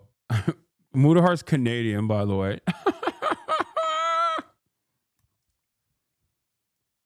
Yeah. The military is here for our freedoms, baby. That's right. That's right. How dare you speak ill against the military who's here to defend our free speech? Yeah. Hey, guys, hold on. BRB, gonna go shoot a 14-year-old in Kandahar so that I can defend American free speech. Hold on one moment, okay? Let me go fucking deploy, get my dick blown off in the process of fucking defending a poppy field, okay, by a dude who's only known people like me invading his land, who doesn't know what the fuck 9/11 is, okay? And he's just like, okay, well, these guys are invading, they're killing people, I'm gonna kill them, you know? Let me go take a bullet. And then when I come back, I can say, oh, I defended your free speech. Yeah, dude, the goat herder in Afghanistan was actually going to undermine American free speech. Thank God. Thank God. Thank God for our boys, baby. Woo! Hell yeah.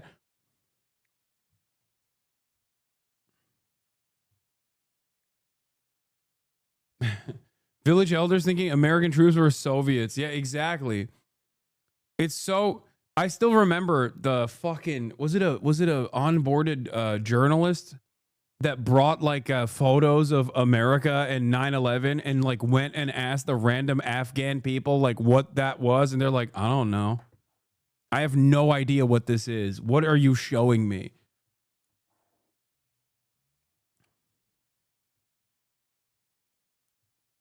Yeah. Hey, by the way, this is why we're killing your family members, just so you know. This is why we're killing your family members. And they're like, what? What the fuck is this?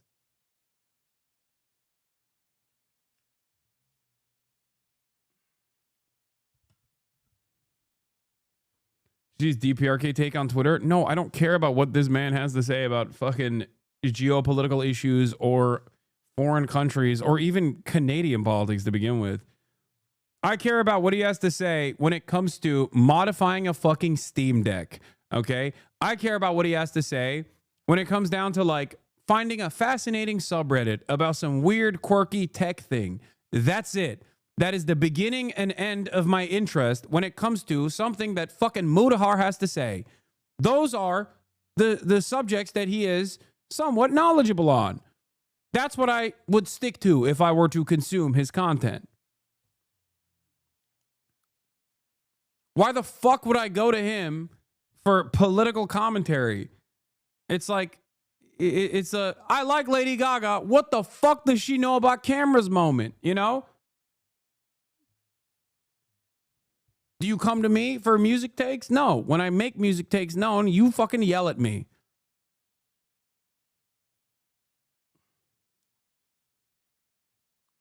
The most outrageous shit you'll ever hear. Just for reference, here is Mudahar's very charitable coverage. Blaming military for the actions of the U.S. elites is the same as blaming poor people for buying Starbucks? What?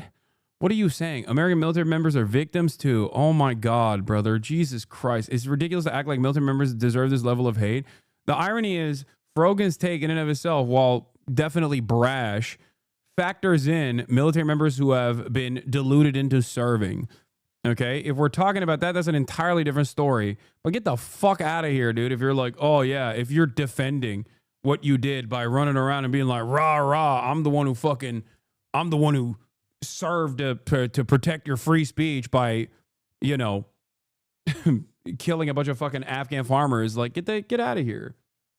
This guy's trying to get you to say something. I'm calling it. Yeah, I think so too. Or maybe he's a vet who's just like pissed off because he's a 12-month subscriber. I'm going to be more charitable to him. Anyway. Also, the irony is this guy probably does not know that he is fucking surrounded by not only active duty service members, but also military veterans in general. That's just how it is in America. It's a massive jobs program. I just wish the fucking output of the jobs program wasn't death and destruction. And there are plenty of fucking veterans who do get it, as a matter of fact, where they go, man, sure seems like all of this was for nothing. And by nothing, I mean nothing for me, only death and destruction for those who are on the crosshairs, and a shit ton of profits for the super wealthy. You know?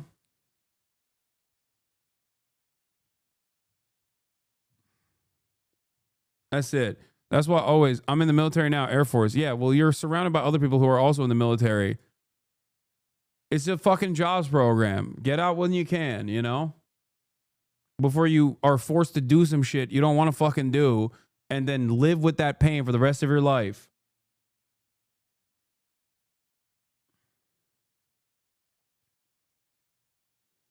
Of Asmongold saying that he doesn't care if Palestinians get genocided because he believes they have an inferior culture. I just want to preface, Zach Asmongold has pretty much walked these things back and, has apologized for it. In this situation, one could, if they were to extend the charitability, could say that Asmongold was probably referring to extremists in the Islamic religion and their view on people in the LGBTQ camp, all right? And let's take another look at how he responded to Frogan. Oh, how out of touch do you gotta be? How privileged do you gotta be to sit there on your ass in California and just badmouth the people that take a bullet for your freedoms every single day? The most outrageous shit you'll ever hear. This is all in the same video, by the way. Where did all the charitability and nuance go? Instead, he goes on a diatribe about how the American military...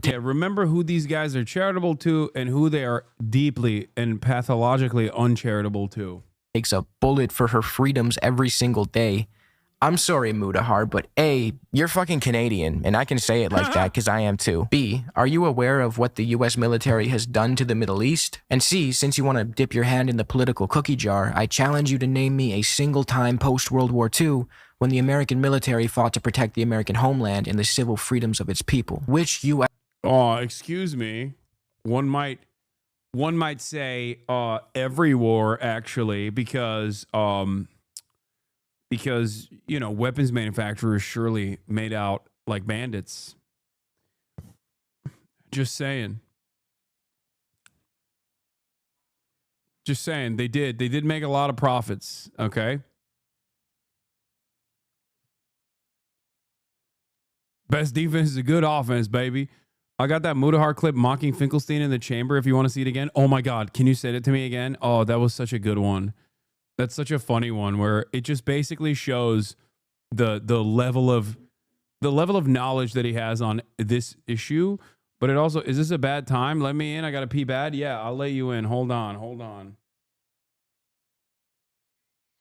Oh my God, I can hear myself on her phone. She's watching the stream.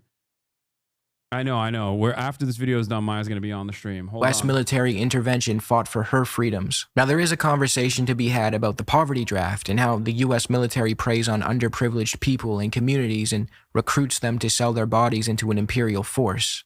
Yes, absolutely. But when that imperial force goes on to victimize entire regions of the world, you shouldn't be surprised when a person who is a descendant of one of those regions has negative feelings towards the U.S. military. Frogan also went on to apologize for her callous remarks, and here is how Mudahar responded to that. Actually, after some backlash, this complete dipshit comes out and goes, I realize that wishing people harm isn't the best way to talk about these issues. Really? Dude. Actually, I never really thought about this until this very moment, but his response to Asmongold saying that, you know, Muslims across the board or Palestinians across the board have an inferior culture that deserves to be genocided versus how much smoke he had for Frogan.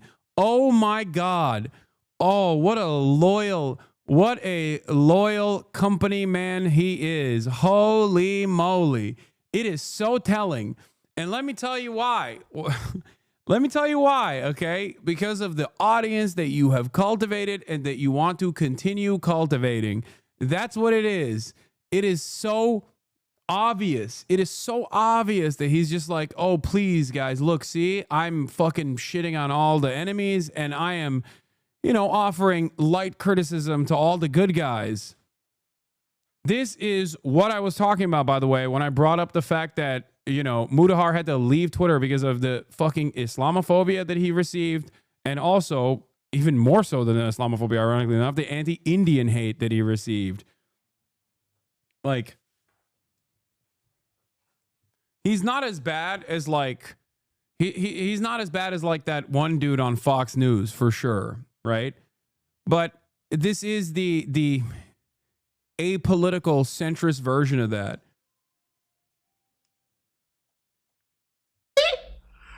Really? Wow! And these people are supposed to be the fucking intellectual bastions on the internet. Now again, let's contrast this with the way he accepted Asmongold's apology. In this situation, one could, you know, if they were to extend the charitability, could say that Asmongold was probably referring to extremists in the Islamic religion and their view on people in the LGBTQ camp, all right? No, I'm not going to cry a fucking river when people who have genocide that's baked into their laws are getting genocided. I don't give a fuck. They're terrible people. It is an inferior culture in all ways. So let's get this straight. Asmongold denounces an entire culture as inferior and explains how he doesn't care if they get killed, and Mudahar has it in his heart to be charitable, which is fine. That's his prerogative. But when someone from Lebanese descent says something mean about an army known for bombing and occupying the Middle East, Mudahar's charitability is all dried up. That checks out. Is the point of Mudahar's video to foster genuine understanding and shed light on the horrific atrocities the Israeli state is inflicting upon the people of Palestine? Or is it just to score cheap shots at creators who are actively speaking out against the genocide Israel is currently committing? You tell me. This is not to say that you can't criticize people just because they support the Palestinian plight. You absolutely can and should if they deserve it. But when 99% of your coverage on issues adjacent to the Israeli-Palestinian conflict consists of hyper-focusing on pro-Palestinian internet creators, and the only thing you have to say about a literal genocide is, I think genocide is wrong, but Muslims and Jews just don't get along, man. It is fair for me to call your priorities into question. Now let's move on to the main event. Ethan Klein. This video is not meant to debunk every inaccurate Zionist talking point Ethan has pushed over the past 18 months. Instead, he's just your average Indian Islamophobic, verified to find Indians. What are you talking about? He's Muslim. He's a Muslim Indian. He's not. He is that. He's presenting his position. He's presenting his position that way, but he's bro. Mudahar is a better Muslim than I ever could be. Okay. This man has done one of the most important things you can do as a Muslim. He has gone on Hajj. He literally went to Mecca. Okay?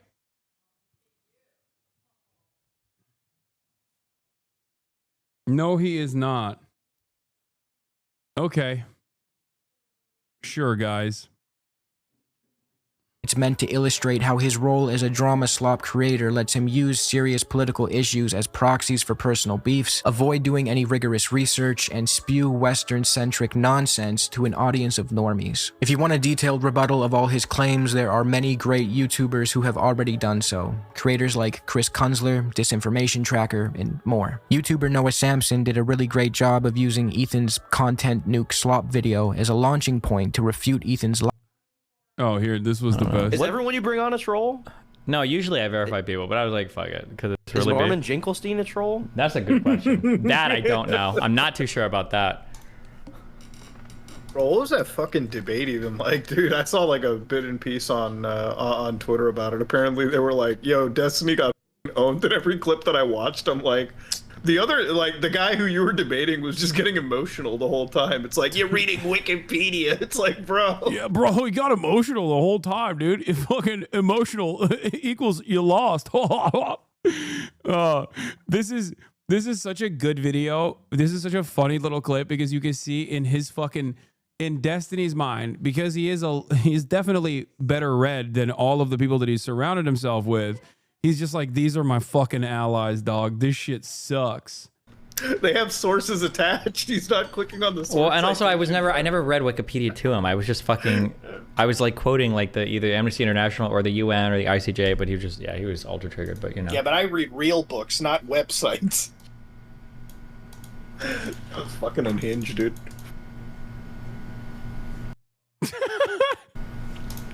Yeah, but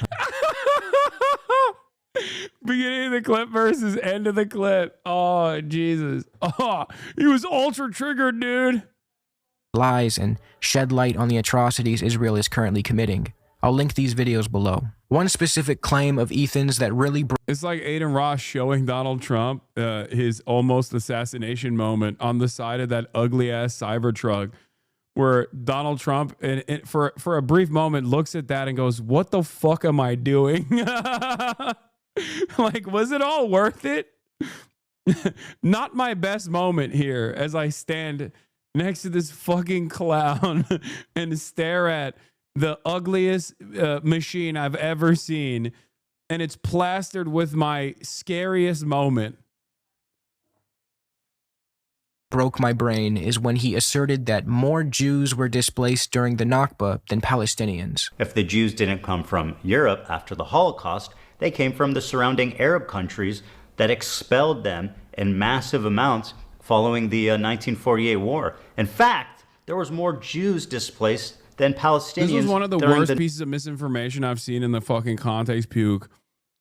For the record, it was crazy. This specific claim is so absurd that I can't not include it in this video. Like I said, it has been refuted by the creators I mentioned earlier, but I want to quote Avi Shlaim once more in regard to this claim. Zionists are driven by the propaganda need to portray the Jews as the victims of endemic Arab persecution, a portrayal that is then used to justify Israel's own atrocious treatment of the Palestinians. A rich, fascinating, and multi-dimensional history is thus reduced to a quest for ammunition to use in the ongoing war against the Palestinians. This trend reached its climax with the manufacture of the narrative of the Jewish Nakba. According to this narrative, the forced exodus of 850,000 Jews from Arab countries after 1948 amounted to a catastrophe, a Jewish Nakba, at least on par with, if not more devastating in its consequences than the Palestinian Nakba. Variously called the Forgotten Exodus, the Forced Exodus, or the Double Exodus, the purpose of this narrative is to create a false symmetry between the fate of two communities. This narrative is not history, it's the propaganda of the victors. Honest history has to acknowledge the part played by all the governments concerned in causing this man-made tragedy. The main difference is that the Palestinian refugees, for the most part, were ethnically cleansed by the Israeli armed forces, whereas Arab Jews, with a few exceptions,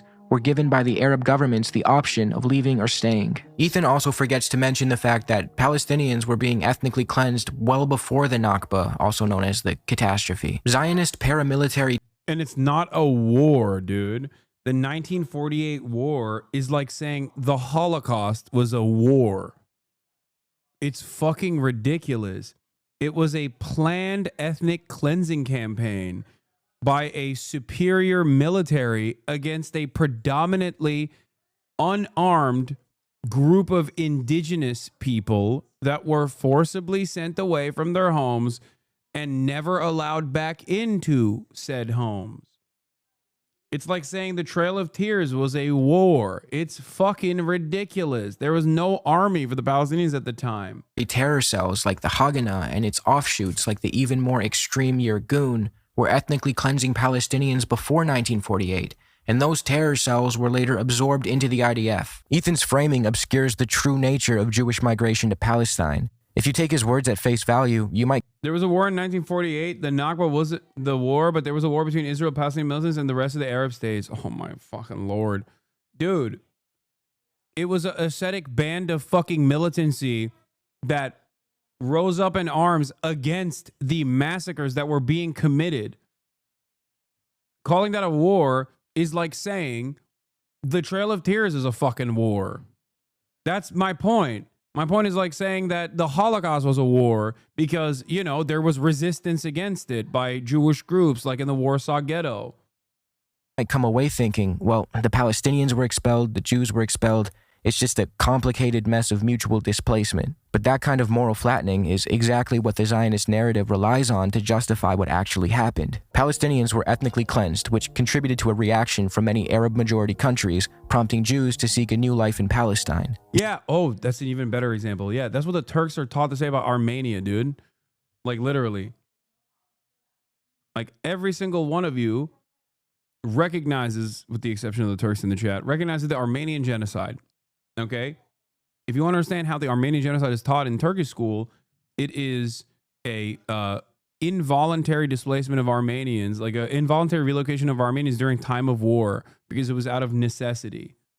Jewish migration to Palestine had already been taking place for decades by this point and ramped up after 1948. It wasn't some immediate population switch, as Ethan implies. The Zionist movement actively promoted Jewish migration through controversial methods. Some historians claim these include false flag operations to create pretexts for mass immigration of Jews from Arab countries to Israel. This entails staging attacks on Jewish targets in Arab countries and blaming them on local Arab communities. Müfredattan kalktı, yapmayın. Okay, the Turks in the chat are telling me that they don't even teach that anymore, apparently. Apparently, they don't even fucking teach that anymore. Holy shit, I didn't know that. When I was in school, we were taught that it's like, we were taught that it was out of necessity during World War I. But I guess that was leading people into, you know, understanding what actually took place.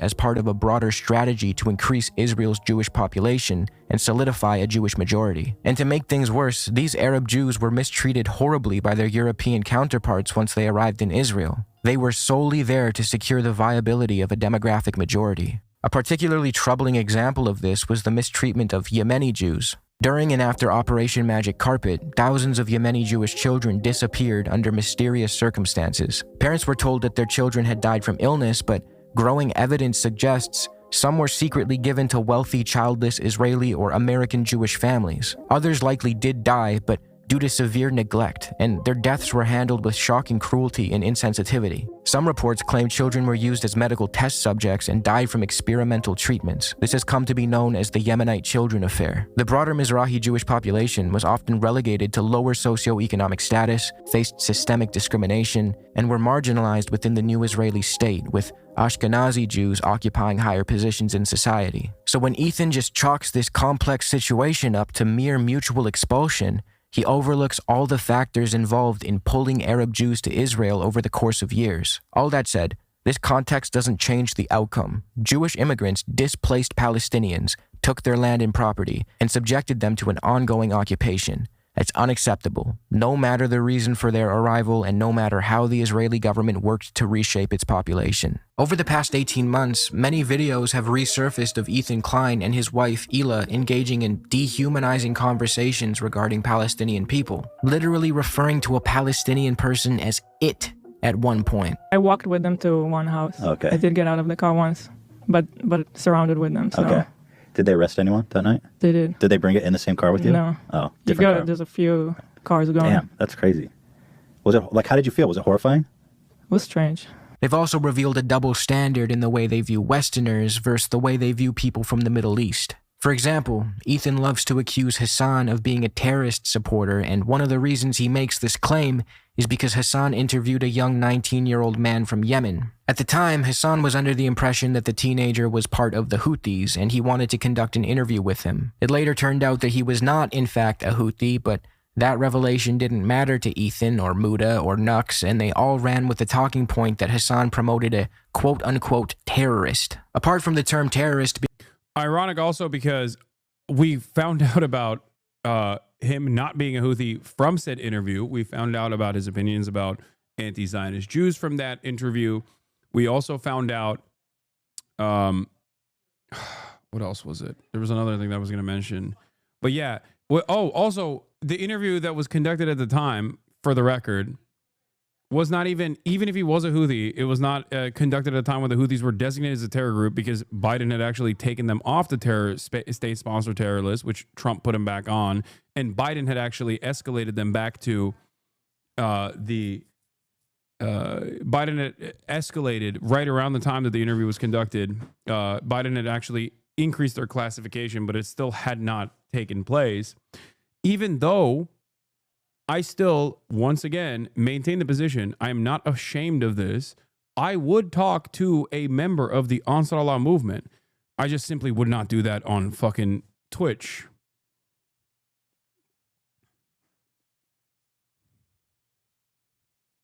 That's it. Like, there is no world in which I would not talk to someone who was a part of the Ansar Allah movement.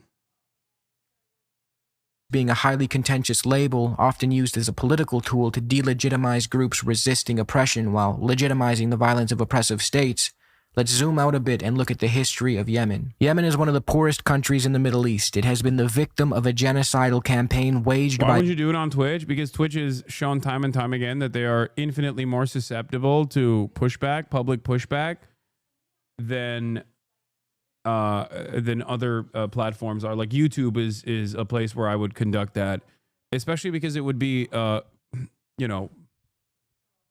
there's additional security that comes along with like being able to conduct an interview and then cut it and edit it. You know what I mean? That's it.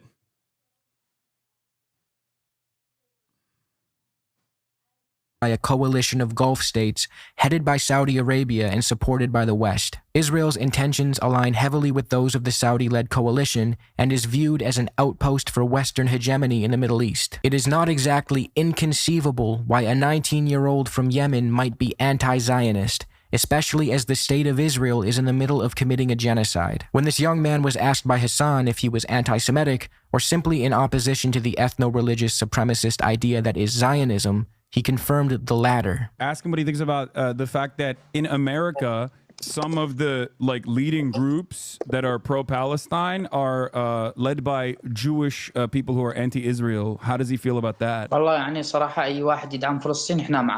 He's saying anyone that supports Palestine, we're with. He's done so many times back when he was active on Twitter. I did not mean the Jews, but the Zionists. I respect every Muslim, Jew, who stands with the truth, and I will do everything I can to protect him. Ethan's arguments as to why this kid is a terrorist are silly. First, he says the kid is a Houthi. This Houthi pirate, I mean, who are you kidding? This guy's a fucking terrorist. Even though we don't have concrete evidence to back that claim. Every time I see a new clip from the fucking Context Puke that I haven't seen, because I've yet to watch it, and at this point I feel like I've already seen most of it by way of people bringing up new aspects of it, I'm shocked at how gross it is. It makes me think less of people that watched it and were duped by it. I'm not gonna lie. Like, you have to be hopped up on an incredible amount of America fuck yeah attitude to just like see this video and go, yeah, that's right, he is a, let's be real, terrorist. Sick. In fact, Rashid, the Yemeni guy, denies being a Houthi. Actual pirate, a actual criminal. Also, for those of you who don't know, Ansar Allah is the movement that leads Yemen right now. It's the de facto leadership of Yemen. Okay? The Houthis are a family. They're a tribe, specifically. So if he was a Houthi, his last name would most likely reflect that he is a Houthi. His last name would be al-Houthi, not al-Haddad. But that's besides the point. The Houthis are a Yemeni tribe that are Zaidi Shia. And terrorists. Second, the teen has tweeted violent things about Zionism, but as we've already seen, the kid is clearly able to distinguish between Zionists and Jewish people, even acknowledging the many Jewish organizations that support the Palestinian cause. He's saying anyone that supports Palestine, we're with. And finally, Ethan's... I was in the Epsteinian H3 circles while still watching your Hogwatch on YouTube, and the content nuke was so bad and sketchy, it pushed me more into your stream and away from them, Lamau. It's hot garbage. Yeah, but for every person like yourself, there's probably a bunch of people that were like, no, I believe this now. Smoking gun is an Instagram comment where someone asks this young man if he's a soldier, and he replies, yes. I don't think this is enough to substantiate the accusations Ethan has levied against him. Let's really quickly contrast Ethan's feelings about this Yemeni teen with his praise of Sam Hyde, a guy who Ethan even admits is probably a neo-Nazi. Sam is an extraordinarily funny guy that inspired me a lot when I was coming up. Yeah, but Sam is white. He's a Westerner. And if you're a Western chauvinist, all it takes, I mean, you can have a guy who says they're a neo-Nazi, promotes Adolf Hitler, has spent money on the legal fund of other prominent Nazis, is a pedophile, has had his followers directly harass you, possibly dox you and swat you. You're still under the banner of being a Westerner. So obviously it's like, haha, you're kind of funny, maybe possibly a Nazi, right? Whereas if you're a fucking brown kid in Yemen, 19 years old, only known death and destruction in the poorest country on the planet that had a man-made blockade that caused a fucking massive famine in your country, man-made blockade by coalition forces that we backed with weapons and targeting systems that we gave to Saudi Arabia and the UAE, by the way, okay? Then, you know, all it takes is for me to assume that you're a fucking terrorist because I saw you with the traditional Yemeni knife and also a weapon. Yemen, for those of you who don't know, has the second highest gun ownership per capita on the planet after, you might have guessed it, the United States of America. Having a gun in Yemen as a citizen does not automatically qualify you as a militant. Unless you're Barack Obama, in which case not even having a gun qualifies you as a militant. But of course, here we are with Ethan Klein and his assessment. But he's also like, he's just a little crazy. That's, you know, and also like extremely right wing and potentially a Nazi as well. I mean, I might be overthinking it, but Ethan seems to be strangely charitable when it comes to Sam Hyde, but none of that charitability transfers over to this Yemeni kid. In Ethan's eyes, he's just an irrational anti-Semite. Or me. like not even Rashid al-Haddad, but like even his fucking former podcast co-host, like he knows I'm not a fucking anti-Semitic person. You know what I mean? We had a podcast together, and he has called me a vile anti-Semite for months now, and demanded my deplatforming for months. It is fucking nuts. But with Sam Hyde, it's like, I don't know, he might even possibly be a Nazi. Who knows? Like, that's fucking nuts. But Sam is just a little weird and potentially a Nazi. Indians are being used to replace white people. Damn, maybe the Stalinists were right about Leon Trotsky being a fascist. Ethan is also very charitable in his coverage of Asmongold. Whoa, hey, yo. Okay. He does look like Trotsky. What's up with that? Yo, Ethan looks like Trotsky too. Oh my God, they both look like Trotsky. What's up with Trots? What about Asman? Because he's juicing hard on Trump. But he's like pro-Trump, isn't he? Oh my God, is he?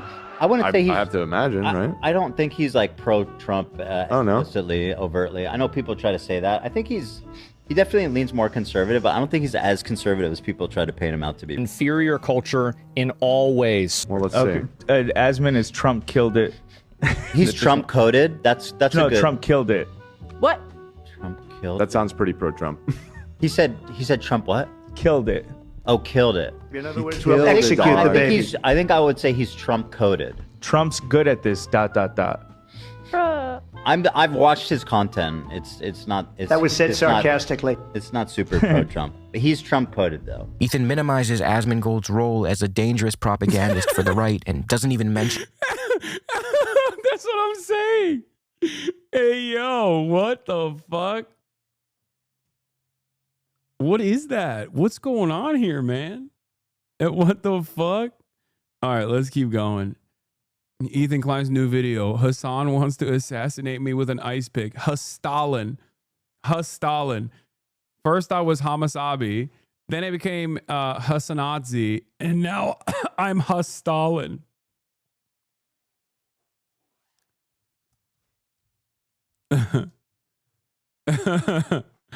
Oh, Jesus Christ. Trotsky doesn't deserve this? Oh, come on. Yes, he does. In his weird comments. Even though his wonderful contributions to public discourse are plenty and bountiful, including but not limited to the concept of, wait, what? There's more? Scroll down. Oh,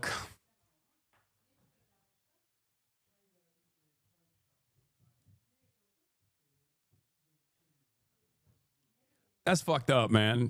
You're just handing him this.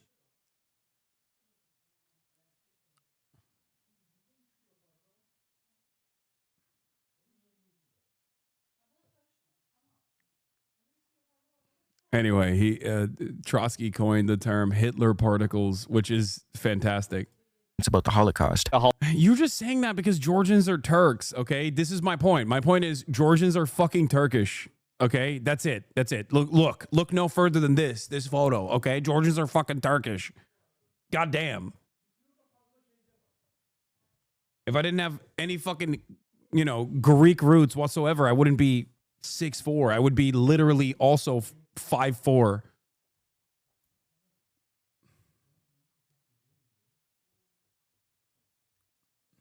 Holocaust probably happened. But when it comes to Rashid, no charitability whatsoever. In the span of a few months, Ethan has praised or done some form of apologia for both Sam Hyde and Asmongold. This seriously makes me reconsider whether or not Ethan actually gives a fuck about anti-Semitism. I mean, I could take these guys a little bit more seriously if it wasn't for this curly ass shit.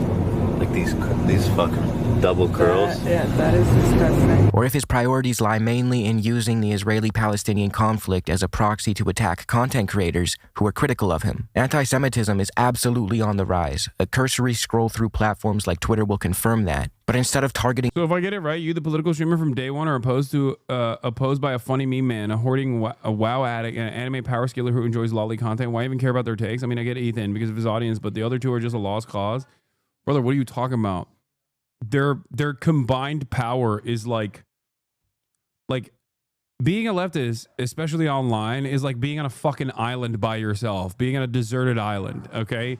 And then that deserted island is like routinely getting bombed by all of the global superpowers because everyone from a liberal who has a penchant for drama and will narcissistically make the Israel-Palestinian conflict and the genocide going on in Gaza about themselves, and now they're the fucking primary victim, Ethan Klein, all the way down to Palestinians are inferior and deserve to be genocided, Asmongold, who also has fucking talked about dressing up as Ash Ketchum to go on deportation hunts, like hunt human beings, alongside the homunculoid Tom Homan. All of those guys put the bead on people like myself. And they make up the overwhelming majority of commentary online. Okay? They make up the overwhelming majority of the commentary space, at least online. There's plenty of other... There are homunculoid. Okay, homunculus. Okay? I'm basically like a digital Cuba, okay? Under constant blockade. Anyway, my point is, we all recognize how fucking far right the internet has become, but in the commentary sphere especially, it's fucking ridiculous. In the commentary space, it's like 90% centrist right wing adjacent to far right versus 10% that's like actually leftist commentary. That's fucking me, Lamau. You're more like China. Okay, fair. Actually, you know what? I will take that. I am more like China, misunderstood and becoming a dominant superpower, and doesn't have to do anything to get to that position at this point, aside from doing what I've been doing. Restrained, reasonable in the global stage, much more reasonable than the belligerent America. The actual culprits of anti-Semitism. Ethan is too busy doing... That's true. I do trade with hogs, Bradley Martin, so maybe China fits more. Oh my God. Okay, this is kind of funny. You're not wrong. That's right. I do have a agnostic trade principle where I'm not trying to I'm not trying to actively engage in destabilizing shit, and sometimes will have positive trade relations with everyone. Apologia for them while solely targeting anti-Zionists. Ethan seems to think that just because the United States labels a group a terrorist organization, that settles the matter. The US, the UK, Israel, and other Western forces are responsible for... What's your Belt and Road Initiative? You're literally watching it right now. If I'm China, you're watching my Belt and Road Initiative in the commentary sphere. If the commentary sphere is the global marketplace, you are currently experiencing my Belt and Road Initiative right now by pumping Overzealots.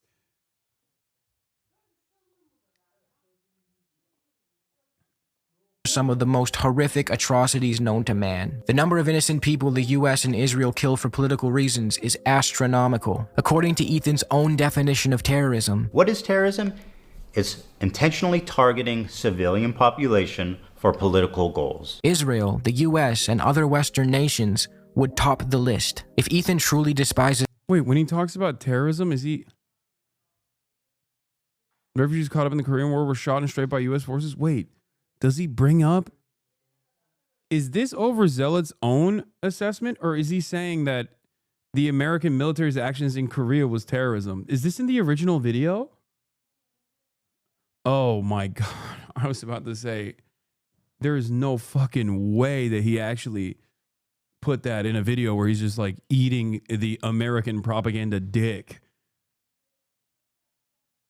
God damn. The US and other Western nations would top the list. If Ethan truly despises terrorism as he claims, why hasn't he done full-length podcasts or videos about Israeli forces airstriking civilian residences in the middle of the night with no warning? Come on, Ethan, I thought you don't like terrorism. I don't like terrorism. I don't like it. None of it. Why does... Overzealous, this is not correct. I said I'm a Palestinian advocate. Come on. I gave the fundraiser that Hasan was doing $6,500 in the beginning, and then spent the rest of my time shitting on him and everyone else that is pro-Palestinian. And then even said all the fundraising initiatives that we engaged in was actually fucking stupid and unironically didn't help Palestinians at all. Excuse me. Well, the real anti-Semitism is this. The real anti-Semitism enjoyers rise up. Not liking Ethan Klein is the final stage of anti-Semitism. Not even not liking, criticizing Ethan Klein is the final stage of anti-Semitism. There is nothing more anti-Semitic than this. Doesn't he address the systematic use of rape and sexual violence by Israeli forces against Palestinians? In fact, he's engaged in rape denialism when it comes to this issue. And that's a huge claim. 15 Palestinian women were raped. Mm-hmm. I was sexually abused in photographs, she said. But like, what? I don't know what this is. What is this? What do you mean? Is this a source? You're asking if it's credible. Yeah, yes, CARE is credible. I think, at least. What is CARE is There's no source. There's like nothing here. Like shit. I mean, that's a pretty extraordinary claim. I mean, fuck. Like it's serious to say that the Israeli apparatus is using rape systemically. Has Ethan... At the time, That's where AB's dad works, by the way, for the record. But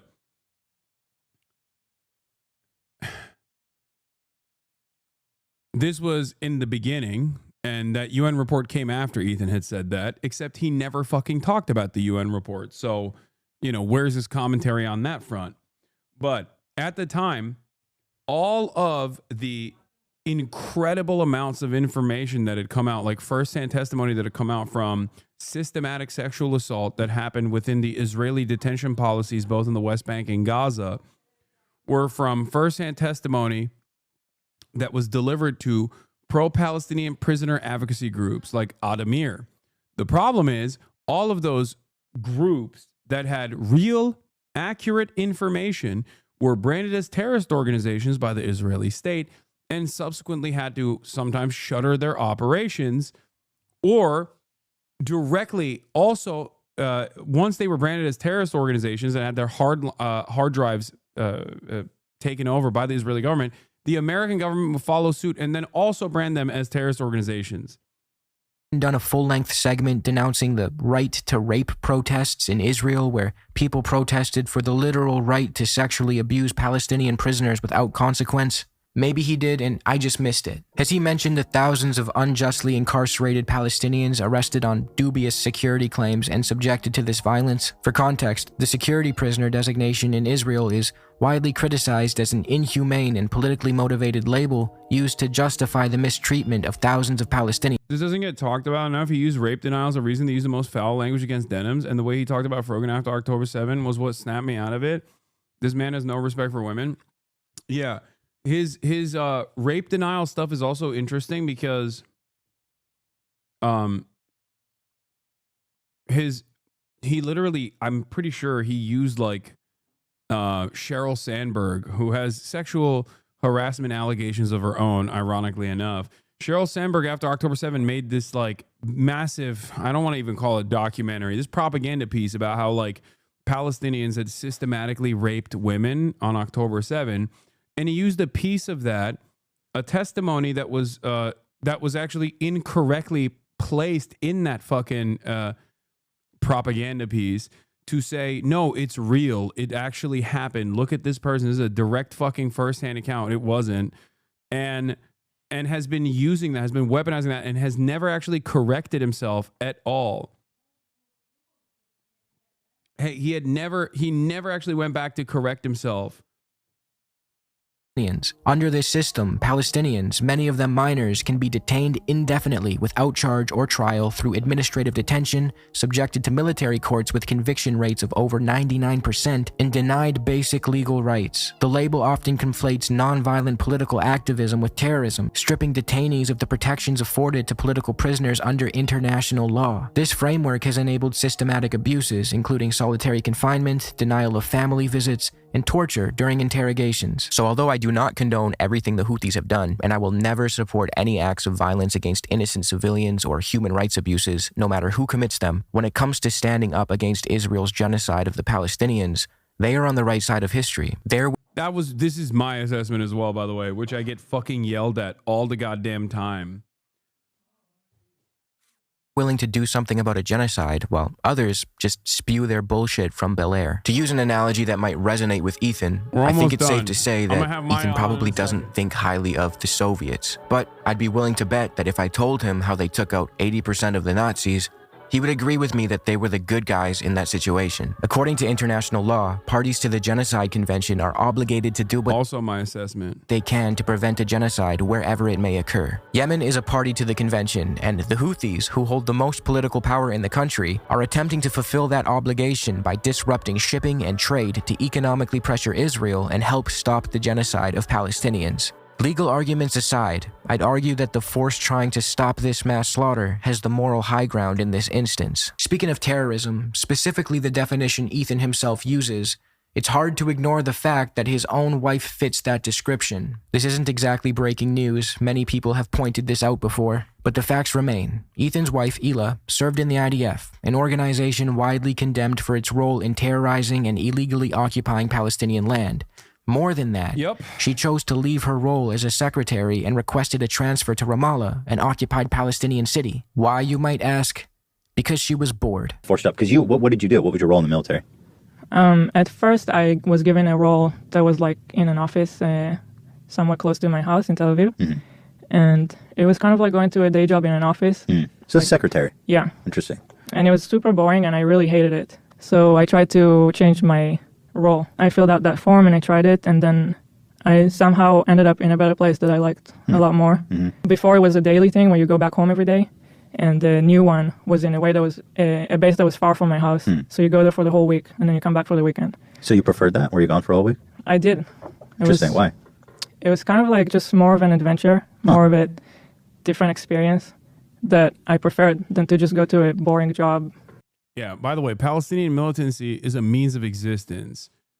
Israeli militancy is an adventure. That in and of itself is a perfect demonstration of the awesome power that a settler colonial enterprise holds over a captive population. That's it. You will never hear a Palestinian go, yeah, I joined the Jenin Brigades because I just wanted to have a little bit of fun. You know what I mean? And I'm using the Jenin Brigades specifically here because in that dynamic, they are 100% dead to rights, according to Ethan's own definition, because he has said, and he loves bringing this up, that settlers are valid targets. Settlers are valid military targets. Ironically, he says that, but, settlers are defended by, at least in this circumstance, his wife. The Jenin Brigades are a legally organized, spontaneous militia that is defending Palestinian land against an illegal occupation.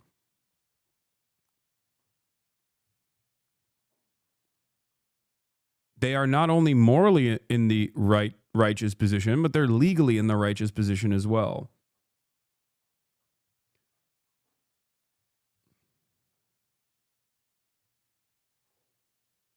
Sit on the computer and go back home at the end of every day. Describing the West Bank raids where they make their presence known? Yeah, that's why I gave an example from the West Bank as well. Yeah. I'm choosing what I'm talking about very carefully here. Up there? So I was in Dukhifat, which is like a brigade, I guess. Would knowing this about Gila, just this bit, not all the complete hindsight we have now, change your willingness to collaborate with Ethan? No. It would have been entirely dependent on what her current position was now. Because there are people who have done this kind of stuff and have said this kind of shit and then have completely turned around and recognized the inhumanity of those actions. So, of course, if she was like a breaking the silence type of former Israeli occupying force veteran, then no, I would not give a shit. I would not. I would not immediately assume that this person is like violent, awful, whatever.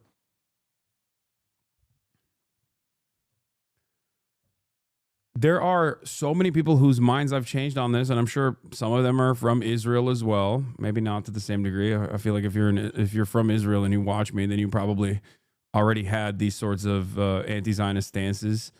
It's very difficult for you to, develop an anti-Zionist position in Israel to begin with. But there are plenty of people whose minds I have been able to change. Her positions were public knowledge. Chat, what hindsight are you talking about? No, I didn't fucking know this. What are you talking about? Really fucked up? You pay YouTubers to make videos about your takes and literal quotes to defend you and attack Klein? I know. That's what Ethan's probably going to say.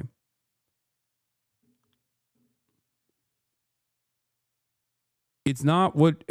I don't hold people accountable for what they did in the past, especially if they have actually changed their ways, recognize that they were in the wrong. You know what I mean? Like, that's ridiculous. To change is to be human. That's in charge of the area of Ramallah. And that brigade has like a main officer. So I was his secretary. She voluntarily moved into an occupied territory to assist in military raids on Palestinian communities. Not out of duty, but out of personal dissatisfaction with a desk job. She even referred to Ramallah as a terrorist city. You told me once you went on like a mission with them to like a terrorist city. Overzealots, hey, Hasan Parker, thanks for paying me to make this. I'll send the invoice shortly. Oh, here we go. No, it's out now. It's the truth. Yeah. That was kind of a crazy story. Yeah, the So my officers and like the soldiers in that brigade, they would go every night on a raid in Ramallah to arrest terrorists. While ignoring the fact that her presence as an IDF member facilitating raids in the city of Ramallah makes her the occupier and the one terrorizing people. Did you have a gun on you? I didn't. You were not supposed to leave. No, yeah, not really. But even if I walked with them to one house. Okay. I did get out of the car once, but surrounded with them. So. Okay. Did they arrest anyone that night? They did. Did they bring it in the same car with you? No. Oh, You different car. there's a few cars going. Damn, that's crazy. Was it like? How did you feel? Was it horrifying? It was strange. Very, very weird. How so? You see people in their house, and then it's like Yeah, he said the soldiers just walk into the house and look through their shit and find guns, and the whole thing is really surreal. Fast forward to the present day, and Hila Klein has the gall to say this about the people of the city she terrorized. I think if you, as an Israeli, go to Ramallah, they'll kill you. What do you mean you think? I think that I'm That's a saying fact. if you go there as Israeli, you take the turn there, you'll be died. They'll kill you. It's not only killed, it's like lynched. As if the occupied are the villains and not the occupiers. Ethan deliberately avoids engaging with this issue. Whenever it's brought up, he deflects by attacking a straw man, insisting that... Why spend time on this when there's literally a genocide happening? There's not even any new news for you to discuss with Ethan. This is blatant drama farming. Thought we were above that. I'm going to assume charitably that you just tuned in, but this is not just about Ethan. This is about how Sloptube and weaponized ignorance plays a formative role in developing people's political opinions and forming incredibly reactionary thought, which then ends up actually motivating people like yourself who are not exactly knowledgeable on the matter into taking a stance without having any sort of charitability to the opposing position, because the well has been poisoned for you. That's why you say things like, you say callous things that demonstrate your indifference about there's literally a genocide happening and you're drama farming. No. The point of this video is not just to farm drama necessarily, but to actually make a coherent point. My well is clean, brother. This seems silly. Yeah, it only seems silly to you if you're completely oblivious to the way that the commentary sphere works online, especially people that get their notes from Sloptubers who weaponize their own ignorance and actually motivate a bunch of people who are ignorant themselves to continue being ignorant about issues that they do not understand. The question I have for you is this.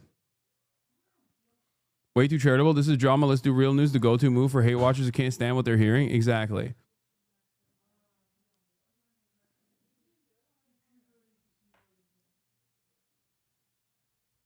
If I was invested in drama with Ethan, I would watch any number of different fuck Ethan videos that have cultivated over tens of millions of views at this point from people who are actually fairly well-read, like Gokanaru, or any number of different people that Ethan now actually is aligned with, to demonstrate the hypocrisy of Ethan, as a matter of fact, and to demonstrate the hypocrisy of those people as well. That would be Sloptube content. That would be drama content, to talk about like how Ethan has dealt with certain issues in the past and how fucking silly he's been. You know what I mean? That would be the drama Sloptube. Covering Ethan's tattoo or some shit would be the drama Sloptube. There's plenty of that Ethan does where he makes up shit about me and then we'll spend, hours and hours hours and hours on random made up things that he cultivated in his mind. This, on the other hand, has a broader point. A point about how Sloptubers actually motivate people such as yourself to assume stances that you will probably feel shameful about when you look back at it a couple years down the line. You have an opportunity here to learn. People just don't understand that his wife was a victim of mandatory conscription. But What he refuses to acknowledge is her conscious decision to transfer to a more adventurous role within the IDF, one where she actively participated in terrorizing innocent people. He constantly plays this card while ignoring the severity of her actions. He even had Mudahar on his show, who also basically reduced this controversy down to, Hila did mandatory service, so why are these crazy lefties so mad? Every time I see like the anti-Hila train coming out there, it's like, so she did mandatory service, okay, now she's like a fucking baby killer or something, right? Like, it's just it's one of those things where it's like massive jump in logic, you know, and nobody sits down and explains it. Nobody sits down and explains it. Hi, Mudahar. I'm sitting down and I'm explaining it. Service in the IDF is bad across the board. Conscientious objectors like Tal Mitnick are based, and contrary to popular belief, he didn't have his life ruined by refusing to aid a genocidal military. But apart from that, Hila purposely left her desk job to engage in raids. Why hate on the dude when he's on your side, though? Hate on which dude that's on my side? I'm confused by this. In illegally occupied territory because she was bored. Hope that clears it up. Also, since you don't take kindly to people speaking insensitively about military personnel, why didn't you call out your buddy Ethan when you were on his podcast and had the chance? I'm personally looking forward to the podiatrist with PTSD from the Iraq War. I'm not like a military simp. I don't get the whole thank you for your service thing. Yo, I can see the podiatrist with the PTSD. He's sitting there looking at someone's foot, and then he has a flashback, and then the foot is severed. This isn't like World War II. You weren't drafted. This You looks like signed up Sloptube to do a content, but I'm fucking willing to job. hear what you You're were being going to paid. ask. You're there. And the job, you the knew what it output- was. I and the mean, output is not- nobody thanked me my ass, or nobody thanked the fucking cashier at And McDonald's the for their output service. is not good. He's holding a severed foot because he's a flashback to Iraq War. His homie got blown up. Sorry about not having health care for you. Sorry about the burn pits. The good news is we will be putting a tiny little toothpick flag on your grave. What'd they die for? So we could have Monday off work. Worth it.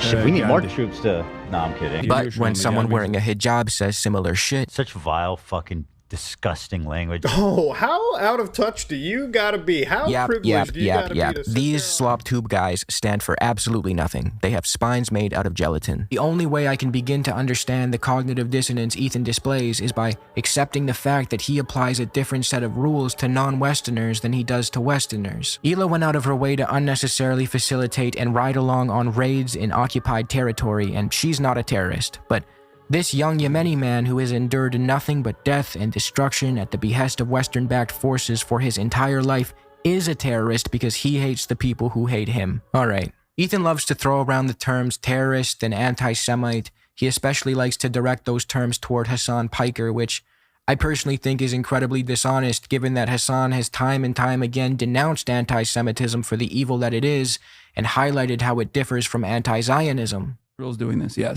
The Jews. Well, Israel's doing it. It's not the Jews Well, doing Jewish it. people, right? No, it's not. It's They're not. This, so one thing you have to understand is that a like difference. there Enlighten is me, 'cause a I'm just major asking. difference because like what Saudi Arabia does is not about Islam. You know, it's not like ISIS is doing what they're doing for Islam. You know what I mean? I'm Okay. Muslim. I don't those guys. But either of those guys. You know what I mean? But isn't Zionism? I'm so confused. It's understandable that you're confused in this circumstance because like so Israel's both not Jewish. the Nazis who hate Israel or love Israel, doesn't matter, that believe that Israel must exist or believe that Israel must go away and that Jews control the media or whatever, like both the Nazis and Kanye. and also Israel and Kanye, and also Israel itself claims that Israel is doing this for Judaism. And that if you criticize Israel, like I'm doing right now, I'm an anti-Semitic person. So because of that reason, a lot of people like yourself get confused. You're like, so the Jews are doing this? No. Ethan, on the other hand, when he's not being blatantly anti-Semitic himself, There's like stinky suit where like, bro, you have to be very generous to a Hasidic Jew. loves to conflate the idea of Zionism with Judaism, not realizing the disservice that does to Judaism. Judaism is a beautiful ancient religion whose followers have been unjustly persecuted throughout history. Zionism, on the other hand, is a nationalist supremacist ideology. Its own founder, Theodor Herzl, described it as something colonial and noted that anti-Semites would become useful allies to the Zionist cause. When Ethan blurs the lines between these two fundamentally different ideas, he does a disservice to Judaism by conflating it with an ideology rooted in ethno-religious supremacy and carried out through the ethnic cleansing of Palestine's native inhabitants. So when the Houthis see this conflation made by Zionists, it leads to their horrendous slogan where they use the term Jew instead of Zionist. This happens because the Zionist project and its useful idiots have done everything possible to blur the lines between these two ideologies, even though they should remain distinct. That conflation fuels real anti-Semitism, and Ethan bears some responsibility for perpetuating it. If we go back to the Yemeni teenager we mentioned earlier, it is true that he has used the term Jew in a terrible way. Here he is singing a song with the words, "Do you threaten us with what we are waiting for, son of a Jew?" But it's also true that Zionists in the Israeli state have deliberately worked to blur the lines between Judaism and Zionism. I feel I am representing all the citizens of Israel, even those who do not agree with me. A representative of the entire Jewish people. As Theodor Herzl himself pointed out, the more anti-Semitism rises as a result of this conflation, the more the Israeli state can just... Why does he have pro Marvel Rivals gameplay in the background? I think it was a subtle nod to me playing Marvel Rivals when there's a genocide ongoing to be like, see, he also doesn't spend every waking moment covering the genocide, not realizing that you know, it was my Marvel Rivals gameplay, and also probably to just like signal to advertisers to stop, like, you know, working with me as well, I suspect. No, it's literally your stream look. Yeah, that's what I mean. He's like, I thought it was a joke to show how obsessed he was about you. I mean, you could take it that way too. Justify its existence as a supposed safe haven for Jewish people. But as we saw with our guy from Yemen, when Hasan explained that many Jewish people actively support the Palestinian cause, he embraced them without hesitation. That's not anti-Semitism rooted in some deep-seated hatred of Jewish people. It's anger at those who weaponize Jewish identity to shield an ethno-nationalist project that has devastated countless Arab lives. When Jewish American political scientist Norman Finkelstein, whose parents survived the Holocaust, was challenged over his support for the Houthis, he said this. I totally support the Houthis as a Jew. You said that, Norm. Yeah. Totally. The Houthi flag says, God is the greatest, death to America, death to Israel, a curse upon the Jews, victory to Islam. Mm-hmm. How do you reconcile this? I have no problem reconciling it for this very simple reason, and you'll allow me, you can disagree, I have no problem with that. From my first conscious moments in my own life, okay, my parents loathed the Germans. They didn't loathe the Nazis. They hated the Germans. Now, my parents were very decent human beings. The apple did not fall far from the tree. But I could understand that sentiment. The only Jews the Houthis have known are the Israelis. It's a regrettable fact that they don't know, have never experienced any other kinds of Jews. Do I wish the Houthis were more discriminating in their slogans? Of course I wish it. But do I understand where it comes from? Yes. And will that slogan of theirs color my appreciation of the fact that alone among the world's peoples, they are resorting to armed force to stop the genocide in Gaza? I have to ask myself the question, how would my parents have felt if this ragtag army happened to be situated on a point in the world's map where they could inflect the outcome of the final solution? And these people, this ragtag people, hailing back to the Middle Ages, they were investing all of their physical resources and moral energy to stopping the extermination. How would my parents react? Would they ask, what are their political slogans? I don't think so. Ethan is now 18 months into his crusade against anyone to his left. He's used the Israeli-Palestinian conflict as a backdrop for his drama-driven attack videos, even as the genocide of Palestinians continues. His desperation to own his perceived enemies leads him to say things that are reprehensible. Case in point, he's once proudly announced he'd take his family to Israel and film how wonderful it is for his audience to see. What I want to do is show you guys how I see Israel, because you don't see that This when you was listen to also really Hasan and you fucking hear all bad. these fucking left like mega lefties talking about it like it's some super racist, like crazy, you know, like Jim Crow style of society. Like, I can't wait to show you guys how beautiful, how multicultural, how like free it feels for people, or just it's a beautiful place. It is. It's one of the most diverse places I've ever been. Let's be clear. He said this about a country actively committing genocide, and as a white Jewish man, his experience there won't reflect the reality for Palestinians. Now, Ethan would refute my characterization of his statement by saying that he was referring to Israel proper. You guys, how I see Israel, because you don't see that when you listen to Hasan and you hear all these fucking like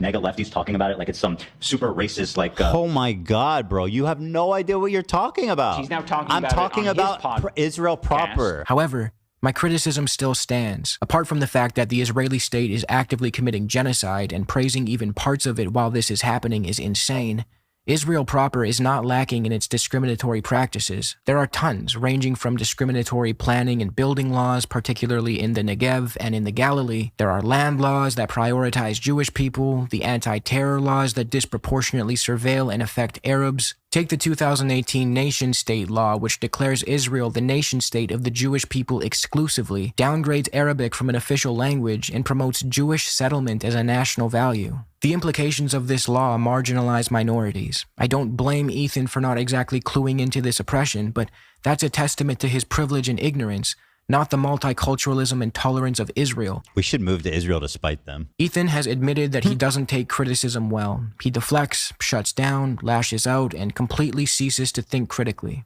When I'm criticized, I psychologically shut down. Obviously, I get super defensive and super irritable and super aggressive. Problem with them and a lot of liberal Zionism is that they can't connect the governance of Israel internally with the actions externally in occupied territories. They see the occupation as a totally separate thing and act shocked when they say, no, they're a part of the same entity. Example is repeated emphasis on Israel proper. Yeah, it's just fucking copium to deal with the cognitive dissonance. That's all this is. That's what it is. That's why I made the comparison when he said that to a zone of interest.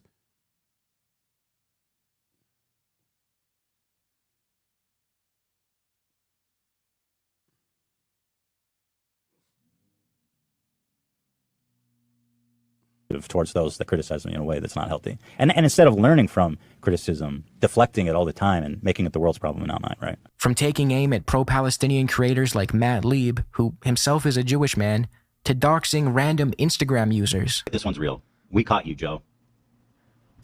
Public-facing account. Joe. I see you. You wanted to be cute? Let's see it. Nice mustache. Strong entry. Here he is. If anyone, let's see if I know, can identify him at all. Oh shit, that weenie truck he's in front of, that's in Dearborn. Here's his mom. I'm not gonna clip that for her. Oh, no, you know what? Fuck him. This is what here's your mom. I wonder if she knows what you do on social media on your free time. You love your mama. Good thing she's not Jewish, eh, Joe? Recently, Ethan declared that Hasan Piker should go to Gaza to do some journalism. When Ethan was greeted with the rebuttal that being a journalist in Gaza is incredibly dangerous, he and Ela downplayed the reality that Israel targets and kills journalists. Okay, he might not have gotten this entire thing correct. It actually, in some respects, I think makes it even worse. I was talking to journalists that are in Gaza alongside Dropside News and Jeremy Scahill to potentially figure out a way of petitioning the Egyptian government during the ceasefire to try and get Western journalists into Gaza, myself included.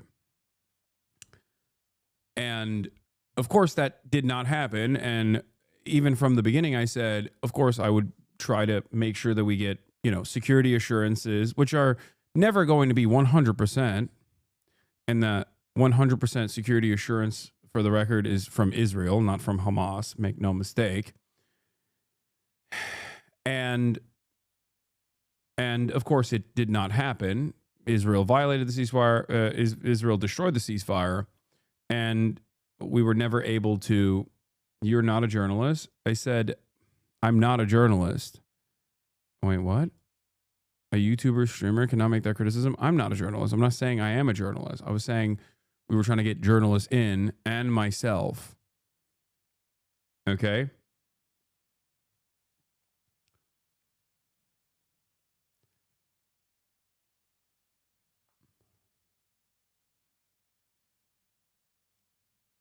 You all right?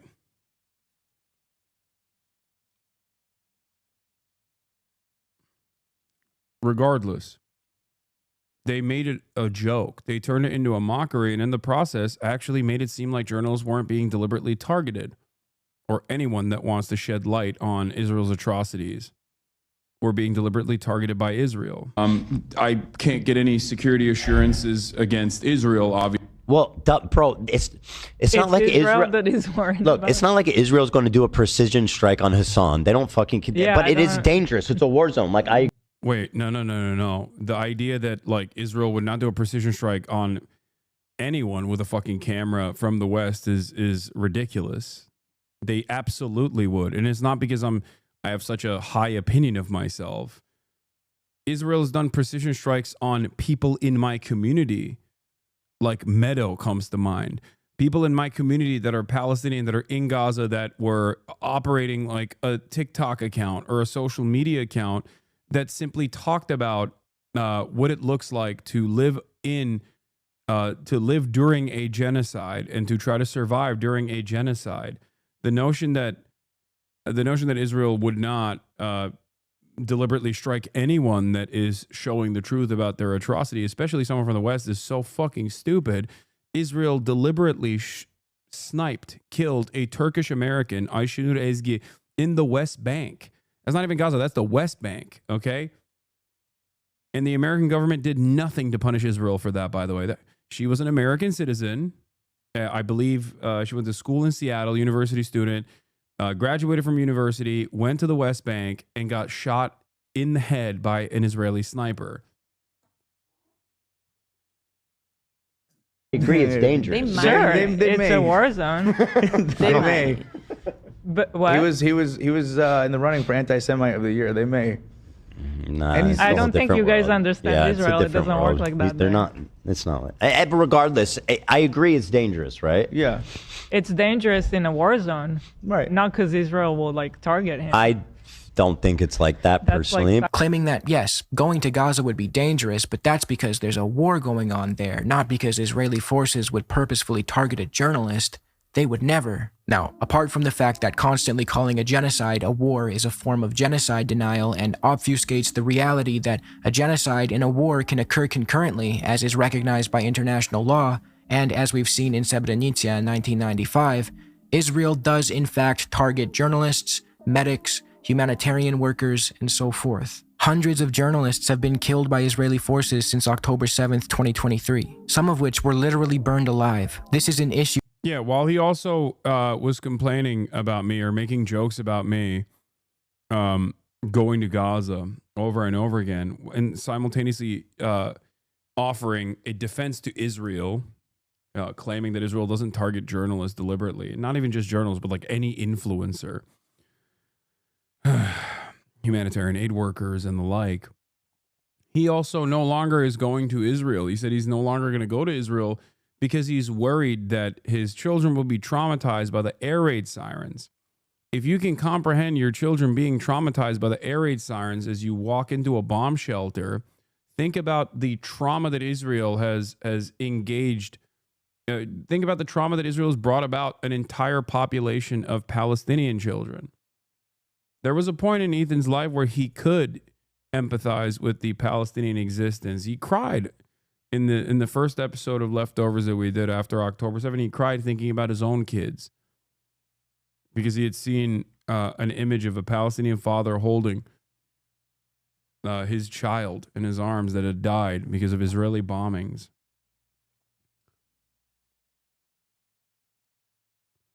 This also completely disproves the other argument, which is that Israel keeps claiming that it's the safest place for Jews and that Jews would never be safe if it wasn't for Israel. And it's like, well, clearly America is an infinitely safer place for Jews than Israel is if you're choosing not to go to Israel for the inevitable reaction that it brings about for its unimaginably violent actions in the region.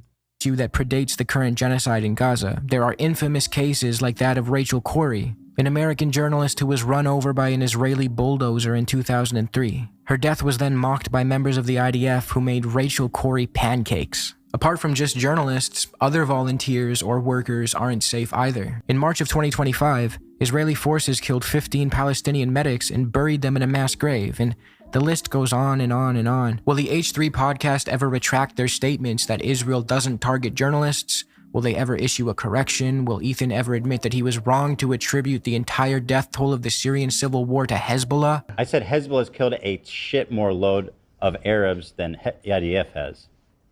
You're saying that's not true? Because Hezbollah is credited with about 500,000 deaths in Syria. Will H3 ever dedicate an episode to documenting the Israeli war crimes committed against the Palestinian people? Will they ever dedicate a full-length segment to talk about the wrongful persecution of innocent advocates for the Palestinian cause? People like Mahmoud Khalil, Mozen Madawi, or Romizia Ozturk.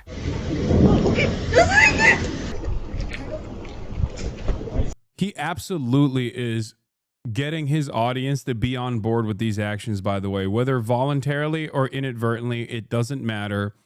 All of his commentary surrounding pro-Palestinian activists being virulent anti-Semites that need to be deplatformed, that need to be dealt with, has created an environment in the commentary Sloptube consciousness that these sorts of actions are ones that you can turn the other cheek to, or turn a blind eye to, sorry to use a better term there, and or directly fantasize about happening to Ethan's own personal online enemies. I've seen the fucking posts that people show sometimes from my snark subreddit, H3H3 Productions, of people talking about how much of a violent threat I am to the United States of America, hoping that I also one day, get this experience, this treatment, despite the fact that I'm an American citizen.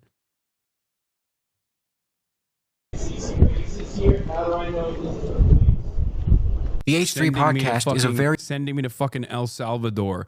Fantasizing about sending me to CCOT. Why? Because I dared to criticize their favorite content creator. It's fucking crazy. well-known program and has the ability to really highlight the degree to which pro-Palestinian advocates are wrongfully targeted, but the H3 podcast is too busy targeting them themselves. However, when it comes to pumping out episode after episode about how Hasan or other pro-Palestinian advocates like Noah Samson are bad, they're quick to turn on those cameras and start talking shit, and recently, even getting a little litigious. This whole situation has made one thing painfully clear. Ethan is absolutely desperate for drama. I mean, his whole show has always included elements of laughing at others instead of with them. He's even taken to creating this new segment where he makes fun of aspiring musicians on Instagram. But unfortunately, Ethan's bullying has transcended petty shit like that. He's now taken the most urgent humanitarian crisis of our time and turned it into an endless stream of hit pieces on people he dislikes. To wrap this up, one last example of how Ethan... Yeah, it's unimaginably selfish, dude. That's the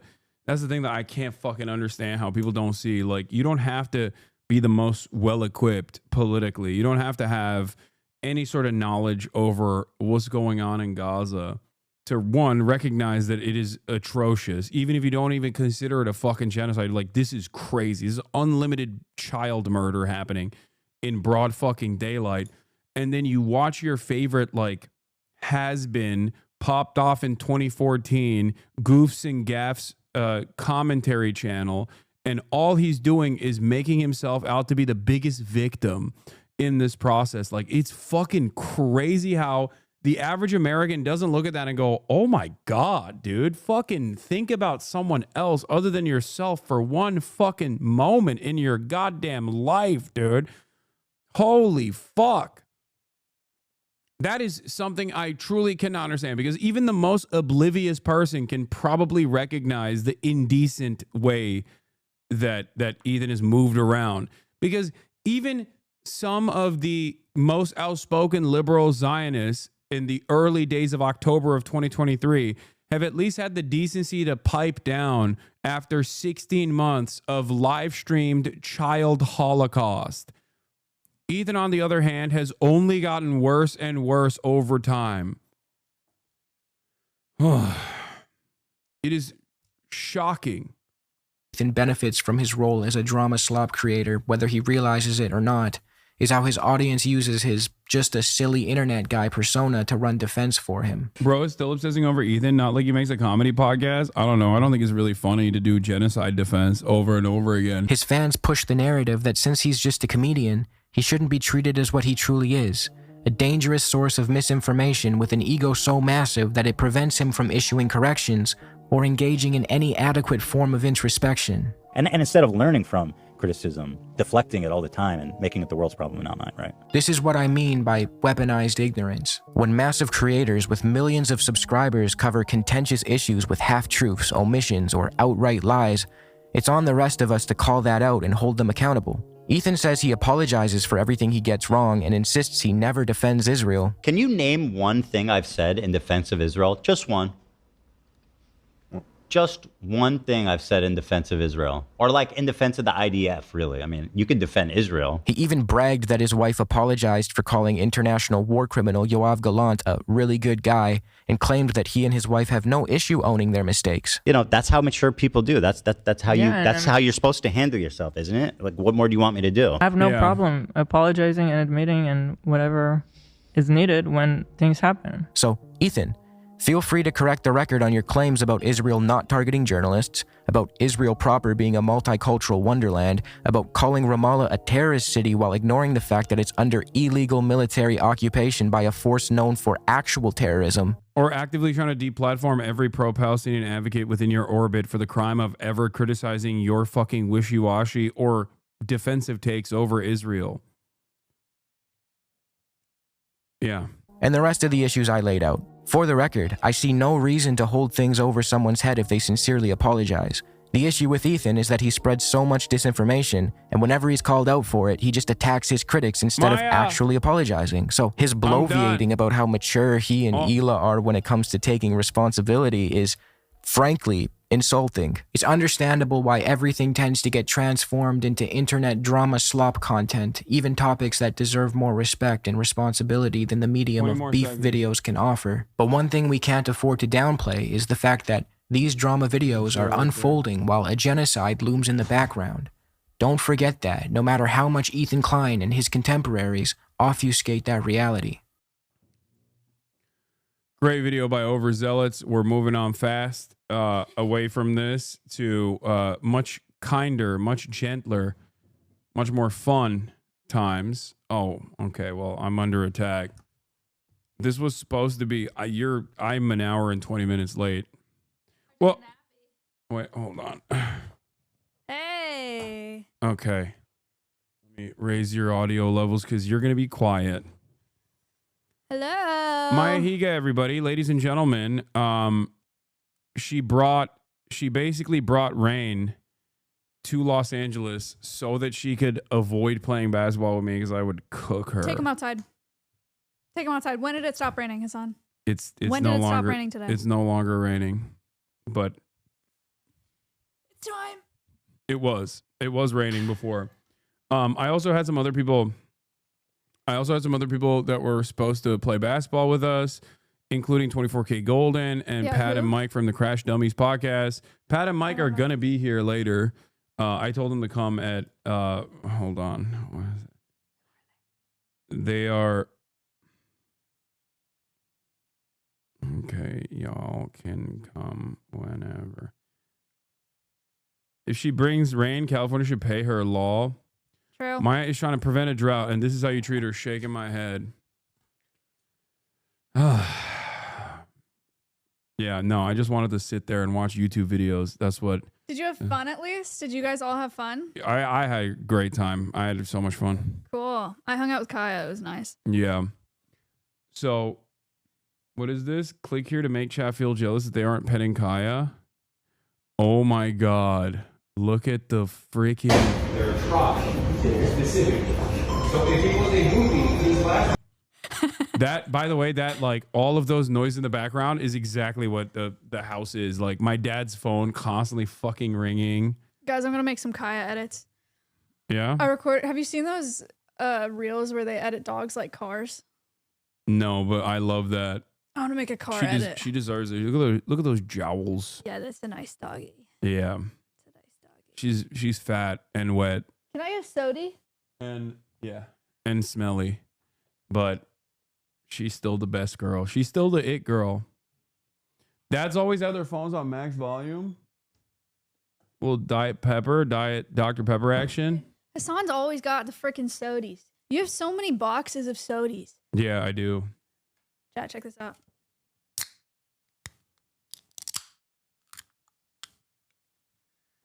Pretty nice. So Guess the animal sound game. 30 animal sound quiz. I love this. This is actually a fantastic game to play. It's going to be crazy, though, because I'm going to cook Maya. She's going to be outed as a fraud. All right, it's time. Wash your dog instead of bullying her. She got wet this morning. I had no time to wash her. Hasan's most Americana quality is the soda stock. Yeah, it's true. More Kaya. Oh, yeah, I saw Anissa also post Kaya. Okay. All right, we're all dancing. That's nice. Who's that? You have so many friends. It's weird. Why is that weird? Usually you have so many people that I don't know. Yeah, I know a lot of people that you don't know. I'm sure Okay, you know a lot of famous. people that I don't know. I don't go around being like, why do you know so many people that I I don't just feel know? like you have a lot of friends. I have a decent number of friends. What are you doing out here? Me? Yeah. Filming wine about it. I'm doing a sponsor. Oh my god, speaking of which. This went viral. What? What is it? I don't know. We're about to find out. I'm scared. I'm scared. I don't like this game. You're filming another podcast as well. Not just wine Yeah, about it. we're filming tonight. Wahoo. Guys, it's actually time. What do you think we should talk about? There is something happening. We are bringing an enemy into fear and territory, which is fucked up. It's been a long time. How long has Fear and existed? Like 3 years. Wow. Yeah, you've never been on it. You're right. You've never been on it because I refused. No, I didn't want her to be on it. I was actively petitioning against her coming on the podcast, even to this moment, to this very moment. Yeah, I was trying to give off signals. That's why I was watching a YouTube video that was like 3 hours long to be like, Don't show up. yeah, don't come to my house. Ew, yuck. Noah Khan is a Bernie guy. Get him on Fear and Dude, Who? if you got Noah Khan on Fear and I'm boycotting this house. I'm not coming here again. What the That fuck? would actually piss me off. Don't show your phone. Make sure. I'm just saying. You guys want to see my phone? Either wine at. Oh, Abba. it's cute. Can you ask Maya where she gets her jewelry from? This one was a gift from my mom, and this one I bought at a boutique store in Austin, which doesn't help you at all. Oh my god. Here's my ring tour. I thrifted this one. This is one I got as a gift, and Stompy ate it, and he had to get it endoscopically removed when he was a couple weeks old. This one I thrifted. This one I thrifted. This is not. This is like to track my blood pressure or whatever the heck. I bought these three at a little shop yesterday, and this one was also a gift. Wait, which one tracks? This one tracks your blood pressure? Yeah, it's It's not even tight enough, I feel like. it is. Does it do a good enough job? It's What's to your tell blood me pressure? about my cycles, I think I'm gonna get Noah Khan on. so I know if I'm ovulating. And I haven't even listened to a single song of his. How does that make you feel? You know what? The only thing I listened to on the plane today, What? because it's one of the only Phineas? albums I have downloaded. Yes. Phineas? Yeah, he's the man. We're boys. Yeah, whatever. It's fine. Yeah, whatever. It's not a big deal. You know. What's Maya's favorite Maya's place only of- here so Phineas notices her. You're so right. That's fucked up. I'm gonna poison the well. I'm gonna tell him nasty things about you, true things that you believe. All right, let's see what this podcast clip is. Women's bodies that is crazy that we didn't know about. Okay. It weird that at the ripe age of 30, I can still hear something that happens naturally to a woman's body that I have no clue about.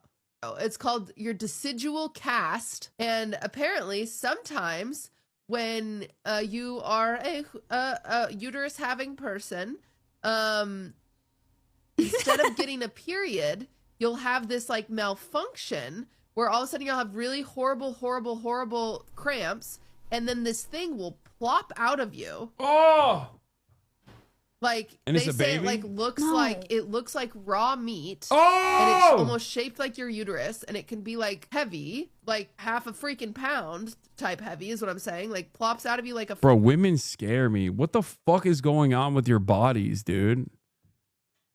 freaking It's egg. terrifying. And it's this malfunction that can happen to women where instead of your uterine lining coming out little by little like a period, it just happens all at once. And it like clumps together and falls out as a clump. Wow, if that happened, okay, the fact that they don't teach you about that is crazy, because if this happened to me, I would think I had a miscarriage. Yes, exactly. Yeah. I learned something about You wouldn't women- understand.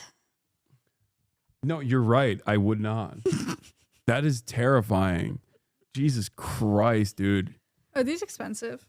I think someone left them. They're Saint Laurent, so probably, but someone left them in my house, so you can keep them if you want. Oh hell yeah! Yeah. I love coming to Hasan's house. Yeah, people steal my shit all the time anyway, especially this one right here. This one. She doesn't steal your shit. Yes, she does. She'll No, say it belongs to her. she'll openly say she steals my shit. What's yours is hers. Why because was there she no made warning? you. I was eating. What do you mean? Excuse me. The daily existence of women disgust you to that degree? I'm you have sorry. a problem with a little decidual cast? Yeah. Before my hysterectomy, it would happen to me, and I'd faint. Went to the hospital thrice last year because of that shit. Jesus Christ, it happened 3 times. Stop. I am a very lucky guy tonight. Yeah, I didn't know this. Because I have the honor of introducing not only one of the great artists, songwriters, singers in Vermont, but actually somebody who is world renowned.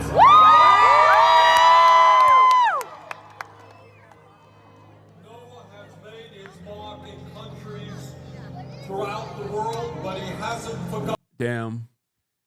It's not gonna happen. It's gonna happen It's now. not gonna happen. I think it's I'm gonna DM him right now. Go ahead. I'm gonna DM him Yeah. right the fuck now. You want to know who I DM'd last week? What's his name? Noah Khan? What is it? You don't. I swear to God, if you get a response and you can't even say his name, I'm gonna be so pissed. I'm gonna be so pissed. What's his at? What's his at? I'm not telling you. You should know. You should be following already. You know who I DM'd last week, Hasan? Is it Noah Kahan Music? Josh Peck, Brenda Song, Megan Trainor, Peyton Manning, Teresa Caputo, Benson Boone, Nick Jonas, Joe Jonas, Kevin Jonas, Franklin Jonas, Corbin Blue, Taylor Lautner, Dylan Sprouse, Cole Sprouse, Bronny, Adam Lambert, Scott Whiting, Frankie Grande, and Jesse McCartney. Why are you doing that?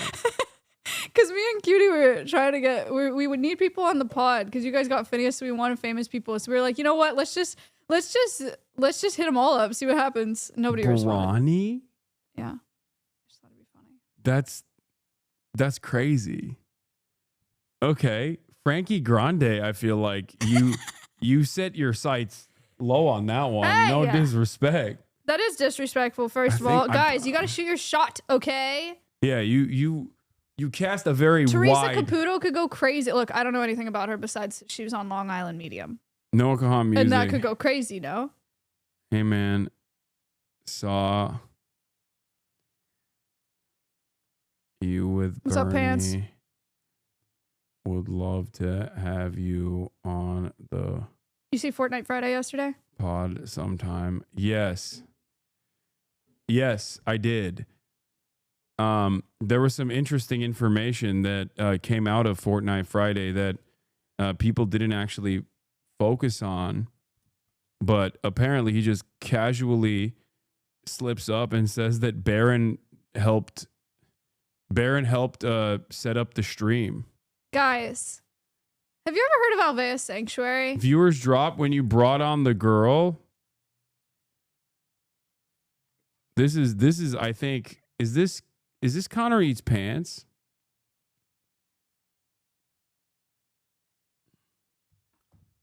Wait, what did you say? What was your question? I'm sorry, I have a real celebrity in the chat. I got a little. Nothing, it's fine. I had a real celebrity in the chat, so I got excited. Pedro Pascal on the stream. We're working on it. That guy, have you watched The Last of Us? Yeah. The new season? Yeah. What the hell is going on? What do you mean? Have you not played the game? No. Were you not familiar with all of the fucking... Spoilers! Chat. I think everyone in this community I don't know, knows. maybe not. If they haven't, I'm pretty sure we have to everyone tell in them this that we're gonna community knows when it was a major deal online for like a month. Let's get some follows to me before he closes the tab. Yeah, don't follow this guy. Wait, no, don't follow. How about we get some followers for Alvea Sanctuary? He gets his interviews arrested, okay? Look at what happened to George Santos. Information that Connor eats pants. Information that Connor eats pants got through his interrogation of George Santos, a political prisoner, was used against him in a court of law. And now he's going to prison for 7 years. I'm going to shake Connor now. That's right. I'm shaking him. Yeah, Connor did that, dude. Connor did that shit. Colby Covington is also going to jail now, and so is Adrian Dittman / Elon Musk. Connor is an enemy of the gays, clearly. Free Santos, free the zoo animals. Yeah, free the animals from... The animals just sit there. I have some gay animals. You like Don't follow gay? the zoo. The animals just sit there. Colby is going to work for RFK, apparently. Hell yeah. Hell yeah.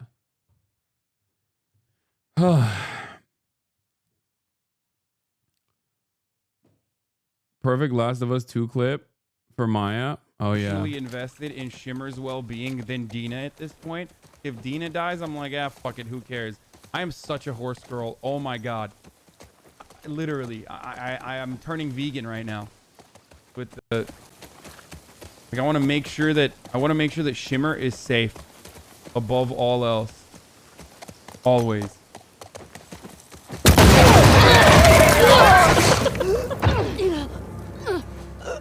Get the other! Don't lose her! Go! You're laughing. You're laughing. That's funny to you. No!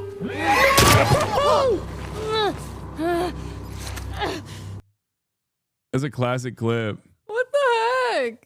Yeah. Shimmer. That was really sad. I'm sorry that happened to you. Yeah, that's really messed up that you're laughing at that. That's fucked up. Oh, that sucks. You spoiled the show. I mean, yeah, that's probably gonna happen as well. That shit, that really pissed me off, guys. I don't know about you guys. I don't know if you Good. watched it, but it really pissed me off. Good. Pissed me Have you played Shadow of Colossus though? Very good horse. Yes. I didn't finish it though. Is this Maya approved? You're so crazy for This just is the clicking on world's links like first that. I don't understand. 150,000-ton intelligent aquaculture vessel, Gwosin 21, a floating fish farm the size of a football pitch. At 245-meter long and 45-meter wide, it houses 15 high-tech breeding cabins, each larger than 2 swimming pools. But what makes this floating fishbowl special? Constantly flowing seawater. Every hour of every day, fresh, clean water is pumped in from 15 meters below the ocean surface. I don't know anything This about keeps the it. fish healthy, the tanks clean, and mimics their natural environment. With just 30 crew members, the vessel can produce up to 3,600 tons of fish every year. This is the world's first. Why don't they just put the fish in the ocean? Makes them harder to catch, I think. They can escape. Yeah. Seems better than the stagnant fish farming, but still crazy law. Okay, so Maya doesn't approve of this, chat. I don't know that much about it. I don't know anything about it from a conservation perspective. It seems weird from a welfare perspective. What do you think about the Trump administration finally unlocking the true potential of deep sea mineral mining, and also changing legislation to no longer care about endangered animals? Oh yeah, where'd you learn that one? Wait, is that the one that you guys want me to? People have been sending me this link. They're saying Maya's coming for your job. It's true. Is it? Is Every that? time I post something political, Hasan DMs me and he says, "Yo, chill." Yeah, yo, back up. Back up. That's my space. From a conservation perspective, how do you justify eating animals? Let me tell you, it's tasty. That's how I do it. I'm not speaking for her. I'm The- speaking for myself. Also, I'm an advocate for fake meat. That's me. What's up?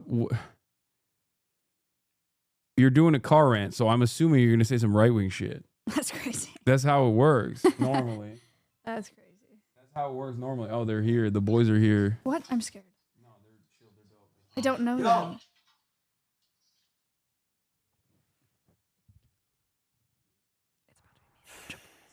Yeah.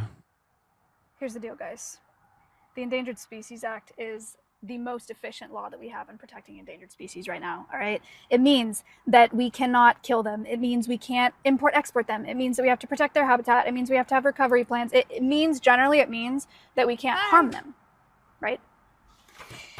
Right now, National Marine Fisheries Service and the U.S. Fish and Wildlife Service announced a proposed rule to rescind the regulatory definition of harm under the Endangered Species Act and proposes the definition of take instead. I'm going to save you the mumbo jumbo. I'm just going to translate it. They want to replace... Save us the mumbo jumbo. Yo, you're so good. You're just cutting right to it. Thanks, Hasan. You're cutting to the I needed chase. that I from like you. it. This is good. This is good political commentary. Harm. Thank Even if it's coming from a woman, which I obviously don't think women should do political commentary. I don't think anyone should do political commentary. Just me. With take. Wow. Why? Because harm includes significantly changing, disrupting, or degrading habitat. Because that would harm species, right? Because they need a place to live. Take just means that they can no longer take them, or that they won't take them, right, from their habitats. Yeah, we'll just burn their house. Isn't that crazy? It's awesome. No, it's just we'll burn their house, but we won't actually directly kill them in the process. So it's good. No house for you. No more food for you. We'll burn your food supply. We'll burn your house. We'll destroy everything. We'll make it so that you can't survive and your species is eradicated, but we won't do it deliberately and directly by killing you. Cool. Yeah. Removing the definition of harm removes all the habitat protections that comes with it. Why do they want to do this? Because it makes logging, drilling, mining, etc. possible. And that's going to hurt endangered species, and it's going to drive species to extinction. We have 30 days Until May 19th. submit our public comment about how we feel about this. Alveus. Someone said if I muted the audio, this looks like a Blue Lives Matter TikTok. It's true. I didn't know there was a No, car but meta. she doesn't. But she doesn't have the Republican makeup. That's the thing. If you had the Republican beat face, this would literally be like, you probably could win more favor with the wine moms, like the MAGA moms, because they would be like, oh, she's one of us. What a kind girl. She cares about preserving wildlife. I think I care about it too. Yeah, you should do one in the car with the glasses on too. Because no, you gotta put it forward. You just look like a rapper now. Oh. You look cool. Thanks. You just look I'm cool. not putting it forward.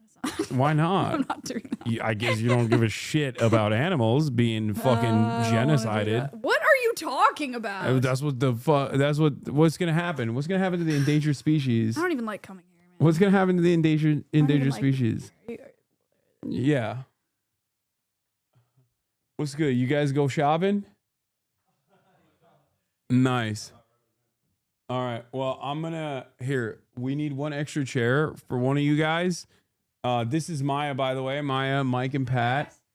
Mike and Pat have a podcast called Crash Dummies. They're very funny. Their only L is that they're from Milwaukee, but aside from that, they're super chill. Oh, I was trying to get her. I wear the hat all the time. I don't give a shit. Yeah, but you have so much context. That's true. People, well, to be fair, people don't give a shit. They still complain and say I'm actually secretly a Trump supporter. If I am, I'm doing a bad job, except for this. My Zintin. You gotta stop with the zins. No shot. Why? Is it also fucking harming the environment? God damn it. It's bad for you. Maya has an animal sanctuary. Oh yes, I was hearing about your basketball skills actually. Oh. Yeah, we were supposed to ball up, He's but like, we can't ball today. It's raining. Are you from the LA? wait, No, hold I'm on. from the Let Bay me Area, let me though. But I open live up in your Austin. mic. I'm gonna probably unshackle the noise gate on that. So there's going to be an echo most likely, chat. So don't fucking complain, okay? Because I have 4 guests and only 3 mics, and this is what we have to do. Hold on 1 second.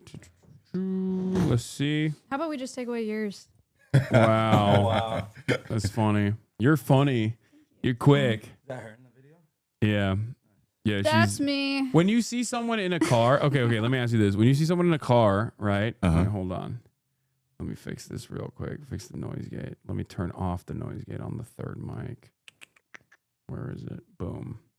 Okay, noise gate deactivated. Now they'll be able to hear you if you're in the proximity of the 3rd one? Of the 3rd mic, yeah. Oh yeah, they got you. They can hear you. Okay. Okay, let me ask you this. Not sharing Okay. the mic is crazy. You see someone in a car like this, like doing a fucking video, don't you immediately assume this is like a right-wing person? I want to say right wing. Yeah. Oh, I feel like they're they're about nice. to complain about something. Like Yeah. have something really. I am like, complaining. something Yes. pressing to say. I would just think they're making like a 500 calorie or less meal at Chick-fil-A. It does look like very like I'm about to try a meal in the car. Yes, yes, yes. And like rate it. And rate it 1 through 10. Yeah, instead she's trying to save the chickens. Oh. Not eat them. It's nothing to do with chickens. Oh, it doesn't? Like, No. he can literally, he's got, I legit thought. I'm just lying. I'm lying. Everything I say about Maya is mostly a lie. Yeah. Is there still buzzing noises? Is that what's going on? Why are people saying buzzing? No. Is that mic still fucking busted? Oh, no. I hope this one's not. busted? I hope not. No? Oh, they're lying. Okay. Oh, wow. Damn. See, this is why. Group I'm a lying bad- is pretty elite. Yeah, it works. This is why I'm a bad person, because they're a bad person and they give me the notes and then I become a bad person. Okay, that's what it is. No, What was there's the a actual video about? Changes to the proposed changes to the endangered species. she's advocating to kill more endangered species. I see. Let me Yeah. stop believing him. I'm not supposed to. Am I? Is he? No, see, here's Is what he it lying? is. Here's He's what it lying? is. Because she Oh. has an animal sanctuary, right? So she's like, oh, if we kill more endangered animals, then I will take care of them. It's an expert move. It's 5D chess. What type of animals do you have? We have monkeys, we've got reptiles, we've got a cow, we've got Monkeys? Yeah, we have Little parrots. baby ones. And cows. That's like wolf tiny dogs, Like super foxes. Hasan likes the Monkeys? cow. That's a wide range of animals. Oh, that's a cute monkey. His name's Appa. Oh, that's fire. Yep. Yeah. What do you guys podcast about?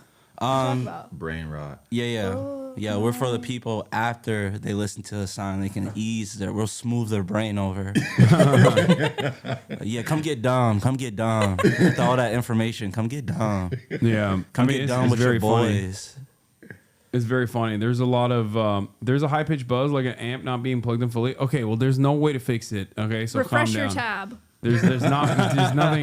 No, that's not gonna work. No, it's just it's on your my tab. end. It's on my it's on the hardware shit. end. Your fault. Wait, someone clip it and send it to me. I'm gonna see how bad the buzzing is when they're talking. So, and then I'm gonna make an expert. La da da da da. They are lying, bro. Is fine. I don't hear it. Okay, it can't be that fucking bad then. All right. So Maya and I were going to do this thing. Aside from covering how the Trump administration is going to do horrible, untold amounts of cruelty to endangered animals, they've also decided to destroy the natural habitat by unlocking access to critical deep seabed minerals, which is crazy that Noah's account is posting this, by the way. I know. This is like literal scientists, and they have fired all the scientists and now are just using the Noah government Twitter account to say the next gold rush. President Trump unlocks access to critical deep seabed minerals. Historic executive order will boost economic growth, support national security. Not only am I worried about the environmental impact of deep sea mining, I also feel like we're gonna unearth some biblical creature. You know what I mean? Like they're gonna find something down there, and then it's gonna fuck up the world even further. So are we against this? I'm against it. Yeah. All right. Okay. I'm no longer fucking around. I'm no longer memeing. I am against it. All right, let's do it. Yeah. We riding. If I don't understand, just go to Hasan and then we're riding, man. Let's ride. What we say, whatever the sign says. Come on now. I don't say that. She doesn't. She's a No, hater. don't do that. So I forgot what he said one time. I was like, I don't know if I actually ride with this all the way. It was something. He just said women shouldn't do political commentary. I did just say said that just now. No, he's trolling. And you guys agree. No, I didn't agree. Whoa, Yeah, whoa. yeah. There's that one girl. There's that one girl on the right that does. What's her name? There's a lot of girls Judy on the right Cinderella. that do. No. There's another girl that does. She's more right. It starts with. She was just on The Wire and she left. Brett something. Yeah, Fuck. yeah, Brett. What is her last name? Fuck. Am I Brett Cooper? Brett Cooper. Yeah.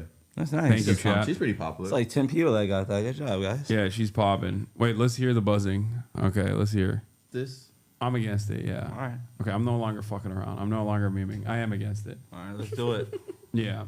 We riding. If I don't understand, just go to I'm putting all the fucking audio files in the mines, dude. You're going to the coal mines, chatters. Okay, that's crazy. Like that is so marginal. The buzzing is so fucking marginal. Y'all are on crack cocaine. That's crazy. You know what it is? It's because they have like $700 like studio headphones, and they're like, I can hear your hair follicles move, and it's bothering me. Yeah, turn it down a little bit. Yeah, my sensitive Zoomer ears. It's like you'll be fine.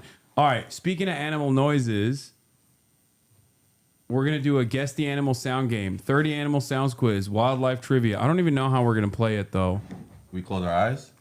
I guess. No, but hold on. I'm guessing they won't show it on a guess the sound video, Mike. They might show. They might. No, they wouldn't do that after the fact. Yeah. Okay, that was number one. Whoa. We Yes, missed the it. sound. You want me to do it again? Yeah. Yeah. Oh, it's a camel. Spoiler. Wait, what the fuck? Yeah. Wait, go again? Bro, it's too late. We already saw it. Oh, I gotta guess a cow. I said close your eyes. Oh, it sounds like he's complaining. I think it's a camel. I think it's a camel too. Camel. No, camel. Elk. Camel's later. Like, right? You were hovering over. Yeah, she might be right. I don't know. I think This is hard. You said elk? Yeah, but I think it's. I think it's a cow. I think it's a cow too. Honestly, cow is the one that's the misdirection. That's how they only can trick you on the first one because it's like, oh, why would we throw you something so easy? Let's go cow. I'm not mad that I got it wrong with cow. Okay, chat. You have to keep track of who gets it right and who gets it wrong and what our answers are. We're doing that? We're all getting it wrong every time. What did you hear? 3, 2, 1. A stag. I was close. It's an ungulate. Wait, so does that? Wait, hold up. They're both Did you deer. get it right? I win. No, it's a stag. Can you? It's not. Are we It's not playing like that? Elk is a deer. Like this is some other deer species. It's not an elk though. Okay, a cow has 4 legs, so I was also close. You're so right. Yeah. This Everybody is gets kinda points like, except for Hasan. No, Yes. I said Perfect. cow too. Count it. No, you didn't. Perfect. You said camel. Yeah, you switched up. You actually entered I 2 did say answers, camel. which disqualifies Well, this looks like I a also camel. didn't say anything, so Yeah, 0. I feel that's like the point. I'm gonna be 1, honest, 0, 1. I'm gonna be honest. I feel like a stag is kind of like the camel of the north. You know what I mean? Somebody's gonna correct you Like so they bad. kind of look like. That was very good. It sounded No, exactly it sounded like- really good though. Yeah. The camel of the north. Yeah. I say Wait. 1110. Camel is closer to deer than 1, cow, 1, in 1. my opinion. Oh, they Thank said- you. Who's 0? Which way are they reading? Hasan 0. 0. Hasan 0. Okay, bet. Okay, bet. Stag is just a male. It's an elk. Oh, it's an elk? You can't ride them? Are you kidding me? They ride them in like all the fantasy novels and shit. What are you talking about? They're Isn't that the definitely one- rideable. What's the movie about the train? Snowpiercer? Thomas the Tank. No, the like cartoon version. Oh, Polar Express? Yeah. Isn't that on All right, let's move on. Let's move on. We got so many more. 30 animals. It's 30 animals? Oh, yeah. I told you got to close your eyes. And I told you. Oh, dude, easy. Tiger. Fucking easy. That's, Tiger. A lion. I was going to say lion. I'm going to say tiger. I think it's the lion. Just a little bit more bass. It has to be a tiger. Lion.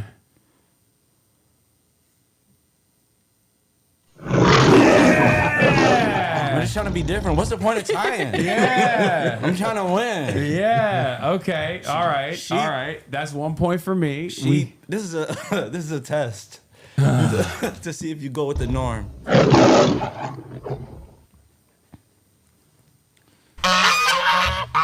What the fuck? That's not. Oh no, we need that one again. Hold on. Wait, what no the redos. fuck was that, bro? Hold on.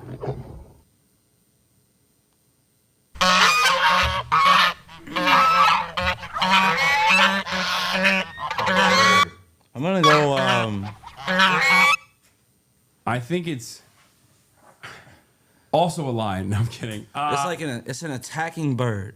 No, it's a geese, but I don't know. I don't know if it's actually. Yes, it does sound like a I geese. see. This is the problem. Like, do you go with the obvious answer, or is it like supposed to be some very specific bird that they're gonna mention? It's definitely not specific because they said stag.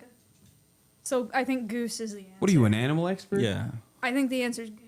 I'm gonna take a wild guess. I'm gonna say pelican. I'm also gonna say a Midwest goose at that. Canadian, Yeah, I love it. Canadian geese. Come on, pelican.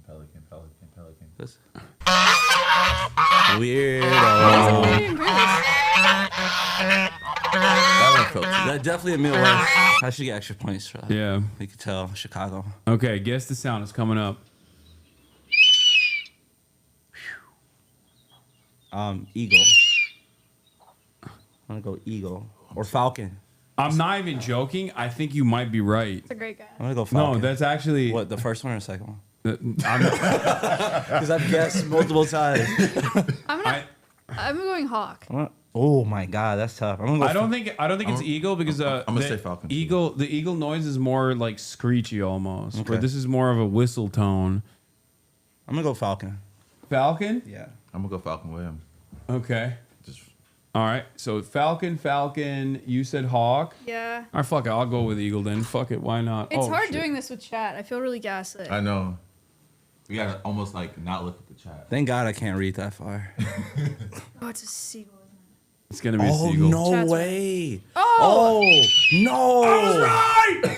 Let's fucking go. Hey yo. Negative point though. Congratulations. Negative point. That was a wild guess. No, and you're bird girl. You fucking love Look, birds. I've been off the bird train for a while, okay?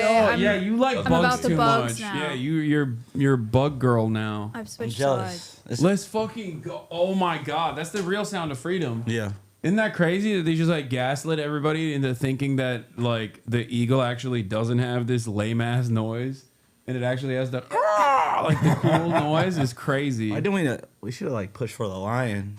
You would think is like our, because eagle, you know what I mean? Yeah, I feel you. Why did they go with a bald eagle? Like, who made that decision? I don't know. I feel like you're sitting in the room, okay? Everyone's got their fucking makeup on and their powdered wigs and stuff. Like, someone's like, oh, I want a bald eagle. Like, nobody was like, I like a tiger. That's too like not American though. But tiger? at the time, Oh yeah, tiger. Like lions. why Yeah, not? It's just lions not is like American. more Africa. Well, right, lions wouldn't make any sense. Okay, what about bear? I feel like a Kodiak bear. California flag. Yeah, that's what I mean. Like bears are Cougar, badass. so we said. Mountain lion. Yeah. Could have been a turkey. Oh, thank Turkeys! God it wasn't, bro. I love turkeys. Oh my Do you think God. it's a turkey? We'd eat turkeys. What? Do you think if it was a turkey, if they chose a turkey, Oh, would we eat would them? we still I eat think them? so. Yeah, You think so? for sure. Bro, if it was a turkey, that would be so lame. I feel like America would not be able to dominate the planet as much. Everyone would joke about how lame we are. Yeah. Turkeys are, come on. I love turkeys. They got like a ugly ass ball sack right on their face. Guys, how do you? No, what? Messed Well, up. That was a good one. That's messed up. It's my goiter. I don't Fucked like turkey up. like that. Do you have one? Oh wait, hold on. Next one. Oh no. Easy, Toad.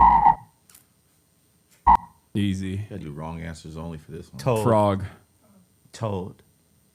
Is there a difference between a frog and a toad? I don't know. I Yes. just feel like they're not gonna put frog. They're gonna put toad.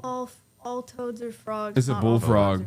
frogs are toads. Frog. Fucking got him. Nice. Nice. Yeah, just like the one you have at your sanctuary.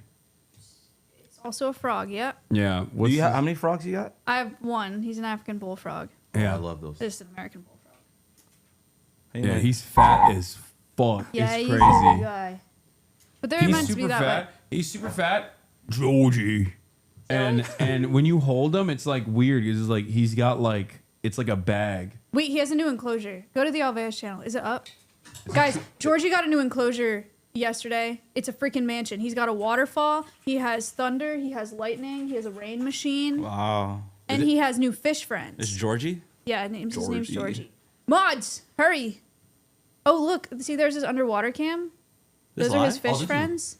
Yeah, this is the sanctuary. Yeah, this is the actual. These are our rescued animals. That's Abbott. He's a crow. Oh, Here's there Georgie. it is. Look, there he is. Wow. Georgie. Georgie in his new enclosure with his underwater cam. Doesn't he look like he'd have like a British accent? Like, "Hey, good day, Is it mate." true, like, because I always see like African bull frogs, Uh-huh. that they don't really have a perception of how big other things are, like when they're trying to eat it. He will eat huge. He eats mice. Nice, Georgie. Georgie. Yeah, he just kind of goes after things that move. Fucking hell, he's got the fishies. No girlfriend, huh, Georgie? No, just him. Yeah, when are you gonna get him a girlfriend? It's just him, man. He's a solitary guy. We don't need more Georgies. This is it, Georgie. How long do they live for? Like 30 to 45 years in captivity. Wow. How old is Georgie? He's like 4. Oh, damn. Young. Yeah, he's got a ways to go. Long life. He's like a teenager, right? This is him all day. This is what he does. Like a middle schooler now, technically. Is he one of the gay frogs? Because they've turned the friggin' frogs gay? No. Are you sure? Yes. Have you tested it? You know what? He could be a gay frog. Yeah, how could you know? How could you know? He could be gay. Yeah, he probably is. Oh my God, he's moving. He's moving. That was awesome. He definitely hears you talk. Yeah, he's like, he definitely hears you calling him gay. Hey, mate, I'm not fucking gay. I enjoy a shag every now and then. Maya's not giving me any fucking ladies in my enclosure. She talks about luxury. Someone said buy erasure. Yeah, here's me holding Georgie. Look at his butt. Wait, show his butt. He's huge. That's explaining him. I will. Yeah, he's big as That's fuck. so funny. But it's crazy because like when you hold him, you realize like a lot of that is just like it's just an area to hold stuff. I guess. Oh, it's just hair. Yeah. Oh, because they have semi-permeable skin, so they can soak things up through their skin. It's good for gas exchange. It's bad for chemicals and stuff. Got it. And he it's like a bag. It feels like a bag. Yeah, he's like a water balloon. Yeah. He doesn't try to Can jump. I touch him now? Yeah. He done jumping? Oh, He can jump a little bit. I It's saw him do a so backflip weird. one time. It was awesome. hi. Whoops it all at the family reunion. Yeah, Once a year. why not? All right, you want to hold him? Yeah, I want to hold him. Actually, you're gonna be better at holding him than me because your hands are bigger. Because he's gay. And I'm a Are you guy. That's censoring what it his is, right? butt? That's what No, you I'm meant. trying to Your push him onto your hands are hand because bigger he's than backing up. You got to hold him behind his legs, dude. Oh, Like put okay. your thumb behind his leg. Like you're that? Your glasses. You're bad at that. He's backing out of here. You're All right, bad I got at him. that. Oh. All right, Hasan is holding Georgie. He's so cool. It looks like you're selling He's ShamWow so right big. now in an He's infomercial. really big. Yeah. This is Such the- a big boy. yeah, this is an African bullfrog. He's Oh, it's the pretty big. much full grown Has he? Oh, he's full grown. He now. hasn't grown. since then. And I think actually he's he an has. amphibian, which means that he Full grown in soaks your things hand. up. I think he's he a has little bigger. semi-permeable skin, No. so he can soak things up through his skin. And because his Him hitting the same It's lines. a script, I got a script. In the It's same exposed. script. That means it's a common question. Yeah. So I asked the right question. I feel good. There's no Okay. such thing as a dumb question until it's asked. Yeah, Georgie's a part of the ADL. Yeah. Defend it, not ADL, EDL. Defend England. Yeah, no fucking migrants. That's what he says. He's racist. No, he's not. I feel like I heard this before. Yeah, We yeah. hear it all the time. Crow. Is it a crow? Yeah, I was gonna say crow. Yeah. Oh, yeah, that's what exactly it sounds like. Yeah. All the movies. So you know you're about to die in a horror movie. Boom. Okay, this is like basic. I've pretty much gotten all these right. I'm just saying. Yeah. Like, Pretty good. It's like trivia for a stag was probably the toughest one though. You guys know the difference between a crow and a raven? They're both black. True. We'll start off with that. Both brothers. Crows are smarter than ravens. Not necessarily. Crows. Wait, I thought Ravens crow- were like more fluffier. No, crows. Ravens are, yeah. Oh, is that it? That's part of it, yeah. Oh, okay. I was gonna say. I feel like I I've never seen a I don't raven. think I've ever seen a raven. Ravens are much bigger. Do they travel in packs? Crows. More? They Murders. all hang out together. That's Yeah. what it's called. They travel in murders. Yeah. Is that the difference? They both travel in groups, or they both have groups. Okay. Ravens have like a curved upper beak, and crows have like a straight upper beak. Mm. And then crows' tails are more of like a fan shape, and then ravens' tails have a V shape. Oh well, here you go. here's all the things. And then, yeah, but mostly it's just ravens are Nothing much like a bigger. good old And cartoon fluffier. graphic. They've got, like, And a if, you beard see, going and if on. you see crows in the park, you're supposed to give them unsalted peanuts. Salt can hurt them. Sure. Right? Yeah. Can hurt all Don't of give them us. salted peanuts. Don't give them salted peanuts. There's a fucking chatter in here that always baits me into reading whatever he has to say, and it always ends up with, if you go to the park and you feed crows, never give them salted peanuts. They like hard-boiled eggs and unsalted peanuts. Nice. Protein. They like protein. Why'd you show that a picture graphic? I was trying to see the actual difference. Yeah. They're like the same size in the thing. And you should give ducks frozen peas, not bread. Yeah, bread's bad. Really? Yeah. We fed. Wait, ravens are smarter? I thought crows were like the smartest birds because they can use tools and shit. Ravens can too. Okay, that's scary. I don't know what's up with those birds. They're a scary bird type. I don't know. George! Okay.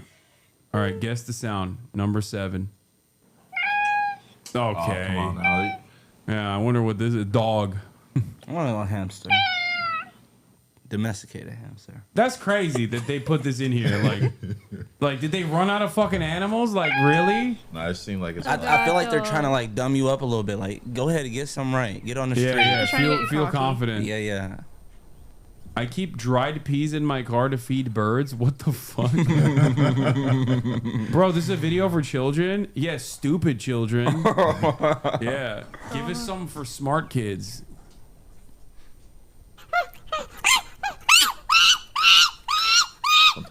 Monkey. But that's like, I wish they would just give us, if it says monkey, then this is way too simple. It should be a type of monkey. Capuchin monkey. That is a capuchin.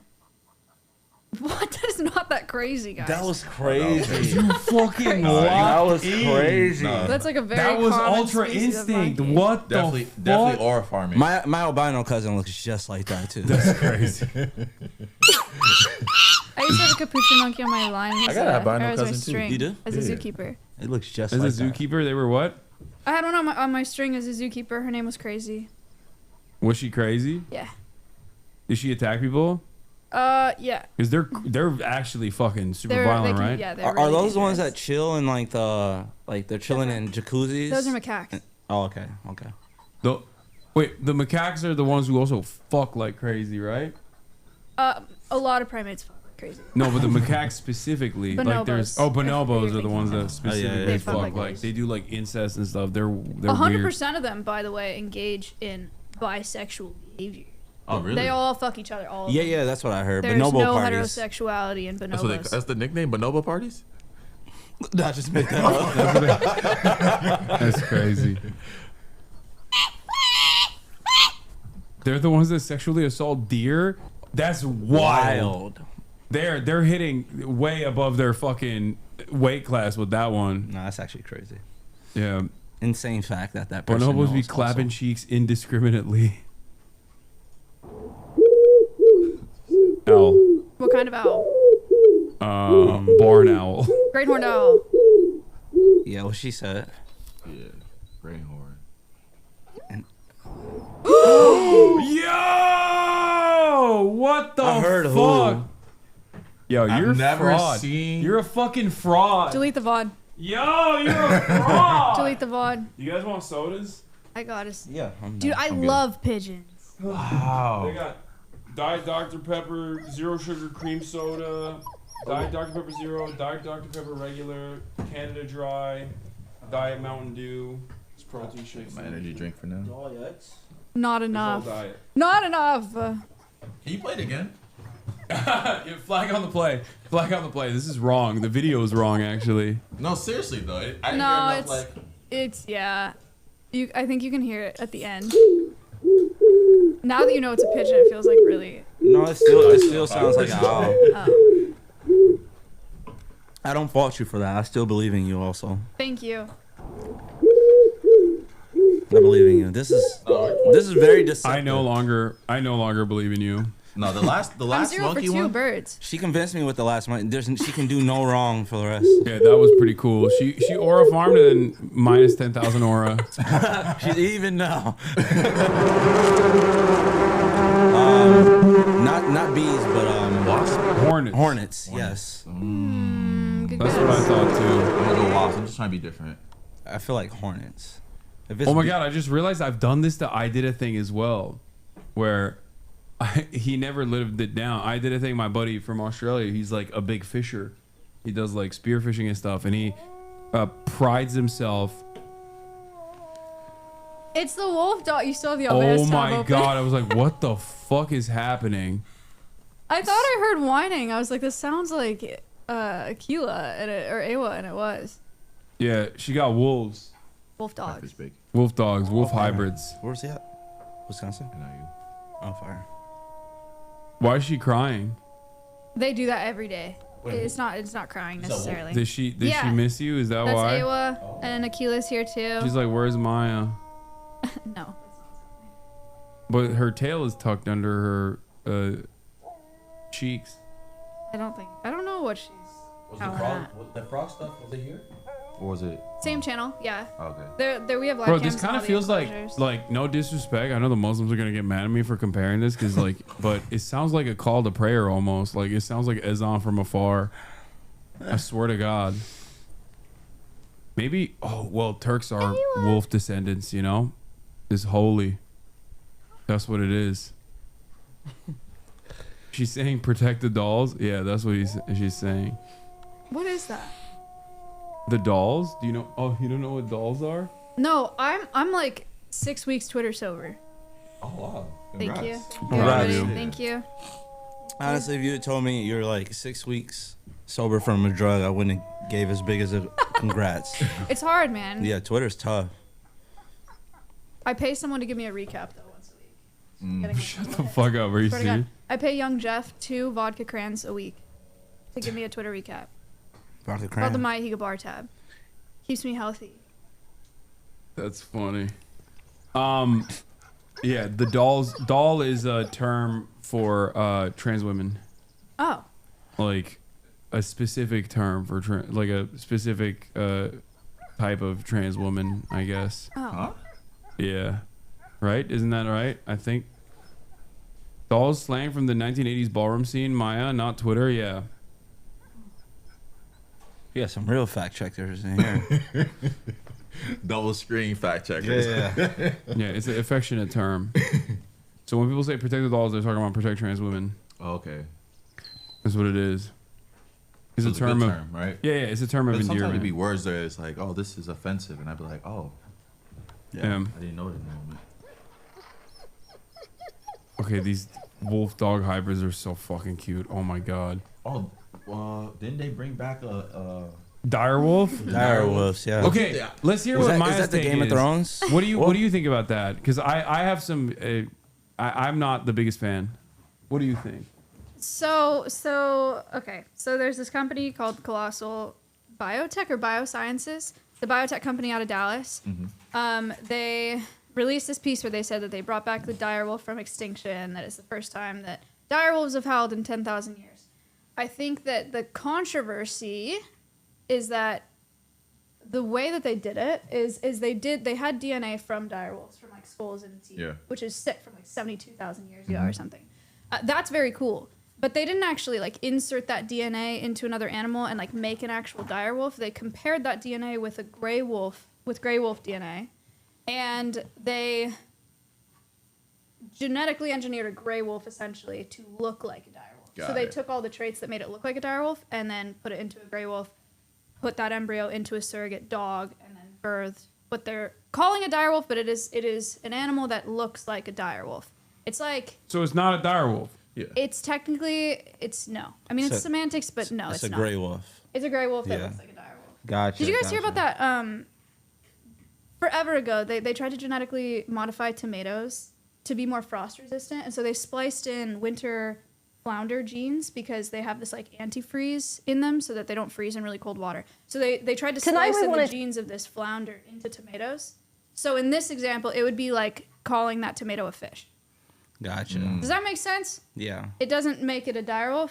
I feel like a fish and a tomato are so different than what like a No, I get gray it. wolf I and get a what dire you're- I wolf. get what you're doing.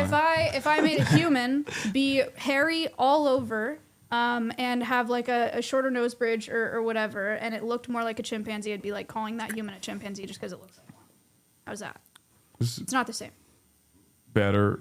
Generally speaking, though, the technology that's come out of this and the science that's come out of this could be incredible for conservation. It could also be really bad. So Yeah. It depends on how they use it. Remember, we're gonna create the first aliens right here on Earth. Yeah. Yeah. Well, I mean, I don't know. I feel like this is.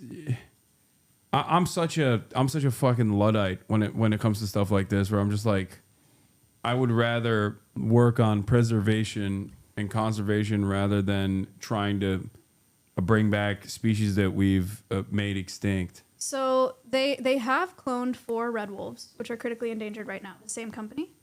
So and they're doing work with northern white rhinos and a few other things. They are doing that as well. Are they going to be fucked up? Are we going to find out that there's something severely wrong with them? These guys? No, the red wolves and the rhinos. No, they should. Not that I know of yet. We And don't have then any we'll- more rhinos. White rhinos, northern white rhinos, like no. We just Black like rhinos we just release also them into no. the wild and they just start fucking up all the rhinos. They just beat the shit out of them. Okay, cool thing though. Sorry, I'm not gonna go on a tangent for too They're long like, about we're this. the mutated superior rhinos. There's like rhino racism. You know what I mean? Like the genetically modified rhinos kill all of the non-genetically Okay, modified shut up. ones. So, one cool thing that could come out of this. I'm just oh my saying. god! Oh, the northern quoll in Australia is this critically endangered little. It kind of looks like a rat with stripes in Australia, right? Cane toads are invasive in Australia. Cane toads are toxic to like every endemic predator in Australia.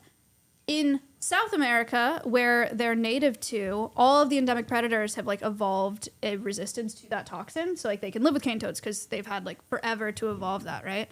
If they genetically alter northern quolls in Australia, it's just like one gene that they can genetically alter in Australia. It makes them like 3,000 times more resistant to cane toad toxins. Okay, so that sounds this is so exciting. dangerous. Okay, but it's exciting because that's what cane toads are a problem. They're an invasive species. It's a problem that we introduced. And so by introducing a solution to a human caused problem, maybe that's cool. You know, I'm gonna maybe be that's honest. I'm gonna be honest. I feel like the genetic modification that we're gonna tweak on the what did you say, the endemic species that are being destroyed by the cane toads, they're gonna go back and do another emu war style situation. They're gonna take over. They're gonna take over the island. Yeah. Maybe. Yeah. I just want them to offer this. Aussies to already humans. took a L with the emu wars. They're gonna take another L now. maybe. We'll see. I want them to offer this to humans. Like I sign up to be genetically. Like Elon Musk, he has Neuralink. This is basically that. Does Elon have that, you think? No, I think it's mostly bullshit. Yeah. Emu. Do not let Elon Musk do this. I just don't trust Elon Musk at all. This has nothing to do with Elon Musk. No, I know. And the CRISPR stuff is like, I mean, I like I go back and forth on the Gattaca style future of like having, on the one hand, I'm like, do I want the next LeBron as my child? The answer is yes. Yeah. Like you have the option of color and having, everything. sure, why not? I don't give a shit. It's awesome. I don't care about anything other than dunkability. Yeah, I feel Like it. I want my next of kin to be 40 dunking on 20-year-olds. Why are we playing basketball right now? Because it just got bright. Because outside. it was raining. Yeah, if we went to 6 the hours ago. No, but if we went to the course right now, they'd be still wet. They'd still be wet.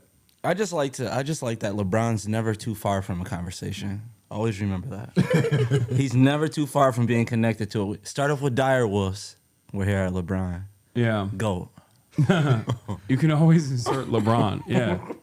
Some might say, someone say after LeBron, the GOAT of basketball might go extinct like the direwolf, you know what I mean? Unless we clone him. You know who are investors in this company? Who?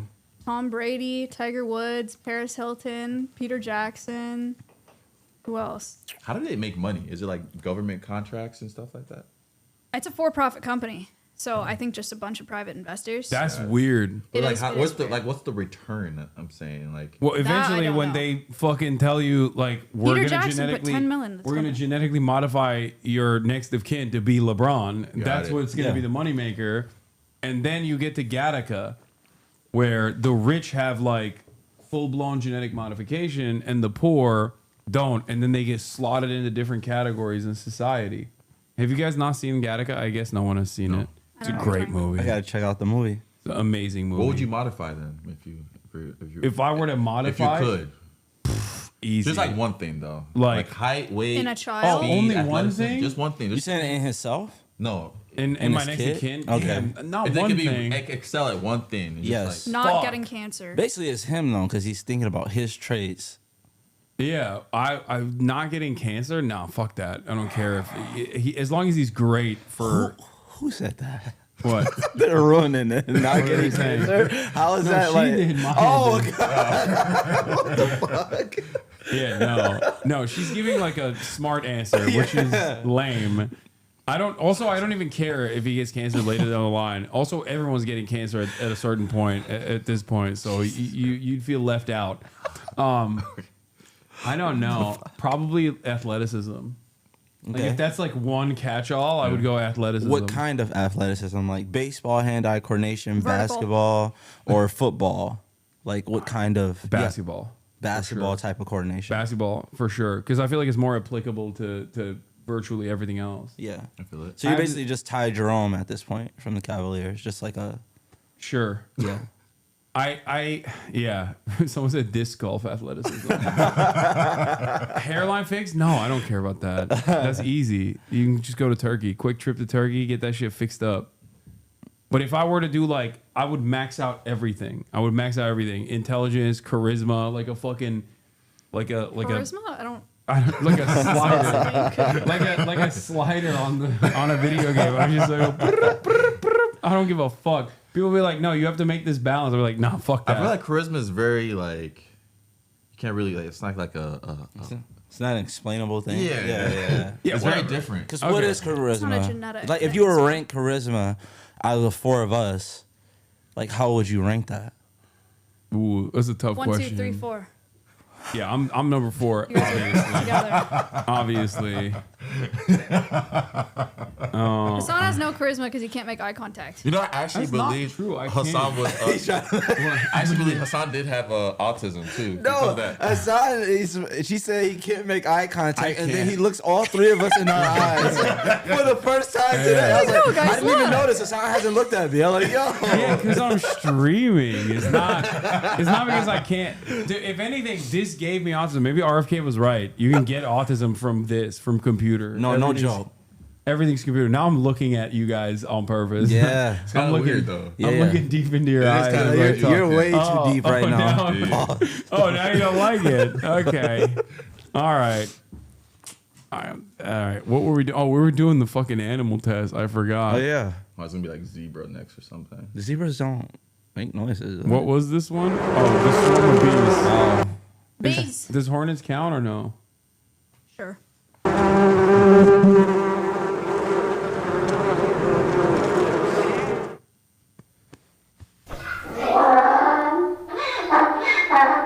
Donkey. Easily a donkey. I was about to say elephant at first. Or my Uncle James, whatever. Donkey. Oh, it sounded like an elephant at first. That's a nice pick too. I know a guy who looks just like that.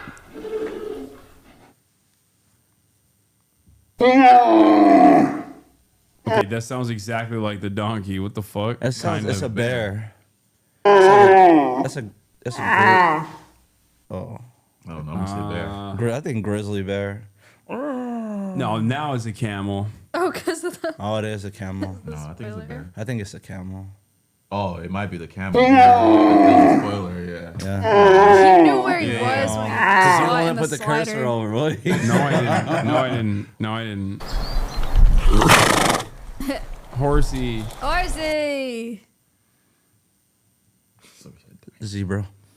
You guys know Hasan's a horse girl? Yeah. He loves horses.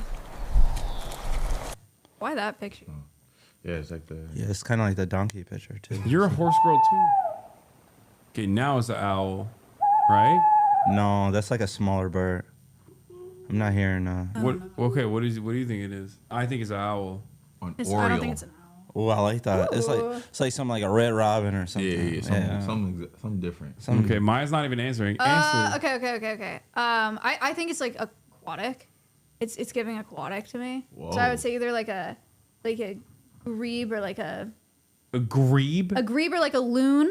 The fuck does that even mean? Or a cormorant. I don't even know what Those are any of my those three things guesses. that you just fucking made up. Oh No my way. God. Fucking wrecked! This is horrible. Get fucking wrecked! Did you stay This with is Al? horrible. Yeah. You're just staying very simple. Like you're not. Yeah. Oh You're yeah. not taking no risk. Coke. You don't want it bad enough. No, you don't This want is to get terrible risk. This is not fun playing with you, Hasan. I'm sorry. I'm too fucking good, dude. What the hell?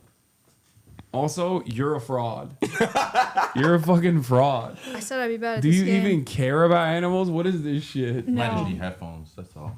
I don't even like them. Someone's gonna bring a bird to you and be like, "Hey, can you take care of this?" You're gonna be like, "What is this? A fucking pigeon? What the fuck is this?" That didn't sound like owl to me. Yeah, you're gonna give the owl pigeon care. I don't know. Play the The video. worst thing is that you can go on YouTube right now and play owl sound. It probably will sound different than this one. There are lots of different owls. Yeah, this is a different kind of owl.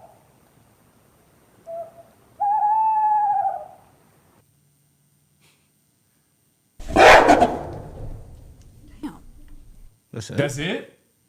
Oh, I don't know. That was so short. What the fuck?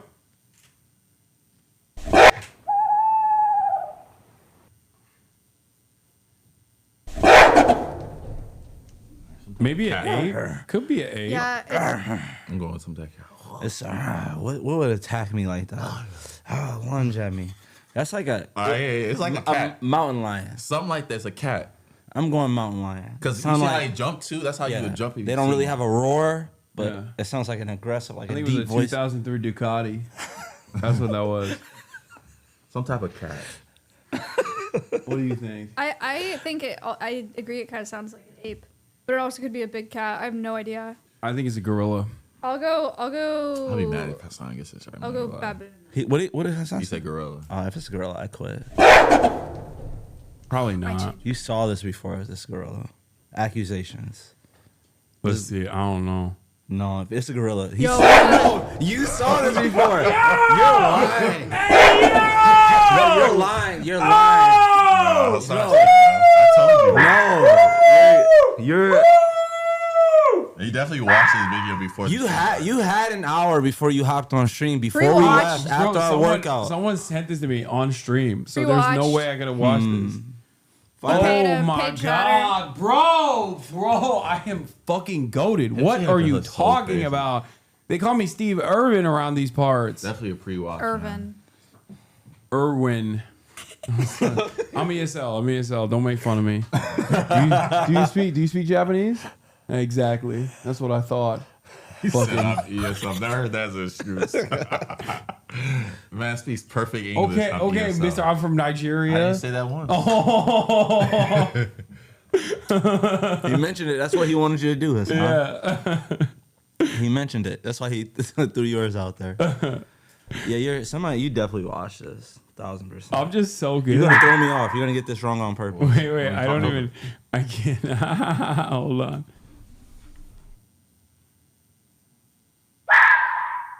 I have no idea what the fuck this That is. sounds like a monkey high up. Monkey, but at a different altitude? Yeah. Like it's above you. What do you think? It's a fox. Chat. You guys are actually pre-watching, and it's so cringe. It's so you guys have the link to this video, and you're clicking through the video, and then people are answering it, and then you're hive-minding with each other, and you're like, "Oh yeah, of course I know it's a freaking fox." Pre-watched. Cougar. She has definitely pre-watching. No, she has. She knows because she has foxes. I gotta pee. One of the. Oh, she's running away. She's literally running away in shame. By the way, she doesn't even need to pee. She's just like, "Oh, this is fucked up. I'm getting outed." But yeah, she has foxes at Alveus. One of them has like a weird ass face that I think looks like yeah, because they're like because they're all animals that like fucked up people bred to Got it. house and stuff like that, and then they can't take care of them. But I think the fox has like a human face. I don't know how to describe it. Do you see many foxes? It weirds me out. I have seen foxes. I've just never seen a fox like that. We live by a place called Fox Point, and it's a lot of foxes. There's no foxes in Fox Point. Yes, there is. Oh, these are like. Those are the Trump hat equivalent of glasses. Yeah, it's like what you see in the profile pictures. Yeah, you put that on immediately. You're like, what's his name? Yeah, they had the side. What's the dude that just got signed to the Browns? Like, he's like that boy didn't deserve it. Perfect time. I mean, this is, oh my God. I saw so many. You see the guys that prank called him? Oh yeah, you were just watching it this morning. Yeah, they think they're so dumb for recording themselves. Like they think that's gonna. Yeah, that's so stupid. Shadur Sanders. Do the Shadur. Yeah, he's got a real unkind energy to him. Yeah. That's what you look like you're about to say. I don't like it. He reminds me of a thug rapper. Yeah. He has no right to be this cocky. Humble him. Oh man. All right, so this is probably a fox. I was talking shit about your fox. Said it had a weird Ben. face. Yeah, he's mean about that. Well, it's because this is the normal fox face, okay? Even though this fox looks freaky too, kind of. But the fox that you have, one of them has like their noses or their snout, they're bred to have like a shorter snout, right? Yeah, sorry, he was unethically bred for the pet trade. Not his fault he looks like that. Yeah, but because of that, it feels like when he's looking at me, it feels like it's piercing.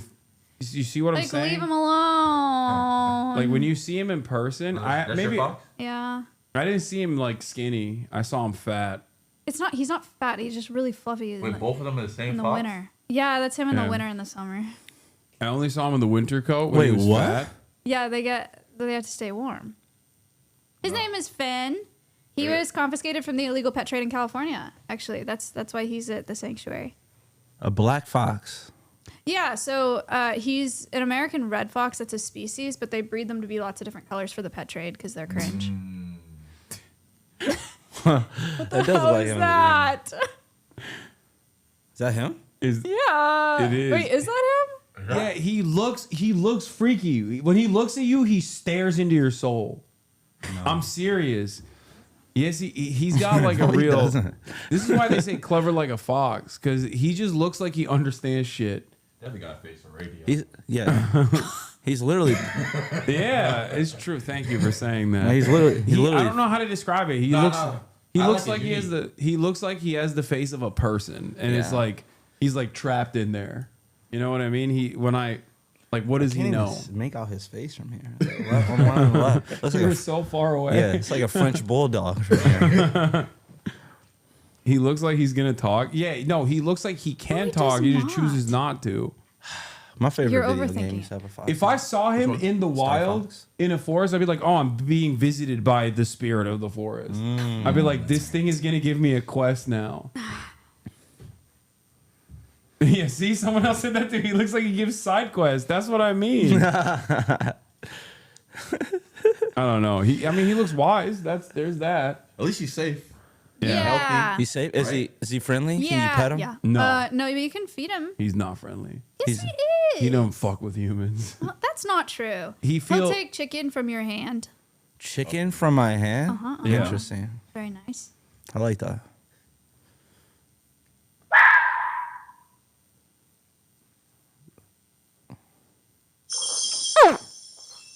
The fuck? Super Mario synthesizer. Super Mario jumping. That sounds familiar though. I've heard like Super Mario jumping. Super Mario jumping Yeah. sound. No. What is it? I think that's a frog also. But Yeah, I think it's a frog. I don't feel like they would put two. Ooh, that's a good guess. Yeah, gator is a good guess. Gators, yes. That's. But you guys Gators are actually they they're don't watching. know Gators that. make fucking Hasan. noise. This is the baby ones I've heard. They're It pre-watching. does sound like a baby gator. I thought gators were like Some type of baby reptile makes They that sound. make actually quite a few. So baby gator is a really good guess. It's a baby reptile, something like that. Bro, I would never be afraid of this animal. It's probably the if I heard frog it. with the little tips. A young crocodile. Okay, everybody on got there it wrong. pre-watching. What? Everybody had it wrong. They did not just know that. Yeah, they're. I'm pretty they're sure a baby gator probably make the same sound. Chat, I'm gonna turn off the fucking. I'm gonna. You know what? We're gonna put it in emote only. Let's do it. Wait. Crocodile, not a gator. How the fuck? I think they're just trying to. They knew that, and then they didn't want. Where's emote only? How the fuck do I do an emote only from here? I don't know. God damn it! All right. Well, do you need me to do it? I can do No, it, it's fine. but do it. Do it, Moz. Emote only. Thank you. Okay. Now they're gonna use emotes to tell us what the fucking animal is. A little harder though.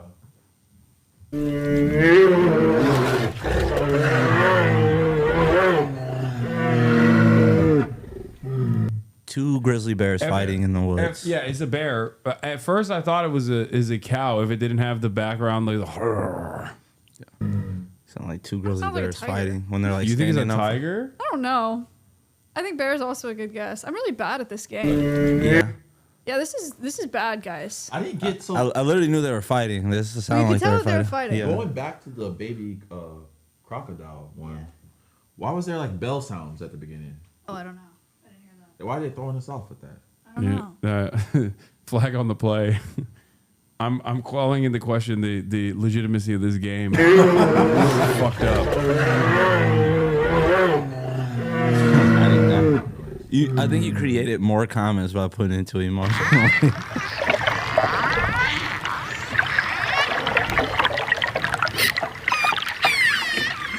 Penguins? I think it's an aquatic animal. Nice. Nice. Okay, that narrows it down. Yeah. Very astute. It's a baby by the water. Wait, can I hear it one more time? It's a human baby by the water. Oh, I fucked It's a it. beluga. I fucked up. Beluga or dolphin? I fucked up. We already know what it is. That's nice.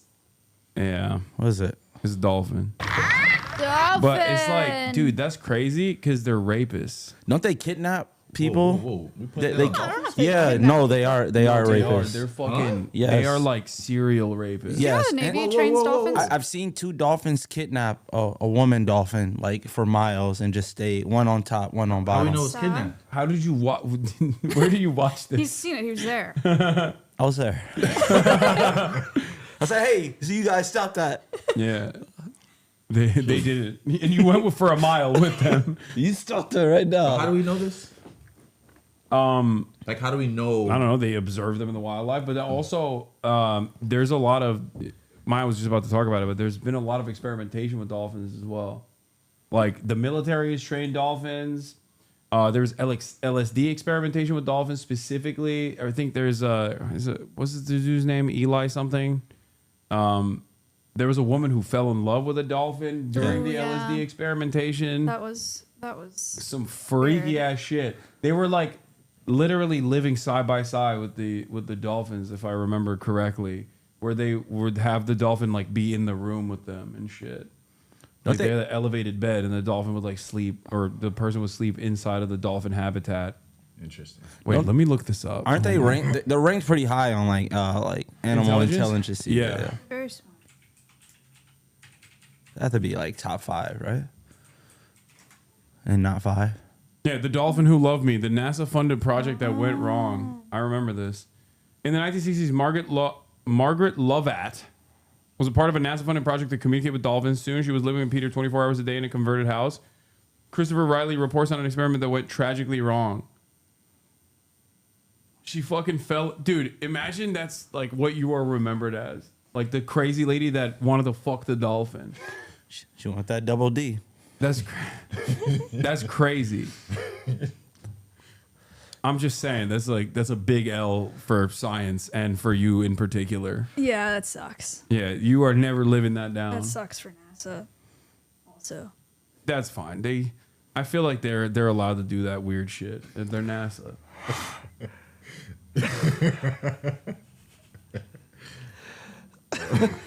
Look, now age 97. Yo, she's still giving interviews? Oh, she's still alive? Wait, hold up. No, this is not. No, this is. Oh. Wait, who was the lady who fell in love? I guess this one, Margaret Lovat, at the Dolphin House. Look at her. She's like kissing him. She's awfully close. This photo enough should have been like. Did they ever have? That photo's like doesn't with the context. Yes. Did but they we've ever seen have lots of intercourse? photos. I don't think so. I don't know though. How would that work? Dolphins pretty. I mean, you could certainly like. Maz, you can take it off of emote mode for now. Can you like induce a erection for a dolphin? Like, do they need to be erect? Don't dolphins have like they're outward with it? Like they have a. I would assume it I was have like not. retractable. Yeah, they're saying she jacked the dolphin off. Right. Yeah. See, I told you there's something that she could. She rubbed his dolphin penis. Hey, yo! What the fuck? See? She used to stroke I told off the you. dolphin. I'm not even joking. Yeah. Oh my god, bro, that is Having a nasty. dolphin on your body is crazy. Nah, that's so crazy. That Lily, That's worth 100 bodies. Right? That's so much more than 100 Yes, bodies. it's with a It's dolphin. worth 1,000. It's worth 1,000 bodies. She did not fall in love with it. It fell in love with her. Okay, bro. That's a crazy She was thing to say. jerking off the dolphin. Okay. Oh, it was loveless on her end. It's not exactly fucking saving her. You know what I mean? This is at the end of the day, he's still an animal. You know what I mean? I'm sure he was like, "Yeah, I love the hand jobs you're giving me." Ew. I mean, he kept coming back for more, so she must have been pretty good. Ew. Lily have been interested in connecting with. Was she married? Oh my god, That's crazy. She was married? No, I don't know. Oh. The young medic couldn't believe the size of the animal's brain and began to imagine just how intelligent the creature must have been, and immediately, in the most human fashion, was like, "Let me jerk this shit off. Let me see how smart it actually is." You were talking about a time in science when everyone's thinking about a correlation between brain size and what the brain can do in this period. Researchers were like, "Whoa, big brain, cool." At every opportunity in the years that followed, John Lilly is the guy who conducted the LSD stuff. Yeah, he started experimenting with LSD during the project. And his first wife, Mary, would charter sailboats and cruise the Caribbean looking for other big brain mammals to observe. Up until this time, fishermen on the East Coast. Okay. Now, age 97, Mary still remembers the day very clearly. I came in at the top of the operating theater and I heard John talking, and Dolphin would go, "What?" Like John, and then Alice, his assistant, would reply in a high tone of voice. And the dolphin would imitate her voice. I went down to where they were operating and I told them that this was going on. They were quite startled. They thought that the dolphins were trying to communicate with the humans. Every podcaster in the world loves to bring up the dolphin sex and also what it was like jerking off to porn when the internet was slow. Who said? That's, I mean, I think that's where I heard it before too. Yeah, I definitely heard it on a podcast. Yeah. It's like Definitely. filler stuff. It's Yeah. something we talk about on ours. We Oh. smooth your brain. A friend of a friend is a entomologist, and beetles can be really hard to tell apart because there's so many species. And the only way that you can tell some beetle species apart is by their penis. So they have to jerk off the beetles to see their penis so that they can ID them. How do you? You just put them on a vibrating plate. I think. Okay, that seems like an automated process. That seems a little bit cleaner than just like straight up rubbing the dolphin dick. They call him the beetle fluffer. The beetle fluffer? They can't just ask the beetle? Get on this plate. Wait, I'll tell you. He probably enjoys it. It's like, I'm a beetle. This is the... What if it's the best orgasm of the beetle's life and then you fuck up the beetle permanently where he's just like constantly seeking out that vibration for the rest of his little beetle ass life? Wait, how long does a beetle live for? Oh, it depends on the species of beetle, but like... Someone said, not your long. content is terrible. That's so mean. Who? It's talking about me. So true, so true. Oh, No, just like... none of you guys have haters like this. Don't worry. Okay, good. Can't take out. I got low self-esteem. So really fuck me up. You better watch yourself, horse condom carrier, young Hasan. That's true. I did work on a ranch, and I had to carry a fucking. I had to carry a thing of horse semen. It was devastating. We've talked about that. We both had to jack off horses, right? Yeah, I never jacked off the horse, but I had to. I was tasked with carrying the horse. Yeah, Who's they jacking off sell horses? They sell in ranches Me when they smile. sell like stallion seed. Okay, to so you breed can other. sell semen? Yeah, to breed other horses. It was really fucking crazy. They put these like mares on the side, and they get the stallion ready to go, primed and excited, and then they would make the stallion mount the saddle rack, and then strap on this fucking massive leather condom onto his penis. It's an artificial vagina. Yeah. And he would fuck the leather condom, artificial vagina, and nut in it, and then I had to carry it. It's gross. You did not have to say nut. I mean, that's what the horse did. You said like something a little more ejaculated or something like that. Stop talking about your horse semen slinging days. Back in my day. No, that's actually crazy. Was it heavy? Yes. Bro, have you ever seen it? Yeah, dude. Yeah, it was. What the fuck? Was it heavy? It's such a diabolical question. And to answer that quickly, the answer is yes. That's funny. You know? How many like different semen did you carry at a time? No, just one. I only had to do this once. Me too. Did it smell? I didn't smell it. What does it look like on bread? Who said that? We know you can't read the chat, bro. You already outed yourself. You already outed yourself for not being able to read it. That's crazy. That's crazy.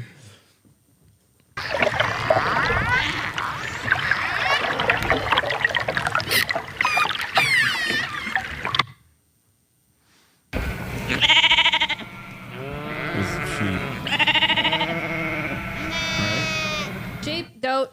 Goat. I'm gonna say sheep. I'll go sheep too. I'll go sheep too.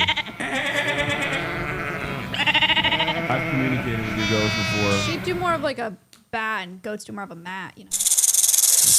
Rattlesnake. Easy. LeBron's back. Yep. The You used conversation. to eat goats? Where'd you do that?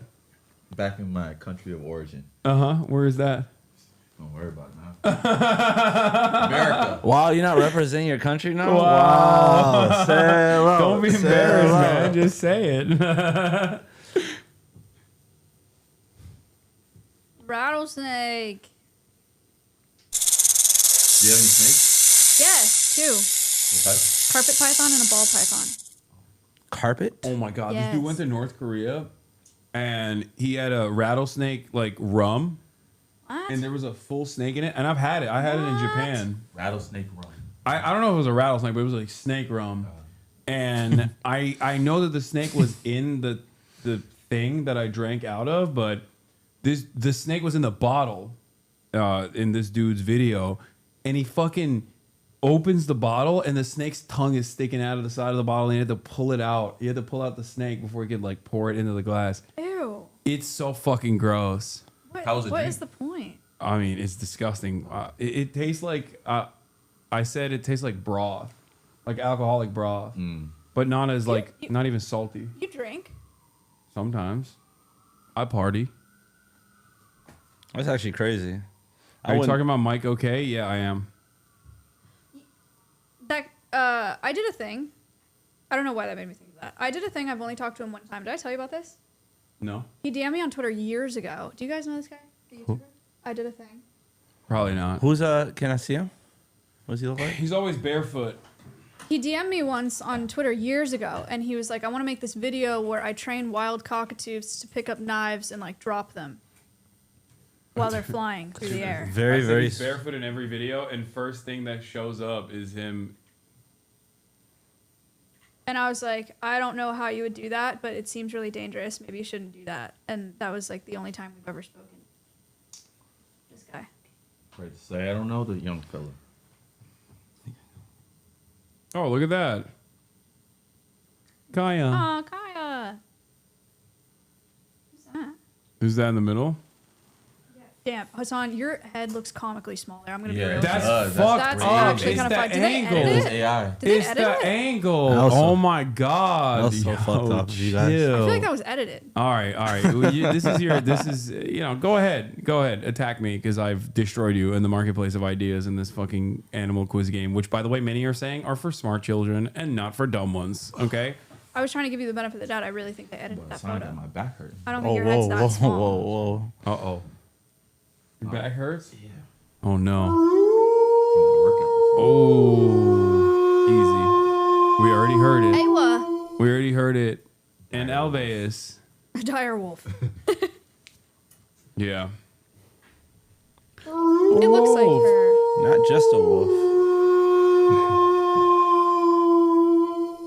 So haunting, but beautiful. Seagull. Oh yeah, definitely. Definitely. They look so fucking. This is what I have so much smoke for birds. I feel like they always look so angry. I don't know. Birds freak me out. Yeah. I feel like birds have that knowledge to know like their strength in numbers. Yeah. They could take over. Yeah. Yeah. They always just look like an agitated lady. I don't know. That is like. It's because they don't have eyebrows. Like dogs can like move their occipital ridge a little bit, and birds is just fixed, and so they just kind of look pissed off. Yeah. They just never do. Like owls scare me. Like that. Like they always look angry. I've never seen a bird that looks chill. Like I've never been like, that's a cool bird. I want to hang out with that bird. I'm always like, oh, chill. And they're dinosaurs. Yeah. They're like that's the closest. What's a cute bird? They're cute birds for sure. Birds don't do anything nice. I like the African gray parrot when I was. Yeah, those are. Yeah, we have one of those. When I was in Nigeria, actually. Like you're. Now you're just doing it on purpose. I did have one though. Yeah. Well, she has a bunch of parrots, and you know what's actually crazy? Like in the gym that we were working out this morning. Usually, if it's bright out, if the sun is out, there's straight up parrots that perch up on top of the power lines. Really? Because in LA, there's a shit ton of parrots. Like I think some guy bought a bunch of parrots and then released them into the wild. Oh, really? I was gonna say I never heard of a wild parrot before. No, they're just established here. Yeah. But they're also like what is it? What's the term? They're not good for the habitat. Invasive. Yeah, they're invasive. Yeah. I just don't see birds do nice things. Like I've seen like a lion kills every day, right? Yeah. But you see a lion like pick up their son, or you just see some type of stuff. Yeah, Birds yeah, are just Birds. business. Here's your food. They like kick out their there's a type of bird that like kicks Cuckoo. out their young if Yeah. someone else touches it. It's But like they you've been feed them touched. by throwing up in their mouth. Yeah, that's gross. That's Even gross. that is Yeah. gross. No, It's that's like, they can't even get their own food. Like here, take my leftovers. Just Yeah, no wonder. They like dance with each other and they like preen each other. It's nice. I saw a baby bird fall out this nest trying to fly one time. Like fell super hard. It was pretty sad. What do you do with that situation? You just me? Can you? If it Oh, you has, just, you just drove away. yeah, you just like. Yeah, I'm not gonna lie. I You're like, did. fuck you, I bird. did leave because I walked up, but I was like, okay. It was it's my time probably to shine. It was probably fine. If it has feathers, they fledge by like jumping out of the nest, and then they're just vulnerable for a couple days on the ground before they actually fly away. But I heard if you touch a bird, like it might lose like that scent and the mom. it's a myth. That's a myth? Mhm. Oh damn. You can put it I back could have up. saved See? that bird. Yeah. Yeah, that bird's dead now. No, it was probably a fledgling. Turn him into a chicken nugget. It's probably okay. That's what happened to that bird. I never knew that was a myth. The craziest one is that, okay, you want to know the real fucked up bird one? The one that has like the super loud noise, that's scary as fuck? Yeah.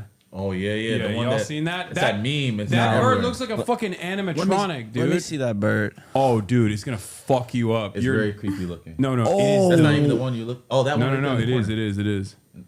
Dude, I'm telling you. What the fuck? Oh no. Yeah. What are we doing? What are we doing? It's like humans. Birds are dying. If that Someone's thing, gonna sample that. if that thing gets any bigger, oh look at that. He's cute. He's cute. Are you fucking nuts? He's a cute No. guy. No, Like that is birds an like affront this? to God, bro. That right there.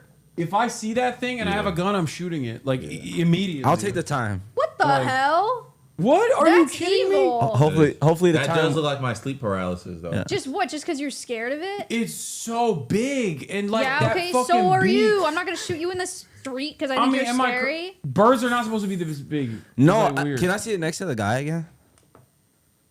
I can't really gauge his. They're not that big. They're not. my This perspective God. looks crazy. They're not that. Yes, they are. No, it's fine. Look It's at a really cool looking why is bird, he though. why is he looking at him like that? Because he wants to kill him. That's he what I'm does saying. not. They just can't make their move yet because they know that as Yeah. humans We'll we'll attack catch first. on it. We'll, Yeah. oh, this one is the worst one. No, This was the worst one. This was the no. worst one. I've seen this video before. I sweep his legs out. He's just walking around. Like, look at how threatening the aura of this fucking bird is. Yeah. Because, like, it makes machine gun sounds with his mouth. So that's like, automatically, you know, if he catches you with them things, you're done. You're out. Like, Another it's bird gonna. I'm kind of afraid I don't of think is it'd be that bad. ostriches. Ostriches She are has cool. she has a Emu. an emu, yeah. Does it try to like this one that spits, right? No, that's a llama, Llama. which is not a bird. Same vibe though. Yeah, long neck. It's like a giraffe, right? No, wait, that's a camel, dude. Terror birds. Yeah, all birds are dinosaurs. This is like a terror bird. All birds are descendants of theropods. Terror bird. Look up a terror bird. Someone in the chat got mad at me and TRROR. said, "You're such an asshole, man." Okay, calm down, bro. You trapped in this room with a fucking bird like this. I'll see how you behave. I like my okay? chances though if I'm like if like I'm trapped with a bird. Yeah, he doesn't go to leg day. You guys This are bird fine. does Yeah, no you'll leg be fine. day. Look up a terror bird. Terror bird. Terror. Terror? That bird is scary though. R-R-O-R. Terror You bird. said you liked Terror. it. Don't I just know, look it up looks the word cool, though. terror. Terror Reminds me bird. of like the character in Death Note. Oh, you're saying that these birds used to exist. They don't anymore. That's what that probably used to be, huh? Uh-huh. Oh, That's what all hell birds no. use. Size of bears with eagle-like beaks and knives for feet. Knives for Their feet. deadliness remains unmatched by modern predators. Oh my god. So Their OP. rule was long and brutal, and then they swiftly disappeared forever. These birds ruled over the age of terror. That's a good bird for America. Yeah, we could have Yeah, we could Like, have definitely been. that's there. like that. I respect that. Yeah. Yes. Even though he's got like the little fucking shitty ass T-Rex arms. Yeah. Which is kind of an L. Like I feel like Why other does he birds, need 'em? other birds would like make fun of this one. We had to just Like, see how it ran. Like that's the only thing. Yeah. Yeah. I feel like the way people run, even with people, you can judge them based on These that. are the terror birds.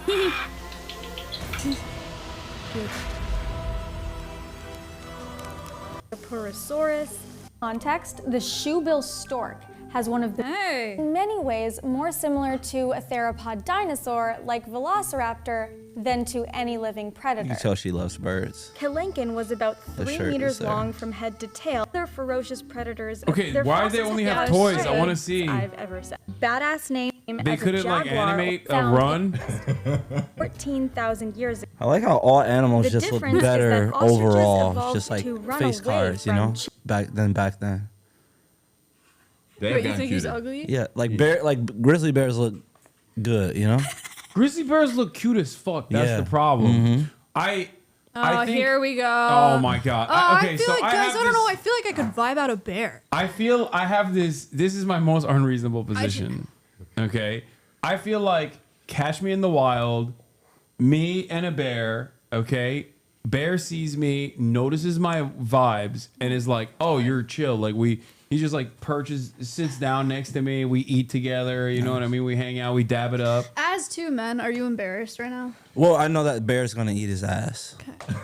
That's I feel like I could fucking vibe with a bear. No. That's how I feel. You were afraid of that bird though. Yeah, because the bird is like an alien. A bear is like, I can put the bear in a category like a dog. Like horses are like massive dogs.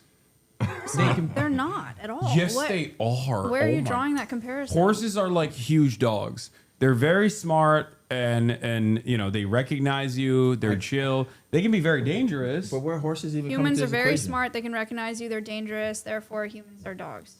What? Okay, yeah, no, that's what I'm saying. No, that's my point exactly. What? Yes, dogs, horses fit in a category where like not only are they domesticated, but also like they're kind of like dudes. They're kind of like boys. Like you can be boys with them. And I feel like if we tried hard enough, we can make bears into that category as well, and we just simply haven't tried hard enough. I think if we try, then it has to be like a them or us thing because they're just gonna. Yeah, they're gonna take over like Planet of the Apes. Yeah, they're gonna start Planet of coming the to the Bears. city like you fuck with us first, and it's like, ah, damn. The only bears may vibe with are the type found on Grindr, bro. What the fuck? Yeah. What is a bear? In Horses are dogs you can ride. Exactly. That's how I feel about it too. All right, I'll go try. Why is everybody No, saying, why is have everybody you saying ever- man? Have you guys never seen like there's a story of a bear, I think it was in World War II, that like got became a part of a unit and like literally would like take over enemy territory with them and shit. Like there's stories like that. There's a Polish bear. I think it came all the way from like Iran, if I'm not mistaken. What the fuck? Yeah, no, I'm serious. No.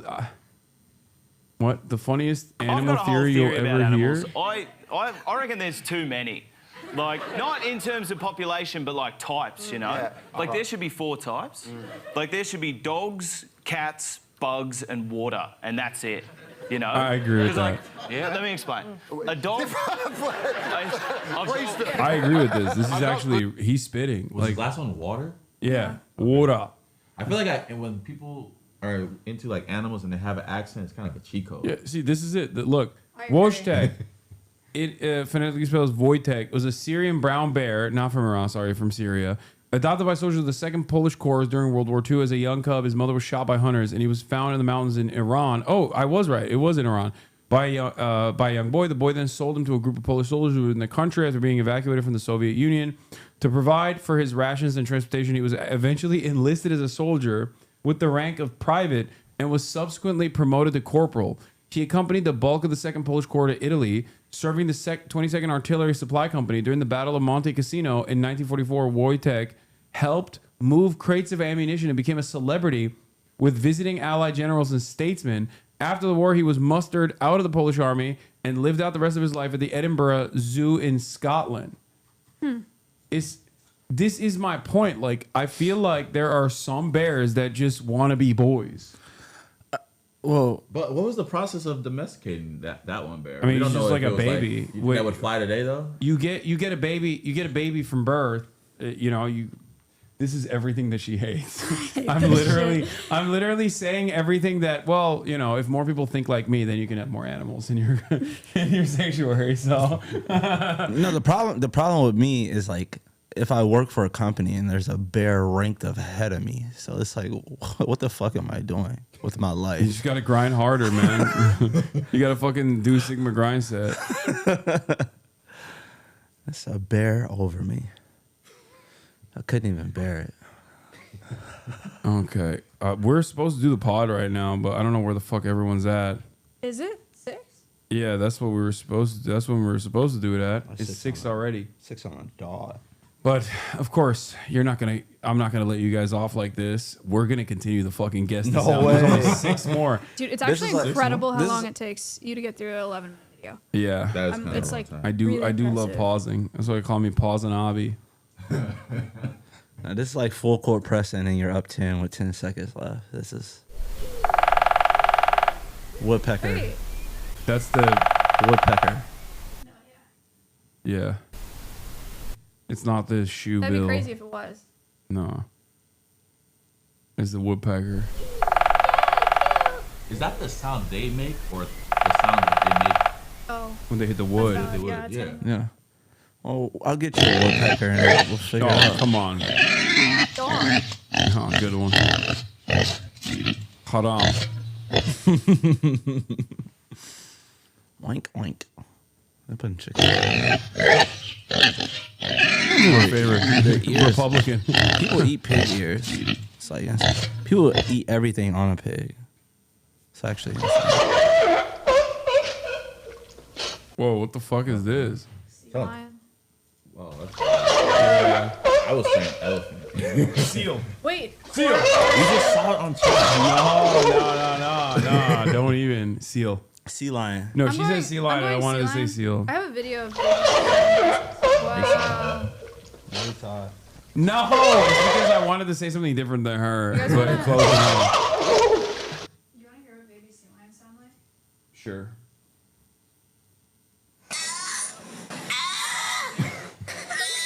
You're fucking. That's cutie. That's Cutie Cinderella. They're so fucking cute. Dude. I see what they look like. Dude, in Japan, we went to an aquarium.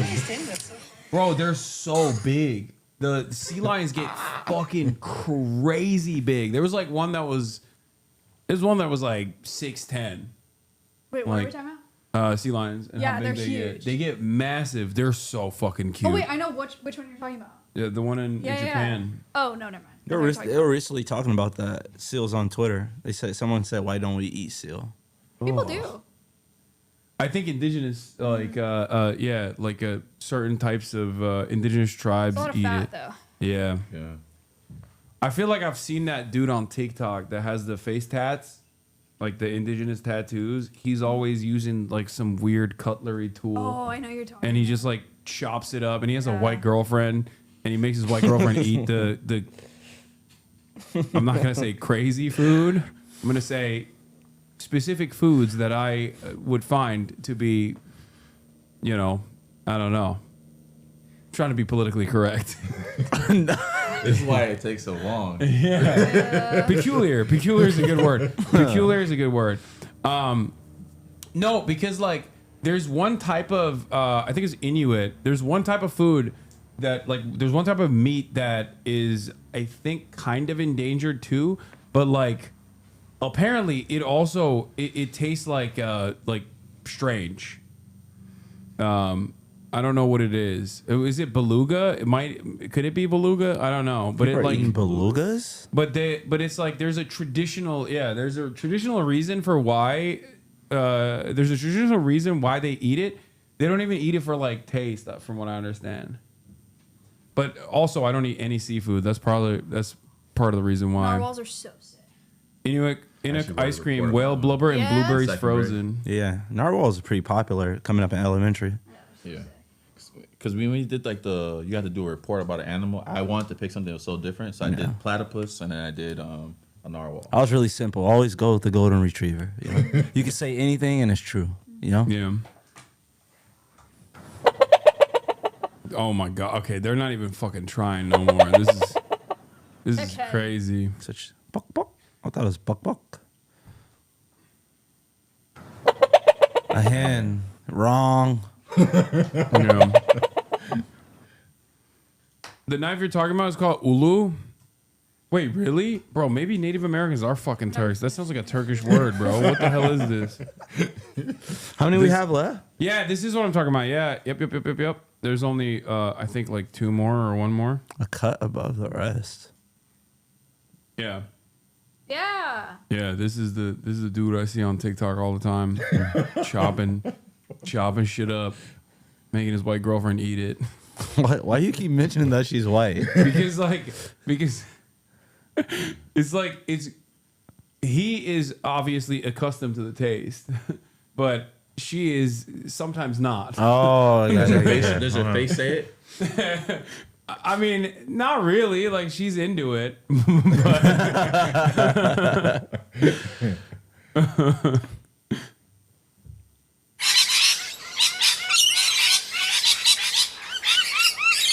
What is this? Sounds so. It's What's parakeets, I think.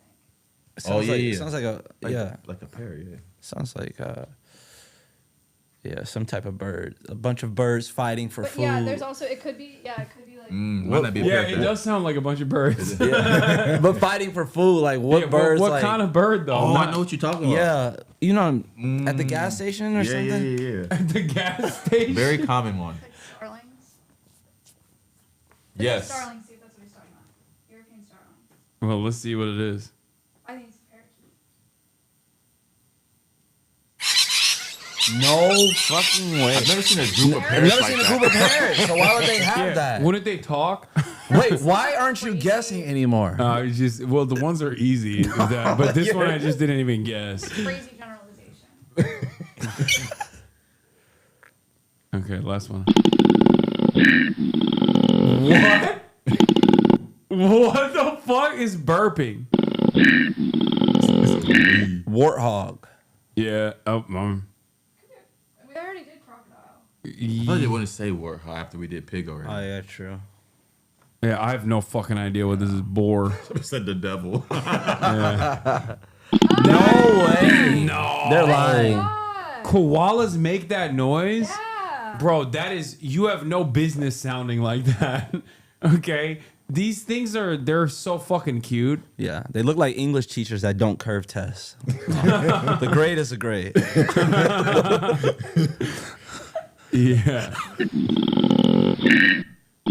That is not a noise. That demonic, low guttural noise is not what I would expect from these animals that I've met in the wild, and they are fucking. I've never actually seen a koala. Why can't they be pets?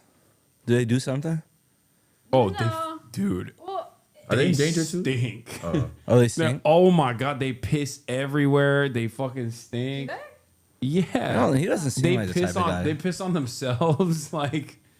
Yeah, everybody keeps saying STDs. Yeah, they do have STDs. Oh, really? Really? Yeah. Yeah. Oh, they just like born with chlamydia? Someone said they rape cats. Okay, all right.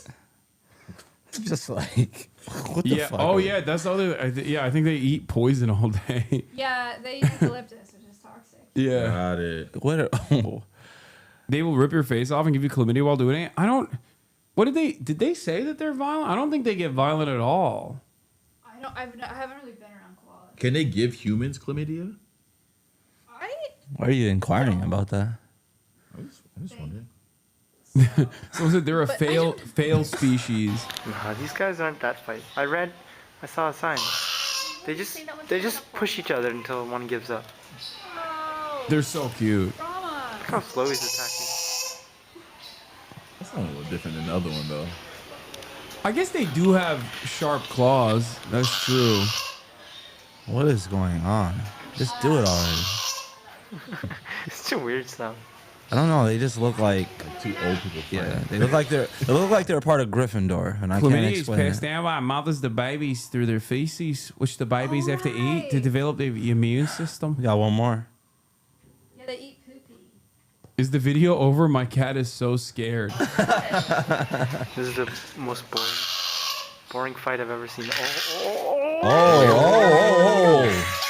Oh, he bit the shit out of him. Oh my god, they're taking it to the bushes. Get your ass down here.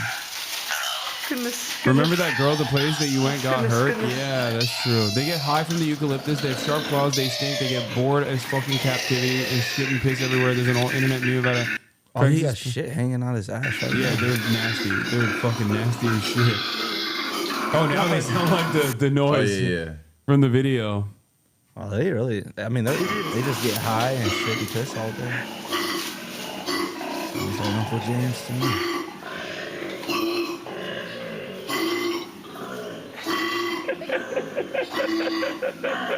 Don't laugh at them, bro. Dude's It's loving private. it. I think It's that- private. I always think that's so weird when someone laughs at animals fighting.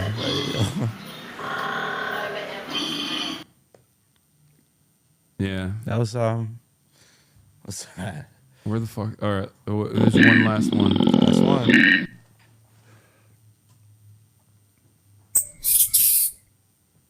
What?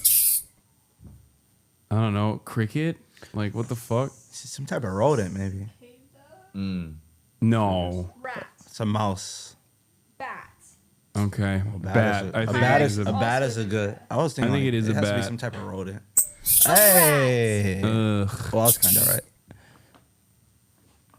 What is this? Don't forget this exists. The John Oliver Koala Chlamydia Award. Oh, he bought a Chlamydia Award. Nice. All right. Well, chat. I think we all know who won that. Pat, you did get a lot right. Come on, now. And like I took chances. I didn't just go with the standard answer and lean I back. think we know who lost. Animal professional over here. Yeah, I'm bad at that. Yeah, that was crazy. I'm really bad at that.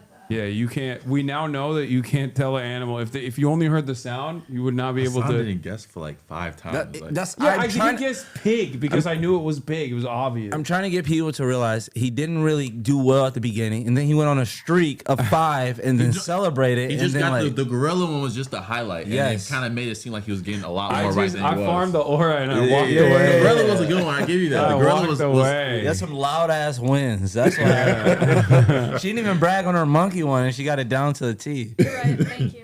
Which is a Yeah, really that weird was win. sick. That was sick. Still under investigation with that one. That was crazy. I'm a win. Leafer. Thank you for all you do with Alveus. Yeah, they're lying and saying Maya won because you won the hearts and minds, but I won the actual competition. It's not a big deal.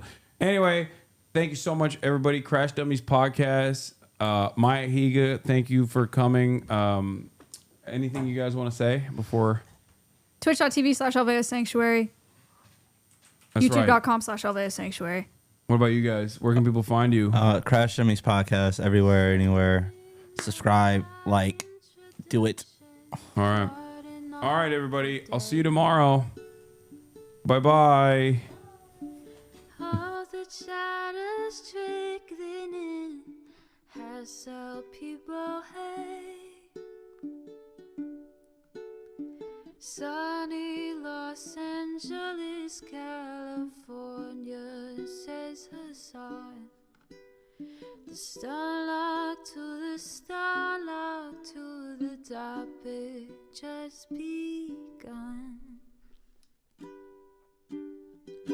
There he is again, Hasan is streaming. Hasan is streaming. There he is again, Hasan is streaming. Hasan is streaming. Reviewing the P.O. box, Uncle Uger's face. Sudden Discord agitprop, great names take embrace. Tiny Bernie Sanders, LGBTQ Air Force. The whole left at your fingertips, Ane at your door.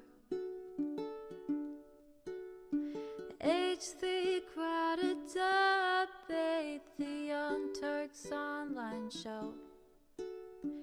3 full fucking years of this, plenty more to go. 90-day fiance, talks of champagne bourgeoisie. A Trump rally live reaction, a mass riot at DC.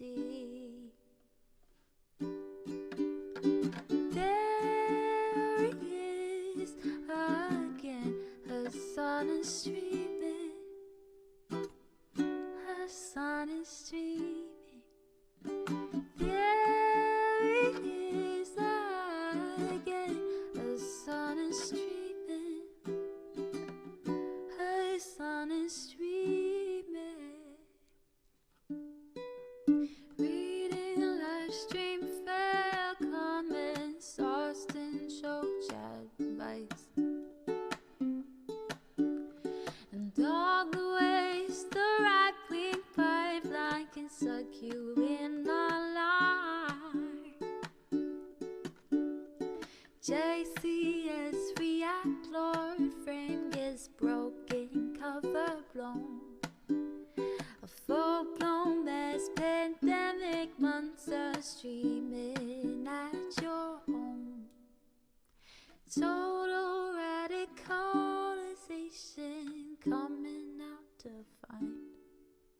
The system you were taught to trust in was broken the whole time.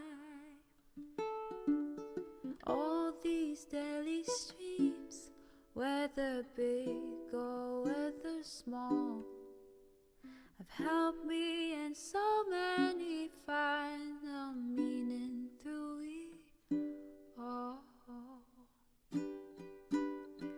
There he is again, Hasan is streaming. Hasan is streaming. There he is again, Hasan is streaming. Hasan is streaming.